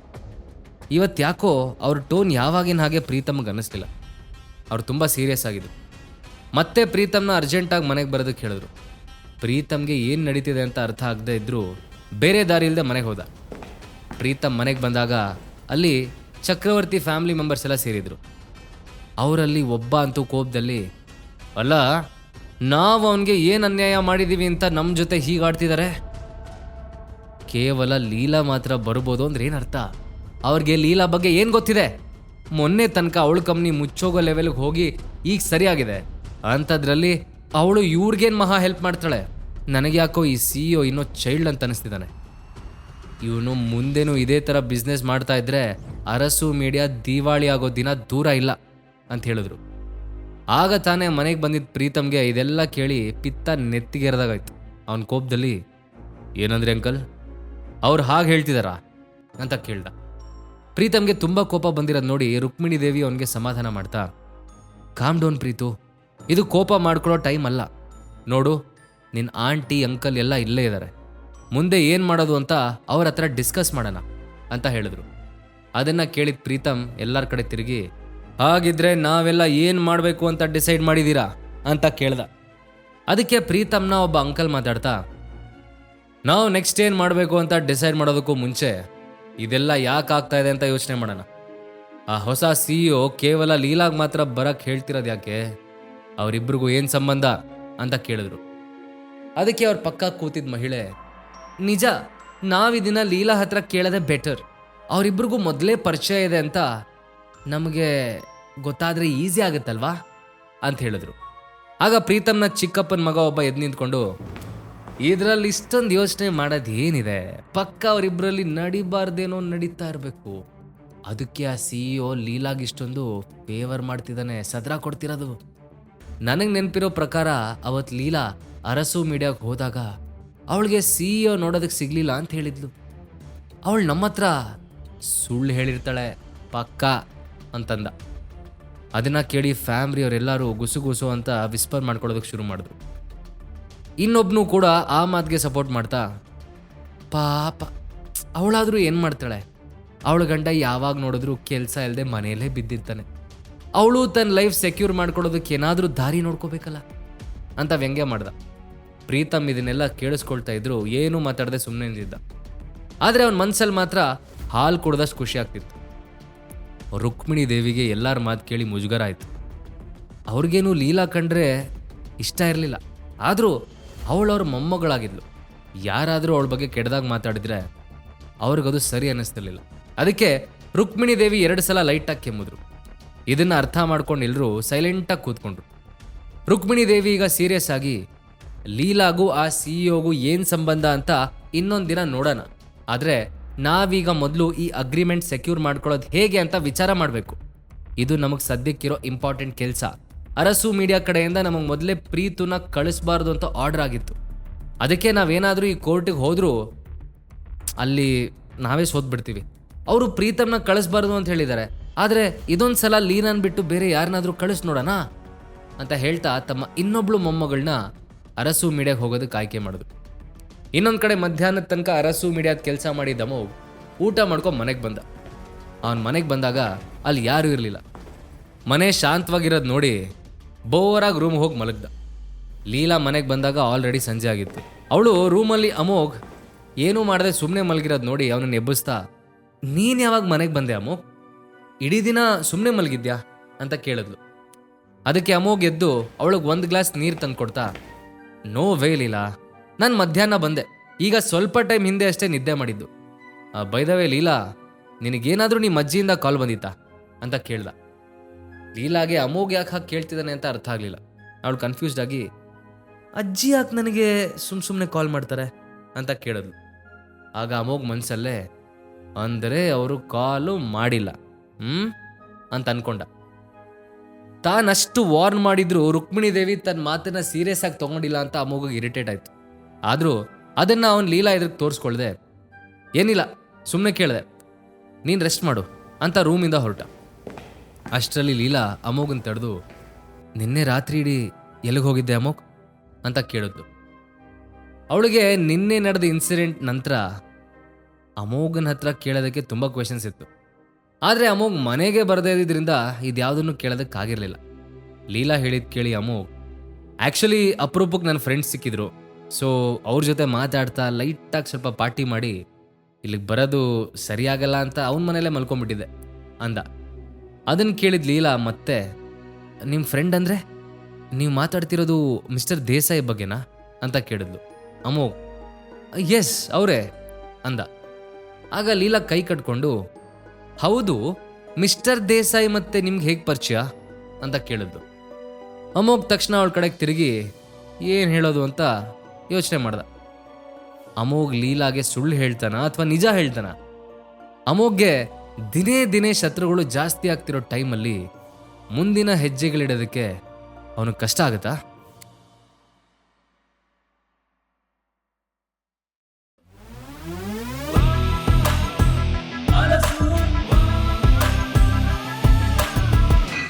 ಅಮೋಘ್ ಮನೆಗೆ ಬಂದ ನಂತರ ಲೀಲಾ ಅವನಿಗೆ ರಾತ್ರಿ ಯಾಕೆ ಮನೆಗೆ ಬರಲಿಲ್ಲ ಅಂತ ಕೇಳಿದ್ಲು. ಆಗ ಅವನು ದೇಸಾಯಿ ಜೊತೆ ಇದ್ದೆ ಅಂತ ಹೇಳ್ದ. ಆದರೆ ದೇಸಾಯಿ ಅಮೋಘ್ ಹೇಗೆ ಪರಿಚಯ ಅಂತ ಅವಳಿಗೆ ಅರ್ಥ ಆಗಲಿಲ್ಲ. ಡೌಟನ್ನು ಕ್ಲಿಯರ್ ಮಾಡ್ಕೊಳ್ಳೋಣ ಅಂತ, ಹೌದು ದೇಸಾಯಿ ನಿಮಗೆ ಹೇಗೆ ಪರಿಚಯ ಅಂತ ಅಮೋಘ್ಗೆ ಡೈರೆಕ್ಟಾಗಿ ಕೇಳಿದ್ಲು. ಅಮೋಘ್ ಉಫ್ ಅಂತ ನಿಟ್ಟುಸಿರು ಬಿಡ್ತಾ ಸೋಫಾ ಮೇಲೆ ಕೂತ್ಕೊಂಡ. ಆದರೆ ಏನೂ ಮಾತಾಡಲಿಲ್ಲ. ಲೀಲಾ ಕೂಡ ಅವನ ಪಕ್ಕ ಕೂತ್ಕೊಂಡು, ನೀವಿಬ್ರು ತುಂಬ ಕ್ಲೋಸ್ ಇರೋವಾಗ ಕಾಣ್ತಿದ್ರಿ, ಅಷ್ಟು ದೊಡ್ಡ ವ್ಯಕ್ತಿ ನಿನಗೆ ಹೇಗೆ ಫ್ರೆಂಡ್ ಆದ? ಆದರೂ ನೀನು ನಿನ್ನೆ ಅವ್ರ ಜೊತೆ ಇದ್ದೆ ಅಂತ ಹೇಳಿದ್ರೆ ನಾನು ನಂಬ್ತೀನಪ್ಪ ಅಂತಂದ್ಲು. ಆಮೇಲೆ ಅವಳು ರಿಮೋಟ್ ತಗೊಂಡು ಟಿ ವಿ ಆನ್ ಮಾಡ್ತಾ, ಎನಿವೇಸ್ ಈ ಮಿಸ್ಟರ್ ದೇಸಾಯಿ ಯಾವ ಥರದ ಮನುಷ್ಯ? ಐ ಮೀನ್ ಅವ್ರನ್ನ ನೋಡಿದ್ರೆ ನಿನ್ನ ಏಜ್ ಅಂತ ಅನ್ಸಲ್ಲ, ನಿನಗಿಂತ ಸ್ವಲ್ಪ ದೊಡ್ಡವರೇ, ಆದರೂ ನಿನ್ನ ಜೊತೆ ಇಷ್ಟೊಂದು ಕ್ಲೋಸ್ ಇದ್ರು.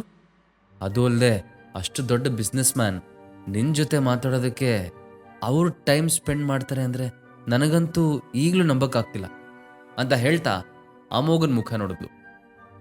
ಲೀಲಾ ಫುಲ್ ಸ್ಟಾಪು ಕೊಡದೆ ಸುಮ್ಮನೆ ಮಾತಾಡ್ತಾನೆ ಇದ್ಲು. ಅಮೋಘೀಗ ಏನು ಮಾತಾಡಬೇಕು ಅಂತ ಗೊತ್ತಾಗ್ಲಿಲ್ಲ. ಅವಳಿಗೆ ನಿಜ ಹೇಳೋದಕ್ಕೆ ಅವನಿಗಿದು ಸರಿಯಾದ ಟೈಮ್ ಅಂತ ಅನ್ನಿಸ್ಲಿಲ್ಲ. ಸೊ ಅವನೇನೂ ಮಾತಾಡದೆ ಸೈಲೆಂಟಾಗಿ ಕೂತ್ಕೊಂಡಿದ್ದ. ಅಮೋಘ್ ಏನೂ ರಿಯಾಕ್ಟ್ ಮಾಡದೆ ಇದ್ದನ್ನ ನೋಡಿ ಲೀಲಾ ಟಾಪಿಕ್ ಚೇಂಜ್ ಮಾಡ್ತಾ, ಇಟ್ಸ್ ಓಕೆ ಅಮೋಘ್, ಈ ವಿಷಯ ನಿಲ್ಗೆ ಬಿಡು, ನಾನಿನ್ನೂ ಡಿನ್ನರ್ ಕೂಡ ಮಾಡಿಲ್ಲ, ತುಂಬ ಹಸುವಾಗಿದೆ, ನನಗೆ ತಿನ್ನೋಕ್ಕೇನಾದರೂ ಮಾಡ್ತೀಯಾ ಪ್ಲೀಸ್ ಅಂತ ಕೇಳಿದ್ಲು. ಲೀಲಾ ಮಾತ್ಗೆ ಏನು ಮಾಡಲಿ ಅಂತ ಯೋಚನೆ ಮಾಡಿ ಅಮೋಘ್, ಮ್ಯಾಗಿ ಇದೆ ಅದನ್ನೇ ಮಾಡ್ಬಿಡ್ಲಾ ಅಂತ ಕೇಳ್ದ. ಅವಳದಕ್ಕೆ ಒಪ್ಪಿಗೆ ಕೊಟ್ಟಿದ್ದೆ. ಅವ್ನು ಮ್ಯಾಗಿ ಮಾಡೋದಕ್ಕಂತ ಕಿಚನ್ಗೆ ಹೋದ. ಅಮೋಘ್ ಮ್ಯಾಗಿ ಮಾಡ್ತಾ ಇರ್ಬೇಕಾದ್ರೆ ಸರೋಜಾ ಕೂಡ ಆಗ ತಾನೇ ಮನೆಗೆ ಬಂದ್ಲು. ಅವಳು ಕಿಚನಲ್ಲಿ ಅಮೋಘ್ನ ನೋಡಿ ಬೆಳಗ್ಗೆ ಇಬ್ಬರು ಮಾತಾಡಿದ ನೆನಪು ಮಾಡಿಕೊಂಡು ಕೋಪ ಮಾಡಿಕೊಂಡು, ಆದರೆ ಅದನ್ನು ಹೇಗೆ ತೋರಿಸ್ಕೊಳ್ಳಿ ಅಂತ ಗೊತ್ತಾಗದೆ ಡೋರನ್ನು ಜೋರಾಗಿ ಕ್ಲೋಸ್ ಮಾಡಿ ಬ್ಯಾಗ್ನ ನೆಲದ ಮೇಲೆ ಎಸೆದು ಲೀಲಾ ಪಕ್ಕ ಬಂದು ಕೂತ್ಕೊಂಡ್ಳು. ಸರೋಜಾ ಬಿಹೇವಿಯರ್ನೇ ಅಬ್ಸರ್ವ್ ಮಾಡ್ತಿದ್ದ ಲೀಲಾ ಅವ್ರು ಕೂತ್ಕೊಂಡ ತಕ್ಷಣ, ಏನಮ್ಮ ಆಯಿತು? ಅತ್ತೆ ಮೇಲಿನ ಕೋಪ ಕೊತ್ತೆ ಮೇಲೆ ಅನ್ನೋ ಹಾಗೆ ಆ ಬ್ಯಾಗ್ ಮೇಲೆ ಯಾಕೆ ನಿನ್ನ ಕೋಪ ತೋರಿಸ್ತಿದ್ಯಾ ಅಂತ ಕೇಳಿದ್ಲು. ಅದಕ್ಕೆ ಸರೋಜಾ, ಹುಚ್ಚು ಕಣೆ, ನಂಗೆ ಹುಚ್ಚು, ಜೀವ ಇರೋರ ಮೇಲೆ ಕೋಪ ತೀರ್ಸ್ಕೊಳ್ಳೋದಕ್ಕಾಗಲ್ವಲ್ಲ, ಅದಕ್ಕೆ ಜೀವ ಇಲ್ದಿರೋ ವಸ್ತುಗಳ ಮೇಲೆ ಕೋಪ ತೋರಿಸ್ತಿದ್ದೀನಿ ಅಂತ ಅಮೋಘನ್ ಗುರಾಯಿಸ್ತಾ ಹೇಳೋದು. ಅವಳು ಅಮೋಘ್ನ ಗುರಾಯಿಸ್ತಾ ಇರೋದು ನೋಡಿ ಲೀಲಾ, ಓ ಇದು ಮ್ಯಾಟರ್ ಅಂತ ಹೇಳಿ ಸರೋಜಾ ಹತ್ರ ಬಂದು ಅವಳ ಕಿವಿಯಲ್ಲಿ, ಅಮೋಘ್ ಮೇಲೆ ಕೋಪ ಮಾಡ್ಕೊಂಡಿದ್ಯಾ, ಅಂಥದ್ದೇನಾಯ್ತು ಇವಾಗ ಅಂತ ಕೇಳಿದ್ಲು. ಲೀಲಾ ಹೀಗೆ ಮೆಲ್ಲಗೆ ಕೇಳಿದ್ ನೋಡಿ ಸರೋಜಾ ಅವಳು ಅಮೋಘ್ ಜೊತೆಗೆ ಟ್ರೀಟ್ಮೆಂಟ್ ವಿಚಾರವಾಗಿ ಫೋನಲ್ಲಿ ನಡೆದಿದ್ದ ಕಾನ್ವರ್ಸೇಷನ್ ಬಗ್ಗೆ ಡೀಟೇಲ್ ಆಗಿ ಹೇಳಿದ್ಲು. ಸರೋಜಾ ಮಾತು ಕೇಳಿ ಈಗ ಲೀಲಾಗೂ ಕೋಪ ಬಂತು. ಅವಳು, ಅದು ಯಾಕಮ್ಮ ಈ ಥರ ಆಡ್ತೀಯ ನೀನು? ನಮ್ಗೇನು ಮಹಾ ವಯಸ್ಸಾಗಿದೆ ಅಂತ ಹೀಗೆ ಹೇಳ್ತಿದ್ಯಾ? ಅಷ್ಟಕ್ಕೂ ಈಗ ಮಕ್ಕಳನ್ನ ಮಾಡ್ಕೊಳ್ತಾ ಕೂರೋ ಅಷ್ಟು ಟೈಮ್ ಎಲ್ಲಿದೆ ನನಗೆ? ಆಲ್ರೆಡಿ ಆಫೀಸಲ್ಲಿ ಸಿಕ್ಕಾಬೇಡ ಕೆಲಸ ಇದೆ, ಅದ್ರ ಮೇಲೆ ನೀನು ಅರ್ಜೆಂಟ್ ಮಾಡಿ ನನ್ನ ತಲೆ ತಿನ್ಬೇಡ ಅಂತ ಸಿಟ್ಟಾದ್ಲು. ಲೀಲಾ ಹೇಳಿದ್ ಕೇಳಿ ಸರೋಜಾ ಸರ್ಪ್ರೈಸ್ ಆಗಿ, ಏನಂದೆ? ನಾನು ಅರ್ಜೆಂಟ್ ಮಾಡ್ತಿದ್ದೀನಾ? ನಿನಗೆ ನನ್ನ ಕಷ್ಟ ಏನೇ ಗೊತ್ತು? ಹೊರಗೆ ಹೋದರೆ ಸಾಕು ಎಲ್ಲರೂ ನಿಮ್ಮ ಬಗ್ಗೆನೇ ಕೇಳ್ತಾರೆ. ನಿಮ್ಮ ಮಗಳೇ ಆಗಿನ್ನೂ ಗುಡ್ ನ್ಯೂಸ್ ಕೊಟ್ಟಿಲ್ಲ, ಏನಾದರೂ ಸಮಸ್ಯೆನಾ, ಹಾಗೆ ಹೀಗೆ ಅಂಥೇಳಿ ತಲೆ ತಿಂದ್ಬಿಡ್ತಾರೆ. ನಾನು ಎಷ್ಟು ಅಂತ ಎಲ್ಲನೂ ನಿಭಾಯಿಸ್ಕೊಂಡು ಹೋಗ್ಲಿ? ನೋಡು, ನಾನು ಕೊನೆ ಸಲ ಹೇಳ್ತಿದ್ದೀನಿ, ಆದಷ್ಟು ಬೇಗ ಈ ಮನೆಯಲ್ಲಿ ಮಗು ಅಳೋ ಶಬ್ದ ಕೇಳಬೇಕು, ಇಲ್ಲ ಅಂದರೆ ನಾನೇನು ಮಾಡ್ತೀನಿ ಅಂತ ನೋಡ್ತಿರು ಅಂದ್ಲು. ಅದೇ ಟೈಮ್ಗೆ ಅಲ್ಲಿಗೆ ಅಮೋಘ್ ಮ್ಯಾಗಿ ತೊಗೊಂಡು ಬಂದಿದ್ರಿಂದ ಅಮ್ಮ ಮಗಳ ಮಾತು ಸ್ಟಾಪ್ ಆಯಿತು. ಆದರೆ ಮೊದಲೇ ಸಿಟ್ಟಲ್ಲಿದ್ದ ಸರೋಜಾ ಅಮೋಘನ ಮುಖಾನೂ ನೋಡದೆ ರೂಮಿಗೆ ಹೋದ್ಲು. ರಾತ್ರಿ ಬೆಡ್ರೂಮಲ್ಲಿ ಅಮೋಘ್ ಲೀಲಾನೇ ನೋಡ್ತಾ ಮಲಗಿದ್ರೆ ಅವಳು ಮೊಬೈಲಲ್ಲಿ ಏನೋ ನೋಡಿಕೊಂಡು ಹಾಗೆ ಬ್ಯುಸಿ ಆಗಿಬಿಟ್ಟಿದ್ಲು. ಅಷ್ಟರಲ್ಲಿ ಏನೋ ನೆನಪು ಮಾಡ್ಕೊಂಡ ಅಮೋಘ್, ಲೀಲಾ ಇಲ್ಲಿ ಕೇಳು, ಇನ್ ಕೇಸ್ ನಾಳೆ ನಿಂಗೇನಾದರೂ ನಿಮ್ಮ ಅಜ್ಜಿಗೆ ಕಾಲ್ ಮಾಡಿ ಅರಸು ಮೀಡಿಯಾಗೆ ಹೋಗೋ ವಿಷಯ ಹೇಳಿದ್ರೆ ತಕ್ಷಣ ಒಪ್ಪಿಗೆ ಕೊಡಬೇಡ, ಸ್ವಲ್ಪ ಯೋಚನೆ ಮಾಡಿ ಹೇಳ್ತೀನಿ ಅಂತ ಹೇಳು ಅಂತಂದ. ಲೀಲಾಗೆ ಅಮೋಘನ ಮಾತು ಸ್ವಲ್ಪನೂ ಅರ್ಥ ಆಗಲಿಲ್ಲ. ಅವಳು ಅಜ್ಜಿ ಯಾಕೆ ನನ್ಗೆ ಕಾಲ್ ಮಾಡ್ತಾರೆ ಅಮೋಘ್? ನಿನ್ನೆ ಪಾರ್ಟಿಲಿ ನೀನು ಇದೆಯಲ್ಲ, ಈ ಡೀಲ್ನ ಎಲ್ಲ ಜವಾಬ್ದಾರಿನೂ ಪ್ರೀತಮ್ಗೆ ಕೊಟ್ಟಿದ್ದಾರೆ ಅಜ್ಜಿ. ನೀನ್ಯಾಕೆ ಒಂದೊಂದು ಸಲ ವಿಚಿತ್ರವಾಗಿ ಮಾತಾಡ್ತೀಯಾ ಅಂತ ಕೇಳಿದ್ರು.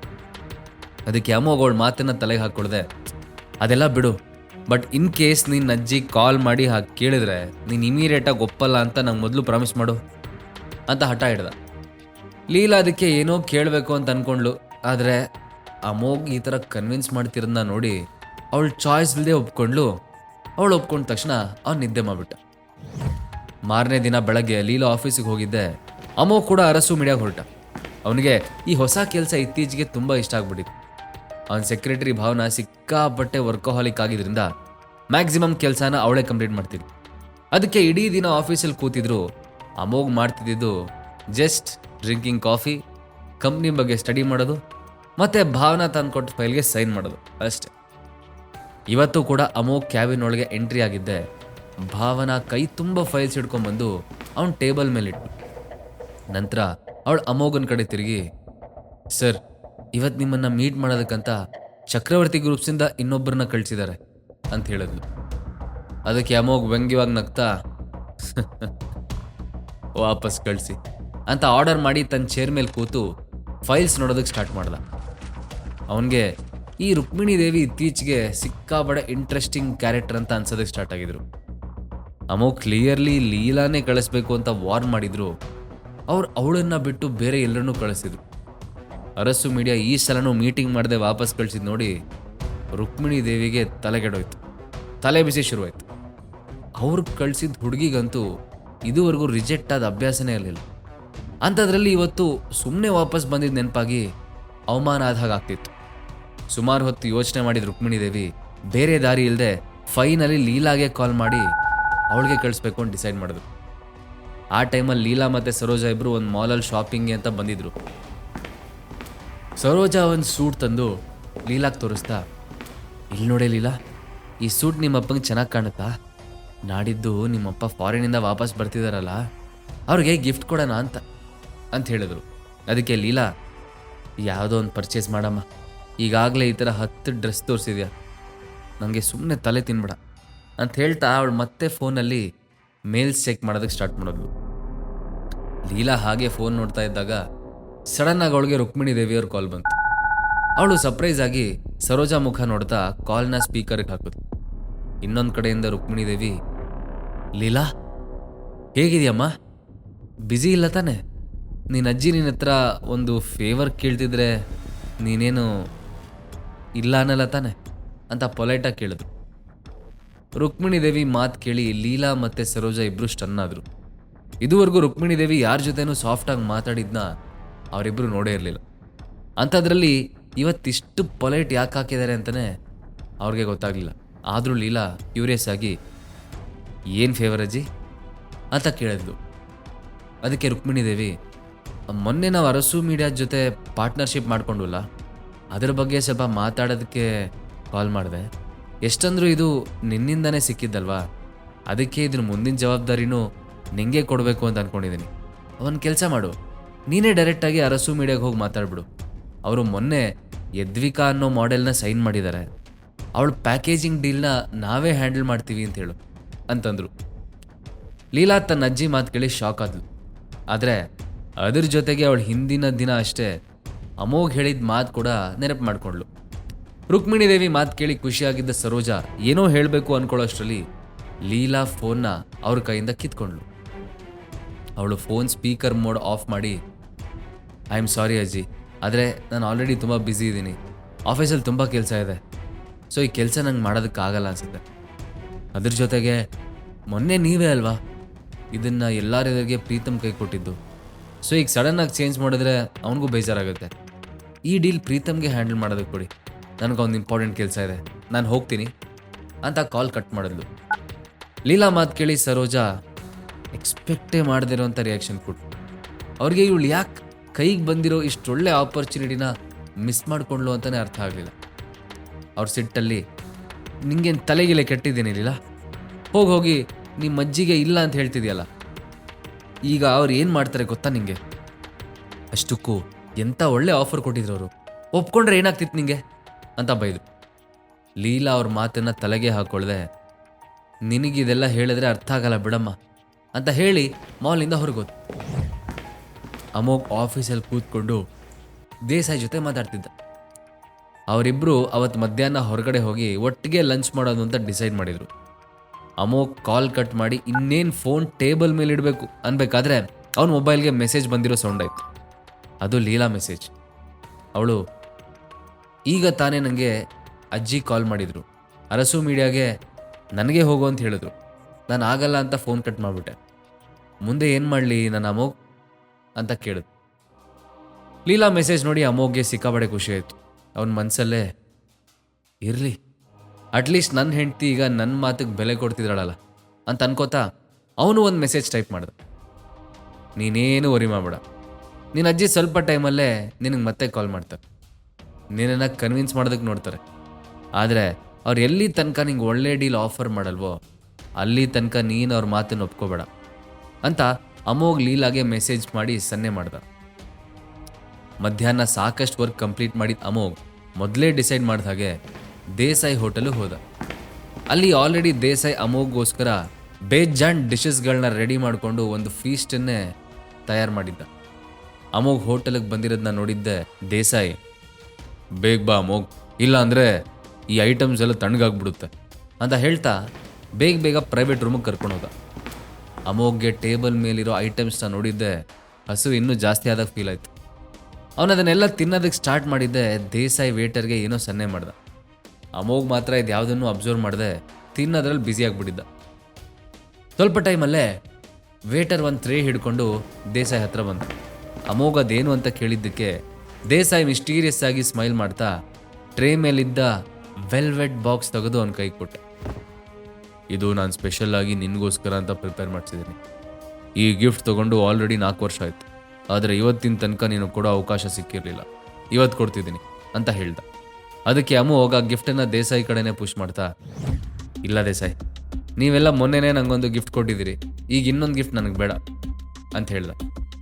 ಹಾಗೆಲ್ಲ ಹೇಳ್ಬಿಡ ಅಮೋಘ್, ಮೊನ್ನೆ ನೀನು ಕೊಟ್ಟಿದ್ದು ನಾವು 4 ಜನ ಸೇರಿ ತೊಗೊಂಡಿದ್ದು ಗಿಫ್ಟು, ಆದರೆ ಈ ಗಿಫ್ಟು ನನ್ನ ಕಡೆಯಿಂದ ಸೋಲಿ ಫ್ರಮ್ ಮೈ ಸೈಡ್, ತಗೋ ಅಂತಂದ. ಅಷ್ಟರಲ್ಲಿ ದೇಸಾಯಿ ಮೊಬೈಲ್ ರಿಂಗ್ ಆಯಿತು. ಅವನದನ್ನು ರಿಸೀವ್ ಮಾಡಿ ಮಾತಾಡಿದಾಗ ಅವನ ಮುಖ ತುಂಬ ಸೀರಿಯಸ್ ಆಯಿತು. ಅದನ್ನು ಅಬ್ಸರ್ವ್ ಮಾಡಿದ ಅಮೋಘ್, ಏನಾದರೂ ಅರ್ಜೆಂಟ್ ಕೆಲಸ ಇದ್ದರೆ ಹೋಗಿ, ನಾನು ಊಟ ಮುಗಿಸಿ ಆಫೀಸಿಗೆ ಹೋಗ್ತೀನಿ ಅಂತ ಹೇಳ್ದ. ಅದಕ್ಕೆ ದೇಸಾಯಿ ಬೇಜಾರಲ್ಲಿ, I am so sorry Amogh, ಆದರೆ ನನಗೆ ಹೋಗಲೇಬೇಕು, ಇವತ್ತಾದರೂ ನೆಮ್ಮದಿಯಿಂದ ಕೂತ್ಕೊಂಡು ನಿನ್ನ ಜೊತೆ ಊಟ ಮಾಡೋಣ ಅಂತ ಅಂದ್ಕೊಂಡಿದ್ದೆ, ಆದರೆ ಯಾಕೋ ಆಗ್ತಿಲ್ಲ, ಇನ್ನೊಂದು ದಿನ ಖಂಡಿತ ಮೀಟ್ ಮಾಡೋಣ, ಹಾಗೆ ಈ ಗಿಫ್ಟ್ ತೊಗೊಂಡು ಹೋಗೋದನ್ನ ಮರಿಬೇಡ, ಬೇಕಾದರೆ ಇದು ನಿನ್ನ ಬರ್ಡೇ ಗಿಫ್ಟ್ ಅಂತಲೇ ಇಟ್ಕೊ ಅಂತ ಮತ್ತೆ ಹೇಳ್ದ. ಅಮೋಘ್ ಅದಕ್ಕೆ ನಗ್ತಾ, ಓಕೆ ಬಾಸ್, ನೀವು ಇಷ್ಟೆಲ್ಲ ಹೇಳಿದ್ಮೇಲೆ ನಾನು ಇಲ್ಲ ಅಂತ ಅನ್ನೋದಕ್ಕಾಗತ್ತಾ ಹೇಳಿ, ಐ ವಿಲ್ ಆಕ್ಸೆಪ್ಟ್ ಇಟ್ ಅಂದ. ದೇಸಾಯಿ ಅರ್ಜೆಂಟಲ್ಲಿ ಅಲ್ಲಿಂದ ಹೋದ್ಮೇಲೆ ಪ್ರೈವೇಟ್ ರೂಮಲ್ಲಿ ಅಮೋಘ್ ಒಬ್ಬನೇ ಉಳ್ಕೊಂಡಿದ್ದ. ಅಲ್ಲಿ ಅವನನ್ನು ನೋಟಿಸ್ ಮಾಡೋರು ಯಾರೂ ಇಲ್ಲದಿದ್ದರಿಂದ ಅವನು ಟೇಬಲ್ ಮ್ಯಾನರ್ಸ್ ಎಲ್ಲ ಬಿಟ್ಟು ಫ್ರೀಯಾಗಿ ತಿನ್ನೋದಕ್ಕೆ ಸ್ಟಾರ್ಟ್ ಮಾಡ್ದ. ಊಟ ಮುಗಿಸಿ ಆಫೀಸಿಗೆ ಹೋದಾಗ ಅಮೋಘ್ಗೆ ಯಾವ ಕೆಲಸನೂ ಇರಲಿಲ್ಲ. ಸೊ ಅವನು ಅಲ್ಲಿಂದ ಡೈರೆಕ್ಟಾಗಿ ಮನೆಗೆ ಬಂದ. ಡ್ರೆಸ್ ಚೇಂಜ್ ಮಾಡ್ತಾ ಇರಬೇಕಾದ್ರೆ ಅವನ ಕೈಗೆ ಪಾಕೆಟಲ್ಲಿದ್ದ ಗಿಫ್ಟ್ ಬಾಕ್ಸ್ ಸಿಕ್ತು. ದೇಸಾಯಿ ಅದನ್ನು ತಗೋ ಅಂತ ಒತ್ತಾಯ ಮಾಡಿದಾಗ ಸುಮ್ಮನೆ ಜೇಬಿಗೆ ಹಾಕ್ಕೊಂಡು ಅಲ್ಲಿ ಬಂದಿದ್ದ ಬಿಟ್ಟರೆ ಅದರಲ್ಲಿ ಏನಿದೆ ಅಂತ ಚೆಕ್ ಮಾಡಿರಲಿಲ್ಲ. ಆದರೆ ದೇಸಾಯಿ ಹೋಗ್ತಾ, ನೀನೆಷ್ಟು ವೀಕ್ ಆಗಿದೆಯಾ ನೋಡು, ಮೊದಲು ಎಷ್ಟು ಚೆನ್ನಾಗಿದ್ದೆ, ಅದಕ್ಕೆ ನಾನು ನಿಂಗೋಸ್ಕರ ಕೊಡ್ತಿರೋ ಈ ಸ್ಪೆಷಲ್ ಗಿಫ್ಟ್ ಅಂತ ಹೇಳಿದ ನೆನಪಾಯ್ತು. ಅಮೋಘ ಬಾಕ್ಸ್ ಹಿಡ್ಕೊಂಡು ತಿರುಗಿಸಿ ಮುರುಗಿಸಿ ನೋಡ್ತಾ, ಈ ದೇಸಾಯಿ ಅಂಥದ್ದೇನು ಗಿಫ್ಟ್ ಕೊಟ್ಟಿರ್ಬೋದು, ಅದು ನನಗೆ ಕೊಡೋದಕ್ಕೆ ಅಂತಲೇ 4 ವರ್ಷದಿಂದ ಬೇರೆ ಇಟ್ಕೊಂಡಿದ್ದೀನಂತೆ. ಕ್ಯೂರಿಯಾಸಿಟಿ ತಡ್ಕೊಳಕ್ಕಾಗ್ತಿಲ್ಲಪ್ಪ, ಒಳಗೇನೆ ಅಂತ ತೆಗೆದು ನೋಡೇ ಬಿಡ್ತೀನಿ ಅಂತ ಅನ್ಕೋತಾ ಗಿಫ್ಟ್ ಓಪನ್ ಮಾಡ್ದ. ಅದ್ರ ಒಳಗಿದ್ದಿದ್ದು ನೋಡ್ತಿದ್ದ ಹಾಗೆ ಅಮೋಘ್ ಒಂದು ಕ್ಷಣ ಶಾಕ್ ಆಗಿಬಿಟ್ಟು, ಇಷ್ಟಕ್ಕೂ ದೇಸಾಯಿ ಕೊಟ್ಟ ಗಿಫ್ಟ್ ಬಾಕ್ಸಲ್ಲಿ ಏನಿದೆ? ಅಮೋಘ್ ಯಾಕದನ್ನು ನೋಡಿ ಈ ಮಟ್ಟಕ್ಕೆ ಶಾಕ್ ಆಗಿದ್ದ? ಹಾಗಾದ್ರೆ ಈಗಲೇ ಡೌನ್ಲೋಡ್ ಮಾಡಿ ಪಾಕೆಟ್ FM ಮತ್ತು ಕೇಳಿ ಅರಸು.